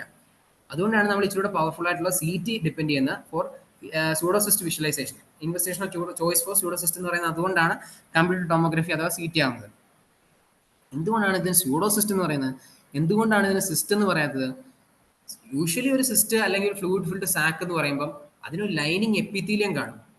അതായത് അതിന്റെ കവറിംഗ് എന്ന് പറയുന്നത്, അതിന്റെ സാക്ക് എന്ന് പറയുന്നത് പക്ക എപ്പിത്തീലിയൽ ലൈനിങ് ആയിരിക്കും, എപ്പിത്തീലിയൽ കവറിംഗ് ആയിരിക്കും. പക്ഷെ സ്യൂഡോസിസ്റ്റ് അങ്ങനെയല്ല. സ്യൂഡോസിസ്റ്റ് എന്ന് പറയുന്നത് ഒരു ഇൻഫെക്റ്റീവ് അല്ലെങ്കിൽ ഒരു ഇൻഫ്ലമേറ്ററി കണ്ടീഷൻ മൂലം ഉണ്ടായ ഒരു പാവം സിസ്റ്റാണ്. ആ സിസ്റ്റ് ശരിക്കുള്ള സിസ്റ്റ് പോലും അല്ല. അതിന്റെ ചുറ്റുമുള്ള സാക്ക് എന്ന് പറയുന്നത് ഇറ്റ് ഇസ് ഫൈബ്രസ് ടിഷ്യൂ ആണ് വോൾ ഓഫ് ദ സിസ്റ്റം എന്ന് പറയുന്നത്. ഫൈബ്രസ് എന്ന് പറഞ്ഞാൽ ഈ ഇൻഫ്ലമേഷനും ഇൻഫെക്ഷനും ഒക്കെ ആയിട്ട് അതിന്റെ ഒരു കുറച്ച് ഭാഗം, കുറച്ച് ഫ്ലൂയിഡ്, ഞാൻ പറഞ്ഞല്ലോ ആദ്യം പെരി പാൻക്രിയാറ്റിക് ഫ്ലൂയിഡ് കളക്ഷൻ ആണ് ഏറ്റവും കോമൺ കോംപ്ലിക്കേഷൻ. ഇത് കുറേ ആയിട്ട് ഇങ്ങനെ ഫ്ലൂയിഡ് നിന്ന് കുറേ ഏരിയ ഒക്കെ നെക്രോസ്ഡ് ആയി, കുറേ ഏരിയ ഒക്കെ ഇൻഫ്ലെയിംഡ് ആയി, അതിന് ചുറ്റും കുറെ ഫൈബ്രസ് ടിഷ്യൂ ഇങ്ങനെ വരുവാണ് ഇൻഫ്ലമേഷന്റെ ഭാഗമായിട്ട്. അങ്ങനെയാണ് ഈ പറയുന്ന സ്യൂഡോസിസ്റ്റ് ഉണ്ടാകുന്നത്. മനസ്സിലായോ? അതുകൊണ്ടാണ് അതിനെ സ്യൂഡോസിസ്റ്റ് എന്ന് വിളിക്കുന്നത്. സ്യൂഡോ എന്ന് പറഞ്ഞാൽ ഫോൾസ് സിസ്റ്റ്. അതുകൊണ്ടാണ് അതിനെ സ്യൂഡോസിസ്റ്റ് എന്ന് വിളിക്കുന്നത്. Most common cause of pseudocyst എന്ന് പറയുന്നത് അക്യൂട്ട് പാൻക്രിയാറ്റിസ്. നമുക്ക് ഈവൻ ചെറിയ ട്രോമയൊക്കെ ഉണ്ടായപ്പോലും, അബ്ഡോമിനൽ ട്രോമയൊക്കെ ഉണ്ടായപ്പോലും ചിലപ്പോൾ നമുക്ക് ഈ സ്യൂഡോസിസ്റ്റ് ഒക്കെ കാണാൻ പറ്റും. പക്ഷെ മോസ്റ്റ് കോമൺ കോസ് നമുക്ക് എക്സാം പോയിന്റ് ഓഫ് വ്യൂവിൽ സ്യൂഡോസിസ്റ്റ് ഒക്കെ ചോദിച്ചു കഴിഞ്ഞാൽ ഇറ്റ്സ് അക്യൂട്ട് പാൻക്രിയാറ്റിസ്. ലൊക്കേഷൻ എന്ന് പറയുന്നത് ഇറ്റ് ഇസ് നമ്മൾ ഈ പാൻക്രിയാസ് എന്ന് പറയുന്നത് റെട്രോപെറ്റിലാണെന്ന് പറഞ്ഞല്ലോ. റെട്രോപെറ്റിൽ എന്ന് പറഞ്ഞാൽ ബാക്ക് സൈഡിലാണ്. പാൻക്രിയാസിന്റെ ഫ്രണ്ടിലാണ് നമ്മൾ അനാറ്റമിക്കലി നോക്കുമ്പോൾ സ്റ്റൊമക്ക് ഇരിക്കുന്നത്. അപ്പം പാൻക്രിയാസ് ബാക്കില്, സ്റ്റൊമക്ക് ഫ്രണ്ടില് ഇങ്ങനെ ആയിരിക്കും. മനസ്സിലായോ? അപ്പൊ സ്റ്റൊമക്ക് ഫ്രണ്ടിലാണെങ്കിൽ സ്റ്റൊമക്കിന്റെ ആന്റിറിയർ വോൾ ഇതും സ്റ്റൊമക്കിന്റെ പോസ്റ്റർ വോൾ ഇതാ. അപ്പം പാൻക്രിയാസിനെ ഫേസ് ചെയ്തിരിക്കുന്നത് സ്റ്റൊമക്കിന്റെ പോസ്റ്റർ വോൾ അല്ലേ. അപ്പൊ ഇവിടാണ് സ്യൂഡോസിസ്റ്റ് ഉണ്ടാകുന്നത്. ഇതാണ് പാൻക്രിയാസ്, ഇതാണ് സ്റ്റൊമക്ക്. ഇത് സ്റ്റൊമക്കിന്റെ ഫ്രണ്ട് ഏരിയ, ആന്റിറിയർ വോൾ. ഇത് സ്റ്റൊമക്കിന്റെ ബാക്ക് പോസ്റ്റർ വോൾ. ഇവിടാണ് പാൻക്രിയാസ് ഇരിക്കുന്നത്. അപ്പൊ പാൻക്രിയാറ്റിക് സ്യൂഡോസിസ്റ്റ് ഉണ്ടായി കഴിഞ്ഞാൽ അത് കോമൺലി ഈ സ്റ്റൊമക്കിന്റെ പോസ്റ്റർ വോളിന്റെയും പാൻക്രിയാസിന്റെ ബോഡിയുടെയും ഫ്രണ്ടിലായിട്ടായിരിക്കും. അതായത് ഇതിന്റെ രണ്ടിനും നടുക്കായിട്ടായിരിക്കും. മനസ്സിലായോ? ഇതിനൊരു ക്ലിനിക്കൽ ഇമ്പോർട്ടൻസ് ഉണ്ട് ഇതിന്റെ മാനേജ്മെന്റിൽ, സ്യൂഡോസിസ്റ്റ് മാനേജ്മെന്റിൽ. അത് നമുക്ക് ഡിസ്കസ് ചെയ്യാം ഇനി അങ്ങോട്ട് പോകുമ്പോൾ. സ്യൂഡോസിസ്റ്റ് ഒരു പാവം പിടിച്ച സിസ്റ്റാണ്. ഇറ്റ് യൂഷ്വലി റിഗ്രസസ് അല്ലെങ്കിൽ it usually solves on its on. ഇത് സ്പോണ്ടേനിയസ് റിസൊല്യൂഷൻ ഉണ്ടാകും. നമ്മൾ ഒന്നും ചെയ്തില്ലെങ്കിലും ഇത് തന്നെ റിസോൾവ് ആയി പോകും. അതുകൊണ്ട് വലിയ പ്രശ്നമില്ലാത്ത സാധനമാണ് സ്യൂഡോസിസ്റ്റ്. അപ്പോൾ മനസ്സിലായല്ലോ സ്യൂഡോസിസ്റ്റ് എന്താണ്. അടുത്ത ടോപ്പിക്കിലേക്ക് പോവാം. What are the indications of intervention in pseudocyst? എന്താണ് സ്യൂഡോസിസ്റ്റ്? ഞാൻ പറഞ്ഞല്ലോ ഇതാണ് സ്യൂഡോസിസ്റ്റ്. സ്യൂഡോസിസ്റ്റ് ഇങ്ങനെയാണ് ഇരിക്കുന്നത്. ഇത് നമ്മുടെ ഫ്രണ്ടിലത്തെ പെരിറ്റോണിയൽ ഓർഗൻസ് ഒക്കെ എടുത്ത് കളഞ്ഞതിന് ശേഷം റിട്രോപെരിറ്റോണിയം നേരിട്ട് കാണുന്ന ഒരു ഫിഗറാണിത്. നേരത്തെ ഇതാണ് ഇങ്ങനെയാണ് അനാറ്റമിക്കലി പാൻക്രിയാസ് ഇരിക്കുന്നത്. ഇതാണ് ഹെഡ് ഓഫ് ദ പാൻക്രിയാസ്. ഇതാണ് പാൻക്രിയാറ്റിക് സ്യൂഡോസിസ്റ്റ് എന്ന് പറയുന്നത്. ഇത് covered by fibrous wall and filled with fluid. ഇതാണ് ഹെഡ് ഓഫ് ദ പാങ്ക്രിയാസ്, ഇതാണ് ഡുവോഡനം, ഇതാണ് ഗോൾ ബ്ലാഡർ, ഇതാണ് cystic duct, this is the liver area. ലിവറിൽ നിന്നാണ് നമ്മുടെ ഹെപ്പാറ്റിക് ഡക്ട് വരുന്നത്. Right and left hepatic duct ഉണ്ട്, അത് ഇങ്ങോട്ട് വന്നിട്ട് സിസ്റ്റിക് ഡക്ടുമായിട്ട് ജോയിൻ ചെയ്യും. അത് കോമൺ ബൈൽ ഡക്ട് ആവും. കോമൺ ബൈൽ ഡക്റ്റും this is the pancreatic duct അല്ലേ, ഇത് ഈ പോകുന്നതാണ് പാങ്ക്രിയാറ്റിക് ഡക്ട്. ഈ പാങ്ക്രിയാറ്റിക് ഡക്റ്റും നമ്മുടെ കോമൺ ബൈൽ ഡക്റ്റൂടെ ചേർന്നിട്ടാണ് ആംബിൾ ഓഫ് വാട്ടർ ആവുന്നത്. It opens into duodenum. ഇതാണ് എൻ്റെ അനാറ്റമി എന്ന് പറയുന്നത്.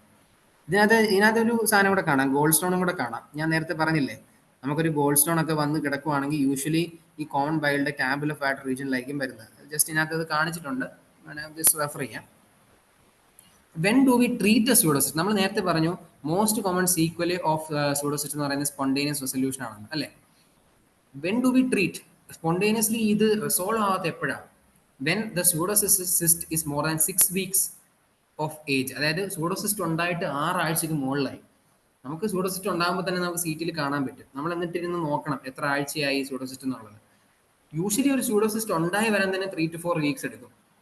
മോർ ദാൻ 6 weeks, ഇത് ഉണ്ടായി 4 ആഴ്ചയോളം എടുത്തു ഉണ്ടാവാൻ. എന്നിട്ട് മോർ ദാൻ 6 weeks മേളിൽ ഇത് പെർസിസ്റ്റ് ചെയ്യാണ്, സ്യൂഡോസിസ്റ്റ് റിസോൾവ് ആവുന്നില്ല എന്നുണ്ടെങ്കിൽ then we have to intervene, we have to treat. മനസ്സിലായോ? അതൊന്ന്, one indication of intervention. Then when the pseudocyst is more than 6 centimeter in size. 6 centimeter in size എന്ന് പറയുമ്പോൾ ഏകദേശം ഇത്രത്തോളം സൈസ് ഉണ്ട്. അത്രത്തോളം സൈസിന് വേണ്ടി സ്യൂഡോസിസ്റ്റ് വന്നു കഴിഞ്ഞാൽ ഇറ്റ്സ് എ പ്രോബ്ലം. അത് ഒബ്സ്ട്രക്ഷൻ വരെ ഉണ്ടാകാൻ സാധ്യതയുണ്ട്. അപ്പം when it is more than 2 to 6 അതോർത്താണ്, more than 6 weeks of age, more than 6 centimeter in size, രണ്ടിലാണെങ്കിലും നമ്മൾ ഇന്റർവ്യൂ ചെയ്യണം. ഇഫ് ദ സ്യൂഡോസിസ്റ്റ്, ഞാൻ പറഞ്ഞു ഇത് മോർ ദാൻ 6 centimeter ഒക്കെ ആയി കഴിഞ്ഞാൽ ഒബ്സ്ട്രക്ഷൻ ഒക്കെ ഉണ്ടാകാൻ സാധ്യതയുണ്ട്. അത് ഭയങ്കര വലിപ്പമായി കഴിഞ്ഞാൽ ബലൂൺ പോലെ അത് റപ്ചർ ആവാൻ സാധ്യതയുണ്ട്. റപ്ചർ ആയി കഴിഞ്ഞാൽ ചിലപ്പോൾ അത് ഇൻഫെക്റ്റഡ് ആവാൻ സാധ്യതയുണ്ട്. ഈവൻ ഈ സ്യൂഡോസിസ്റ്റ് അല്ലെങ്കിൽ ഇൻഫെക്റ്റഡ് അല്ല കേട്ടോ, അത് ഫൈബ്രസ് എൻകാപ്സുലേറ്റഡ് ആയിട്ടുള്ള ഒരു ഫ്ലൂയിഡ് കളക്ഷൻ മാത്രമാണ്. പക്ഷേ ഇത് ഒരുപാട് സാധനം കുറെ നാൾ ഇങ്ങനെ നിന്ന് കഴിഞ്ഞാൽ അത് ഒബ്വിയസ്ലി അത് ഇൻഫെക്റ്റഡ് ആവാനുള്ള സാധ്യത കൂടുതലാണ്. അത് റപ്ചർ ആവാനുള്ള സാധ്യത കൂടെ ഒബ്സ്ട്രക്ട് ആവാനുള്ള സാധ്യതയുണ്ട്. ഇങ്ങനത്തെ കോംപ്ലിക്കേഷൻ ഉണ്ടെങ്കിലും നമുക്ക് ഇന്റർവ്യൂ ചെയ്യണം. എങ്ങനെയാണ് ഇന്റർവെൻഷൻ, എങ്ങനെയാണ് ട്രീറ്റ്മെന്റ്, അതാണ് അടുത്ത സ്ലൈഡിൽ പറയാൻ പോകുന്നത്. മാനേജ്മെന്റ് ഓഫ് സ്യൂഡോസിസ്റ്റ് 2 രീതിയിൽ നമുക്ക് സ്യൂഡോസിസ്റ്റ് മാനേജ് ചെയ്യാം. ഒന്നെങ്കിൽ ഒരു ഇന്റേണൽ ഡ്രെയിനേജ് ആവാം, അല്ലെങ്കിൽ ഒരു എക്സ്റ്റേണൽ ഡ്രെയിനേജ് ആവാം. ഇന്റേണൽ ഡ്രെയിനേജ് ആണ് നമ്മൾ കൂടുതലും പ്രിഫർ ചെയ്യുന്നത്. കാരണം ഇത് വളരെ എളുപ്പമാണ് പെർഫോം ചെയ്യാൻ, വലിയ പാടൊന്നുമില്ല. It's a minor surgery, it's more preferred because ഞാൻ നേരത്തെ പറഞ്ഞല്ലോ ഈ പാങ്ക്രിയാറ്റിക് സ്യൂഡോസിസ്റ്റിന്റെ ലൊക്കേഷൻ ഒരു പ്രത്യേകത ഉണ്ടെന്ന്. അതായത് ഫ്രണ്ടിൽ സ്റ്റൊമക്കിന്റെ ആന്റിയർ വോള്, പോസ്റ്റർ വോള്, ഇത് പാങ്ക്രിയാസ്. അപ്പം ഇവിടെ ഒരു സിസ്റ്റ് ആണ്, പാങ്ക്രിയാസിന് ചുറ്റും ആ സിസ്റ്റ്. ഇത് സ്റ്റൊമക്ക് ഇതിന്റെ തൊട്ട് ഫ്രണ്ടിലാണ്, ഇതിന്റെ പോസ്റ്റർ വോള്. ഇവിടെ ഒരു സിസ്റ്റ് ഉണ്ടെങ്കിൽ നമുക്ക് എളുപ്പം എന്ന് പറയുന്നത് ഈ സിസ്റ്റ് നേരെ സ്റ്റൊമക്കിലേക്ക് ഒരു കണക്ഷൻ കൊടുത്തു കഴിഞ്ഞാൽ ഈ സിസ്റ്റ് നമുക്ക് ഇൻഫെക്റ്റഡ് ഒന്നുമല്ല. ഇൻഫെക്റ്റഡ് സിസ്റ്റ് നമ്മൾ ചെയ്യൂല. ഇൻഫെക്റ്റഡ് സിസ്റ്റ് നമ്മൾ എക്സ്റ്റേണൽ ഡ്രെയിനേജ് ചെയ്യുന്നത് നമ്മൾ പറയും. സിസ്റ്റ് ഒരു പാവം പിടിച്ച സിസ്റ്റ് ആണ്, കോംപ്ലിക്കേഷൻ ഒന്നും ഇല്ല. പിന്നെ ആകെപ്പാടെ ഉള്ള പ്രശ്നം എന്ന് പറയുന്നത് മോർ ദാൻ 6 centimeter സൈസ് ആയിരിക്കാം, അല്ലെങ്കിൽ more than 6 weeks in age ആയിരിക്കാം. അങ്ങനെയുള്ള സിസ്റ്റ് ആണെങ്കിൽ നമുക്ക് ചെയ്യാൻ പറ്റുന്ന ഏറ്റവും മികച്ച അല്ലെ ഏറ്റവും എളുപ്പ മാർഗം എന്ന് പറയുന്നത് ഈ സിസ്റ്റിനെ നമുക്ക് നേരിട്ട് സ്റ്റൊമക്കിന്റെ പോസ്റ്റർ ബോളിലേക്ക് ഒരു കണക്ഷൻ കൊടുത്ത് ഇടുക എന്നുള്ളതാണ്. അപ്പൊ ഈ സിസ്റ്റിലെ ഫ്ലൂയിഡ് എല്ലാം ഈ സ്റ്റൊമക്കിലേക്ക് പൊക്കോളും. ഇൻഫെക്റ്റഡ് കണ്ടന്റ് ഒന്നും അല്ലാത്തതുകൊണ്ട് സ്റ്റൊമക്കിന് പ്രത്യേകിച്ച് പ്രശ്നമൊന്നുമില്ല. ഇത് നമുക്ക് നമ്മുടെ ബവലിൽ കൂടെ പോയി, ഇൻഫെക്റ്റഡ് ഒന്നും അല്ലാത്തതുകൊണ്ട് ബവലിൽ കൂടെ ഒക്കെ പോയി നമുക്ക് സ്റ്റൂളായിട്ട് തന്നെ പാസ് ഔട്ട് ചെയ്ത് കളയാൻ പറ്റും. ആ പ്രൊസീജിയറിന്റെ പേരാണ് സർജിക്കൽ സിസ്റ്റോഗാസ്ട്രോസ്റ്റമി. പേര് തന്നെ ഉണ്ട്, സിസ്റ്റോഗാസ്ട്രോസ്റ്റമി. സിസ്റ്റും ഗ്യാസ്ട്രിക് ഏരിയ സ്റ്റൊമക്കും തമ്മിലുള്ള ഒരു കണക്ഷൻ. എക്സ്റ്റേണൽ ഡ്രെയിനേജ് എന്ന് പറഞ്ഞു കഴിഞ്ഞാൽ it is done when the patient is infected or too sick or immature wall system. അത് നമ്മൾ നേരത്തെ ഞാൻ ഇപ്പോൾ പറഞ്ഞല്ലോ, ഫ്ലൂയിഡ് ഇൻഫെക്റ്റഡ് ആണെങ്കിൽ നമുക്ക് ഈ സിസ്റ്റോഗാസ്ട്രോസ്റ്റമി ചെയ്താൽ നമുക്ക് പണി കിട്ടും. സ്റ്റൊമക്ക് കൂടി ഇൻഫെക്റ്റഡ് കണ്ടന്റ് ആവും സ്റ്റൊമക്കിൽ, അത് മൊത്തം പിന്നെ പ്രശ്നമാണ്. ഈ സിസ്റ്റ് ഇൻഫെക്റ്റഡ് ആണെങ്കിൽ ഇത് ചെയ്യാൻ പാടില്ല. We have to do external drainage. When the cyst is infected, do not prefer internal drainage. We have to go for external drainage. പുറത്തേക്ക് ഒരു ഡ്രെയിനേജ് ഇട്ടിട്ട് ആ വെള്ളം മൊത്തം, അതിനകത്ത് ഫ്ലൂയിഡ് മൊത്തം, ഇൻഫെക്റ്റഡ് കണ്ടന്റ് മൊത്തം ഡ്രെയിനേജ് വെളിയിലേക്ക് കളയാം. മനസ്സിലായോ? അല്ലെങ്കിൽ when the patient is too sick, patient സിക്ക് ആണെങ്കിൽ നമുക്ക് ഈ സർജിക്കൽ പ്രൊസീജിയർ ഒന്നും ചെയ്യാൻ പറ്റില്ല. ഞാൻ പറഞ്ഞല്ലോ, അനസ്തേഷ്യക്കാർ ഈ പ്രൊസീജിയറിന് ഫിറ്റ്നസ് കൊടുക്കൂല. അപ്പൊ പേഷ്യന്റ് ടു സിക്ക് ആണെങ്കിൽ നമുക്ക് ആകെ ചെയ്യാൻ പറ്റുന്ന പുറത്തുനിന്നൊരു ഡ്രെയിനിങ് സെറ്റപ്പ് അകത്തേക്ക് ഇടുക എന്നുള്ളതാണ്. It is done when the patient is infected or too sick, അല്ലെങ്കിൽ ഇമ്മച്ചുവർ വോൾ സിസ്റ്റ്. ഈ സിസ്റ്റ് വോൾ എന്ന് പറയുന്നത് ഭയങ്കര ഫ്രജൈലാണ്, അല്ലെങ്കിൽ തൊട്ടാ പൊട്ടുന്ന രീതിയിലാണ് ഇരിക്കുന്നത്. അല്ലെങ്കിൽ ഇമ്മച്ചുവർ എന്ന് ഉദ്ദേശിച്ചാൽ അതാണ്, അതായത് ഒരു സ്റ്റേഡി അല്ല. നമുക്ക് സർജിക്കലി നമ്മൾ അതിനെ എക്സ്പ്ലോർ ചെയ്യുമ്പോൾ നമ്മൾ ചുമ്മാ ഒന്ന് തൊട്ടാൽ തന്നെ അത് പൊട്ടി ആ കണ്ടന്റ് മൊത്തം പെരിറ്റോണിയത്തിലേക്ക് വരാൻ സാധ്യതയുണ്ട്, റെട്രോ പെരിറ്റോണിയത്തിലേക്ക് വരാൻ സാധ്യതയുണ്ട്. അങ്ങനെ ഒരു വോൾ സിസ്റ്റ് ആണ്, അങ്ങനെ ഒരു വോളാണ് ഈ സിസ്റ്റിനുള്ളതെന്നുണ്ടെങ്കിൽ നമുക്ക് ബെറ്റർ ഓപ്ഷൻ ഒരു എക്സ്റ്റേണൽ ഡ്രെയിനേജ് ഇടുന്ന. കാരണം ഇത് ഓപ്പൺ ആയി കഴിഞ്ഞു കഴിഞ്ഞാൽ ഈ സാധനം മൊത്തം അകത്തേക്കാവും. പുറത്തുനിന്ന് നമ്മൾ എന്തെങ്കിലും CT ഗൈഡോ USD CT ഗൈഡായിട്ട് നമ്മൾ ചെയ്യുകയാണെങ്കിൽ ഈ വോൾ സിസ്റ്റ് പിയേഴ്സ് ചെയ്ത് കഴിഞ്ഞാൽ ആ ഫ്ലൂയിഡ് മൊത്തം നമുക്ക് വെളിയിലേക്ക് ഡ്രെയിൻ ചെയ്ത് കളയാൻ പറ്റും. അതാണ് രണ്ടും തമ്മിലുള്ള ഡിഫറൻസ്. അപ്പോൾ ഇത്രയാണ് നമുക്ക് അക്യൂട്ട് പാൻക്രിയാറ്റൈറ്റിസ് എന്ന PSC ടോപ്പിക്കിൽ നിന്ന് മെയിനായിട്ട് പഠിക്കാനുള്ളത്. ഏകദേശം നമ്മുടെ ക്വസ്റ്റ്യനുകളൊക്കെ ഈ ഒരു ടോപ്പിക്കിൽ നിന്ന് തന്നെ ഇത്രയും പഠിച്ചാൽ തന്നെ കവർ ആവും. ഓക്കെ, നമുക്ക് കുറച്ച് ക്വസ്റ്റ്യൻസ് നോക്കാം. A 40-year-old chronic alcoholic presents with sudden onset abdominal pain in the epigastric region radiating to the back. Question വായിച്ചാൽ തന്നെ നമുക്ക് മനസ്സിലാവും. ഞാൻ നേരത്തെ പറഞ്ഞു pain in the epigastric region radiating to the back, pain relieves on leading forward. Classical scenario of acute pancreatitis. X-ray abdomen shows no gas under the diaphragm. അത് just അത് ചുമ്മാ ഒരു ഡിസ്ട്രാക്ടറാണ്. നമുക്ക് ആവശ്യമുള്ള സാധനങ്ങളൊക്കെ ഇവിടെ തന്നെ കിട്ടി. Pain in the epigastric region radiating to the back, pain relieves on leading forward. ഈ x-ray abdomen shows no gas under diaphragm എന്ന് പറഞ്ഞു കഴിഞ്ഞാൽ ഇറ്റ് ജസ്റ്റ് മീൻസ് നമ്മൾ എക്സ്റേ എടുത്തു കഴിഞ്ഞാൽ ആ ഡയഫ്രത്തിനിടയിൽ ഗ്യാസ് ഇല്ലെങ്കിൽ നമ്മുടെ പെരിറ്റോണിയം പിയേഴ്സ്ഡ് ആയിട്ടില്ല, അല്ലെങ്കിൽ നമ്മുടെ ഇൻഡസ്റ്റൈനൽ കണ്ടിന്യൂറ്റി കോംപ്രമൈസ് ആയിട്ടില്ല, അല്ലെങ്കിൽ വേറെ സിംപ്ലി പറയുകയാണെങ്കിൽ നമ്മുടെ ഇൻഡസ്റ്റൈൻ പൊട്ടിയിട്ടില്ല, അങ്ങനെ വേണമെങ്കിൽ പറയാം. ഇൻഡസ്റ്റൈൻ പൊട്ടിക്കഴിഞ്ഞാൽ ഇൻഡസ്റ്റൈൻ നമ്മുടെ ബവലിനകത്ത്, നമ്മുടെ അബ്ഡമിനകത്ത് എവിടെ എയർ ഉള്ളത്? ബവലിനകത്ത് അല്ലേ. ബവലിനകത്ത് നിന്ന് എയർ ഡയഫ്രത്തിന്റെ അവിടെ വരണമെങ്കിൽ അത് ബവൽ പൊട്ടിയോണ്ടല്ലേ, അല്ലെങ്കിൽ ഇൻഡസ്റ്റൈനിൽ ഒരു പെർഫറേഷൻ ഉണ്ടായിട്ടല്ലേ. അതൊന്നും ഇല്ലാന്ന്. അതൊന്നും no gas under abdomen, it just means that there is no perforation of the abdomen. Elevated amylase level, serum amylase കൂടുതലാണ്, ടോട്ടൽ WBC കൗണ്ടും കൂടുതലാണ്, ട്രാൻസിഷൻ ക്രൈറ്റീരിയ വന്നു, അവിടെ ടോട്ടൽ WBC കൗണ്ട് കൂടുതലായപ്പം. Which of the following signs are likely to be present in this condition? ഏതൊക്കെ സൈനുകളാണ് present ആവാൻ സാധ്യതയുള്ളത്? എന്നാൽ നമുക്ക് അറിയാവുന്ന സൈനുകൾ ഏതൊക്കെയാണ് അത് പറയാതെ. നമുക്ക് ഫോക്സ് സൈൻ അറിയാവോ? അറിയത്തില്ല. റോസിംഗ് സൈൻ അറിയാവോ? അറിയത്തില്ല. ആരോൺ സൈൻ അറിയാവോ? അറിയത്തില്ല. അറിയാവുന്ന രണ്ട് സാധനങ്ങൾ ഏതൊക്കെയാ? കുലൻ സൈനും ഗ്രേറ്റ് സൈനും. കുലൻ സൈനും ഗ്രേറ്റ് സൈനും 3 5. ഇതിനകത്ത് ഈ ഓപ്ഷനുകൾ ഏതാ 3 5 ഉള്ളത്? B, 3 and 5. അപ്പോൾ ആകെ അത് മാത്രമേ ആൻസർ വരത്തുള്ളൂ. പിന്നുള്ളത് 1 fox sign. Fox sign important ഒന്നും അല്ല, ഫോക്സ് സൈൻ ചോദിക്കത്തുമില്ല, ഒരു എക്സാമിന് ഞാൻ ചോദിച്ചു കണ്ടില്ല. വെറുതെ അത് പഠിച്ച് വെറുതെ അത് മറക്കാൻ വേണ്ടി പഠിക്കേണ്ട. 1 3 and 5 ആണ് കറക്റ്റ് ആൻസർ. ജസ്റ്റ് ഓർത്തിരിക്കുക, ഫോക്സ് സൈൻ എന്ന് പറയുന്നത് ഇതിന്റെ ഒരു ഫീച്ചറാണെന്ന് ആലോചിച്ചാൽ മതി. പഠിച്ചിട്ട് ഒരു കാര്യമില്ല, ചോദിക്കില്ല. കുലൻ സൈനും ഗ്രേറ്റ് സൈനും നിർബന്ധമായിട്ടും ഓർത്തിരിക്കുക. Answer is B. Next option, next question. A patient presenting with acute abdomen was found to have elevated serum amylase level. Which of the following should be part of your differential diagnosis? ഞാൻ നേരത്തെ പറഞ്ഞു serum amylase level കൂടുന്നത് പാൻക്രിയാറ്റൈറ്റിസിൽ മാത്രമല്ല, വേറെ എന്തൊക്കെയോ കണ്ടീഷനുകളിൽ കൂടാം. ഏതൊക്കെ കണ്ടീഷനിലാണെന്ന് നമ്മൾ ഇപ്പോൾ പഠിക്കാൻ പോവാം. Which of the following should be part of your differential diagnosis. ഇത് ജസ്റ്റ് ഇത് നിങ്ങൾക്ക് അറിയണമെന്നില്ല. ജസ്റ്റ് ഈ ക്വസ്റ്റ്യൻ ഇത് ഒരു ലേണിംഗ് പർപ്പസിന് വേണ്ടിയിട്ടാണ് ഞാൻ ഈ ക്വസ്റ്റ്യൻ ഇവിടെ കൊടുത്തിരിക്കുന്നത്. ജസ്റ്റ് ഇത് പഠിച്ചാൽ മാത്രം മതി. ഏതൊക്കെ കണ്ടീഷനിലാണ് സെറം അമൈലേസ് കൂടുന്നതെന്ന് പഠിക്കാം. ഒന്ന്, റപ്ചേർഡ് എക്ടോപിക് പ്രഗ്നൻസിയിൽ ഇത് കൂടും. എക്ടോപിക് പ്രഗ്നൻസി പറഞ്ഞാൽ നമ്മുടെ യൂട്രസിലല്ലാതെ വേറെ ഏതെങ്കിലും സ്ഥലത്ത് പോയി നമ്മുടെ എംബ്രിയോ നമ്മുടെ അതായത് യൂട്രസിലാണല്ലോ നമ്മുടെ എംബ്രിയോ ഉണ്ടാവേണ്ടത്, ഫീറ്റസ് ഉണ്ടാവേണ്ടത്, പകരം വേറെ ഏതൊരു ലൊക്കേഷനിൽ ഇത് വരികയാണ്. അങ്ങനെ വരുമ്പോഴാണ് എക്ടോപിക് പ്രഗ്നൻസി എന്ന് പറയുന്നത്. എക്ടോപിക് പ്രഗ്നൻസി റപ്ചർ ആയി കഴിഞ്ഞാലാണ് റപ്ചർഡ് എക്ടോപിക് പ്രഗ്നൻസി എന്ന് പറയുന്നത്. അത് വലിയ പ്രശ്നമാണ്. അത് ഷോക്കിലേക്കൊക്കെ പോകും പേഷ്യന്റ്, ഹെമറാജിക് ഷോക്കിലേക്കൊക്കെ പോകും, ഇന്റേണൽ ഹെമറേജ് ആണ്. അപ്പോൾ റപ്ചർഡ് എക്ടോപിക് പ്രഗ്നൻസിയിൽ ഈ പറയുന്ന സെറം അമൈലേസ് ലെവൽ കൂടാം. അബ്ഡമൽ അയോർട്ടിക് അന്യൂറിസം, അതായത് അബ്ഡമൽ അയോർട്ട ഉണ്ട്, അയോർട്ടയുടെ അബ്ഡമൽ പാർട്ടിലെ അന്യൂറിസം വന്നു കഴിഞ്ഞാലാണ് അബ്ഡമൽ അയോർട്ടിക് അന്യൂറിസം എന്ന് പറയുന്നത്. അപ്പോൾ അബ്ഡമൽ അയോർട്ടിക് അന്യൂറിസം റപ്ചർ ആയാലും ഈ പറയുന്ന പോലെ സെറം അമൈലേസ് ലെവൽ കൂടാം. പോളിസിസ്റ്റൈറ്റിസിൽ കൂടാം. പോളിസിസ്റ്റൈറ്റിസ് എന്ന് പറഞ്ഞാൽ ഞാൻ പറഞ്ഞു ഗോൾഡ് സ്റ്റോൺ ആണ് പോളിസിസ്റ്റൈറ്റിസ്, അതിലും സെറം അമൈലേസ് കൂടാം. ഡയബറ്റിക് കീറ്റോസിഡോസ് ഞാൻ പറഞ്ഞു, അതായത് ഡയബറ്റിക് ആയിട്ടുള്ള ആളുകൾ, പ്രത്യേകിച്ച് ടൈപ്പ് 1 ഡയബറ്റീസ് മെലിറ്റസിലൊക്കെ കീറ്റോൺ ബോഡീസ് ഒക്കെ ഹൈ ഗ്ലൂക്കോസ് ലെവലിൽ ഡിസോറിയന്റഡ് ആയിട്ടൊക്കെ നമ്മുടെ പേഷ്യന്റ് നമ്മുടെ എമർജൻസി ഡിപ്പാർട്ട്മെന്റിലേക്ക് കയറി വരും. സെറം യൂറിൻ കീറ്റോൺ ലെവലും ഒക്കെ നോക്കി കഴിയുമ്പോഴാണ് നമുക്ക് മനസ്സിലാവുന്നത് the patient is having high ketone having ketone bodies in his circulation and it is because of diabetic ketoacidosis അല്ലേ. അതും ഒരു സെറം അമൈലേസ് ലെവൽ കൂടാനുള്ള ഒരു റീസൺ ആണ്. 5 is intestinal obstruction. Even intestinal obstructionൽ പോലും സെറം അമൈലേസ് ലെവൽ കൂടാം. ഇത് അത്ര ഇമ്പോർട്ടൻ്റ് ഒന്നുമല്ല, ഞാൻ നിങ്ങൾ ജസ്റ്റ് ഒരു എഡ്യൂക്കേഷണൽ പർപ്പസിന് വേണ്ടി കാണിച്ചെന്ന് മാത്രമേ ഉള്ളൂ. Just for your knowledge that serum amylase level is not increasing exclusively only in acute pancreatitis. ഇതിന്റെ ആൻസർ എന്ന് പറയുന്നത് 1 2 3 4 5 in all these conditions serum amylase level increases. Answer is D. Answer D ആണ്. ഇന്നത്തെ answer ആയിട്ട് കൊടുത്തിട്ടില്ല. Answer is D. All of the following derangements can be expected in a patient with acute pancreatitis except ഇതിൽ ഏതൊക്കെ കണ്ടീഷനുകളിലാണ് അതായത് ഈ acute പാങ്ക്രൈറ്റിസ് ഉള്ള പേഷ്യന്റിൽ ഇതിൽ ഏതൊക്കെ കണ്ടീഷനുകൾ നമുക്ക് എക്സ്പെക്ട് ചെയ്യാൻ പറ്റും എക്സെപ്റ്റ് അതായത് ഏത് കണ്ടീഷൻ ഇതിനകത്ത് ഏത് കണ്ടീഷനുകളിലാണ് ഏത് കണ്ടീഷനാണ് നമുക്ക് അക്യൂട്ട് പാങ്ക്രൈറ്റിസ് ഉള്ള പേഷ്യന്റ് എക്സ്പെക്ട് ചെയ്യാൻ പറ്റാത്തത്.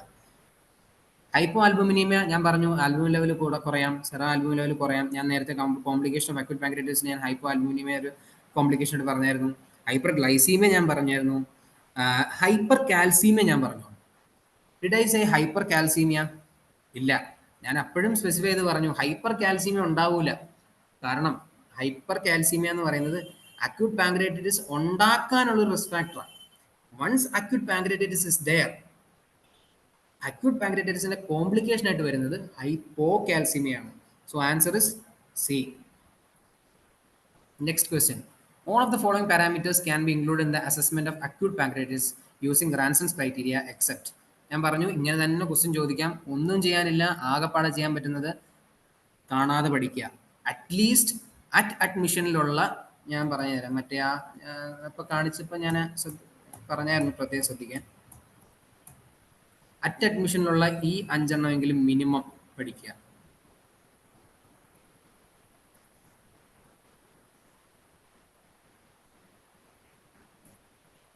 All of the following parameters can be included in the assessment of acute pancreatitis using Ranson's criteria except age more than 55 years ഉണ്ട്, serum LDS level more than 250 അതും സോറി അതുണ്ടോ, അത് നമുക്ക് അവിടെ വെക്കാം.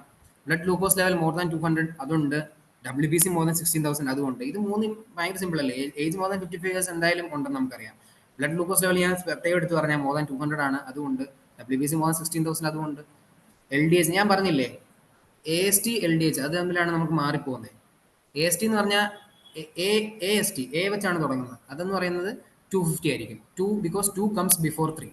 L എന്ന് പറയുന്നത് L കംസ് ആഫ്റ്റർ A, അപ്പം Lന്റെ കറസ്പോണ്ടിങ് ആയിട്ട് വരുന്നത് 350 ആയിരിക്കും. 3 കംസ് ആഫ്റ്റർ 2, അങ്ങനെ ഓർത്താൽ മതി, വേറെ ഒന്നും ചെയ്യാനില്ല. ആൻസർ ബി ആണ്. ലാസ്റ്റ് ക്വസ്റ്റ്യൻ അല്ല, second last question. A young man presents to the emergency department with complaints of severe abdominal pain and 3 episodes of vomiting in the past 9 hours. He says that, again, classical scenario of acute pancreatitis. He says that the pain radiates to the back and is partially relieved by bending forward. Acute pancreatitis ആണ് ഉറപ്പായി. Abdominal radiograph ആണ് തന്നിരിക്കുന്നത്. What's the sign? ഞാൻ ഇത് പറഞ്ഞല്ലോ, ഇതാണ് നമ്മുടെ colon. ഈ കോളൻ ഇങ്ങനെ വന്ന് അവസാനം ഒരു സ്ഥലം എത്തിയപ്പോൾ പെട്ടെന്ന് നിന്നു. Like someone cut off the colon. അതുകൊണ്ട് ഈ സൈൻ്റെ പേരാണ് colon cut off sign. Answer is B. Last question. Which of the following statement is false regarding the usage of contrast enhanced CT scan in case of acute pancreatitis? ഞാൻ ഇതും വളരെ specific ആയിട്ട് ശ്രദ്ധിക്കാൻ പറഞ്ഞൊരു question ആണ്. It is the investigation of choice. Yes, it is the investigation of choice. Contrast enhanced CT scan in case of acute pancreatitis എന്ന് മാത്രമേ പറഞ്ഞുള്ളൂ, വേറെ ഒന്നും പറഞ്ഞിട്ടില്ല. വേറെ ഒന്നും പറയാത്ത സ്ഥിതിക്ക് നമ്മൾ കൂടുതലൊന്നും ആലോചിക്കേണ്ട. ഞാൻ നേരത്തെ പറഞ്ഞ കാര്യമായിരുന്നു.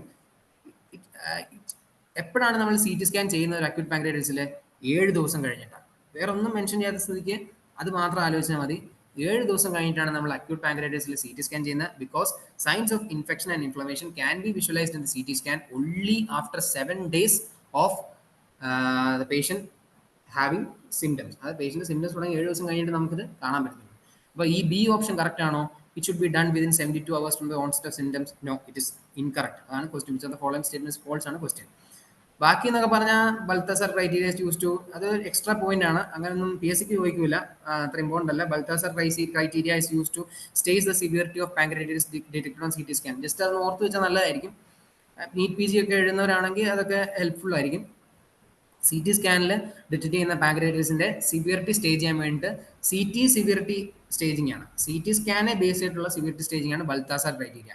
പിന്നെ signs of sepsis is an indication of CT scan. ഞാൻ നേരത്തെ പറഞ്ഞല്ലോ, ഒരു ജസ്റ്റ് കാണിച്ചു തരാം ഇവിടെ. Not improving on supportive treatment. പേഷ്യന്റിന്റെ not improving on supportive treatment എന്ന് പറയുമ്പോൾ പേഷ്യന്റ് സെപ്സിസിന്റെ ഒക്കെ ഫീച്ചേഴ്സ് ഒക്കെ ആയി തുടങ്ങി, അത്രയ്ക്ക് സിവിയർ ആണ്. അപ്പം നമ്മൾ എന്ത് ചെയ്യണം? 7 ദിവസം വെയിറ്റ് ചെയ്യണോ CT സ്കാൻ ചെയ്യാൻ? വേണ്ട, 72 ദിവസം മതി, 72 hours മതി, 72 hours മതി. പക്ഷെ അങ്ങനെയൊന്നും നമ്മുടെ ക്വസ്റ്റിന് പറഞ്ഞിട്ടില്ല. അപ്പം നമുക്ക് 72 hours എന്നുള്ളത് ഫോൾസ് ആയിട്ട് എടുക്കാം. അപ്പോൾ ആൻസർ എന്ന് പറയുന്നത് ബി ആണ്. Because it should be done only after 7 days from onset of symptoms. Answer is B. അപ്പൊ നമ്മുടെ ഇതാണ് നമ്മുടെ പാങ്ക്രേറ്റൈറ്റിസിന്റെ ഒരു ടോപ്പിക് എന്ന് പറയുന്നത്. വളരെ ഇമ്പോർട്ടന്റ് ആണ് as far as P S C topics are concern. സർജറിയിലെ എല്ലാ ടോപ്പിക്സും പി എസ് സിക്ക് വളരെ ഇമ്പോർട്ടന്റ് ആണ്. കാരണം നിങ്ങളുടെ തന്നിരിക്കുന്ന പി എസ് സിയുടെ പോർഷനുകളിൽ പോലും വളരെ സ്പെസിഫൈ ചെയ്ത് പറഞ്ഞിട്ടുണ്ട് acute pancreatitis, not even chronic pancreatitis എന്ന് പറഞ്ഞിട്ടില്ല, അക്യൂട്ട് പാങ്ക്രേറ്റൈറ്റിസ് എന്ന് പറഞ്ഞിട്ടുണ്ട്. So you can expect some questions in the coming Kerala P S C examination. So thank you all. Study well, ക്വസ്റ്റ്യനുകൾ റെഗുലറായിട്ട് അറ്റൻഡ് ചെയ്യാൻ ശ്രമിക്കുക. That's all.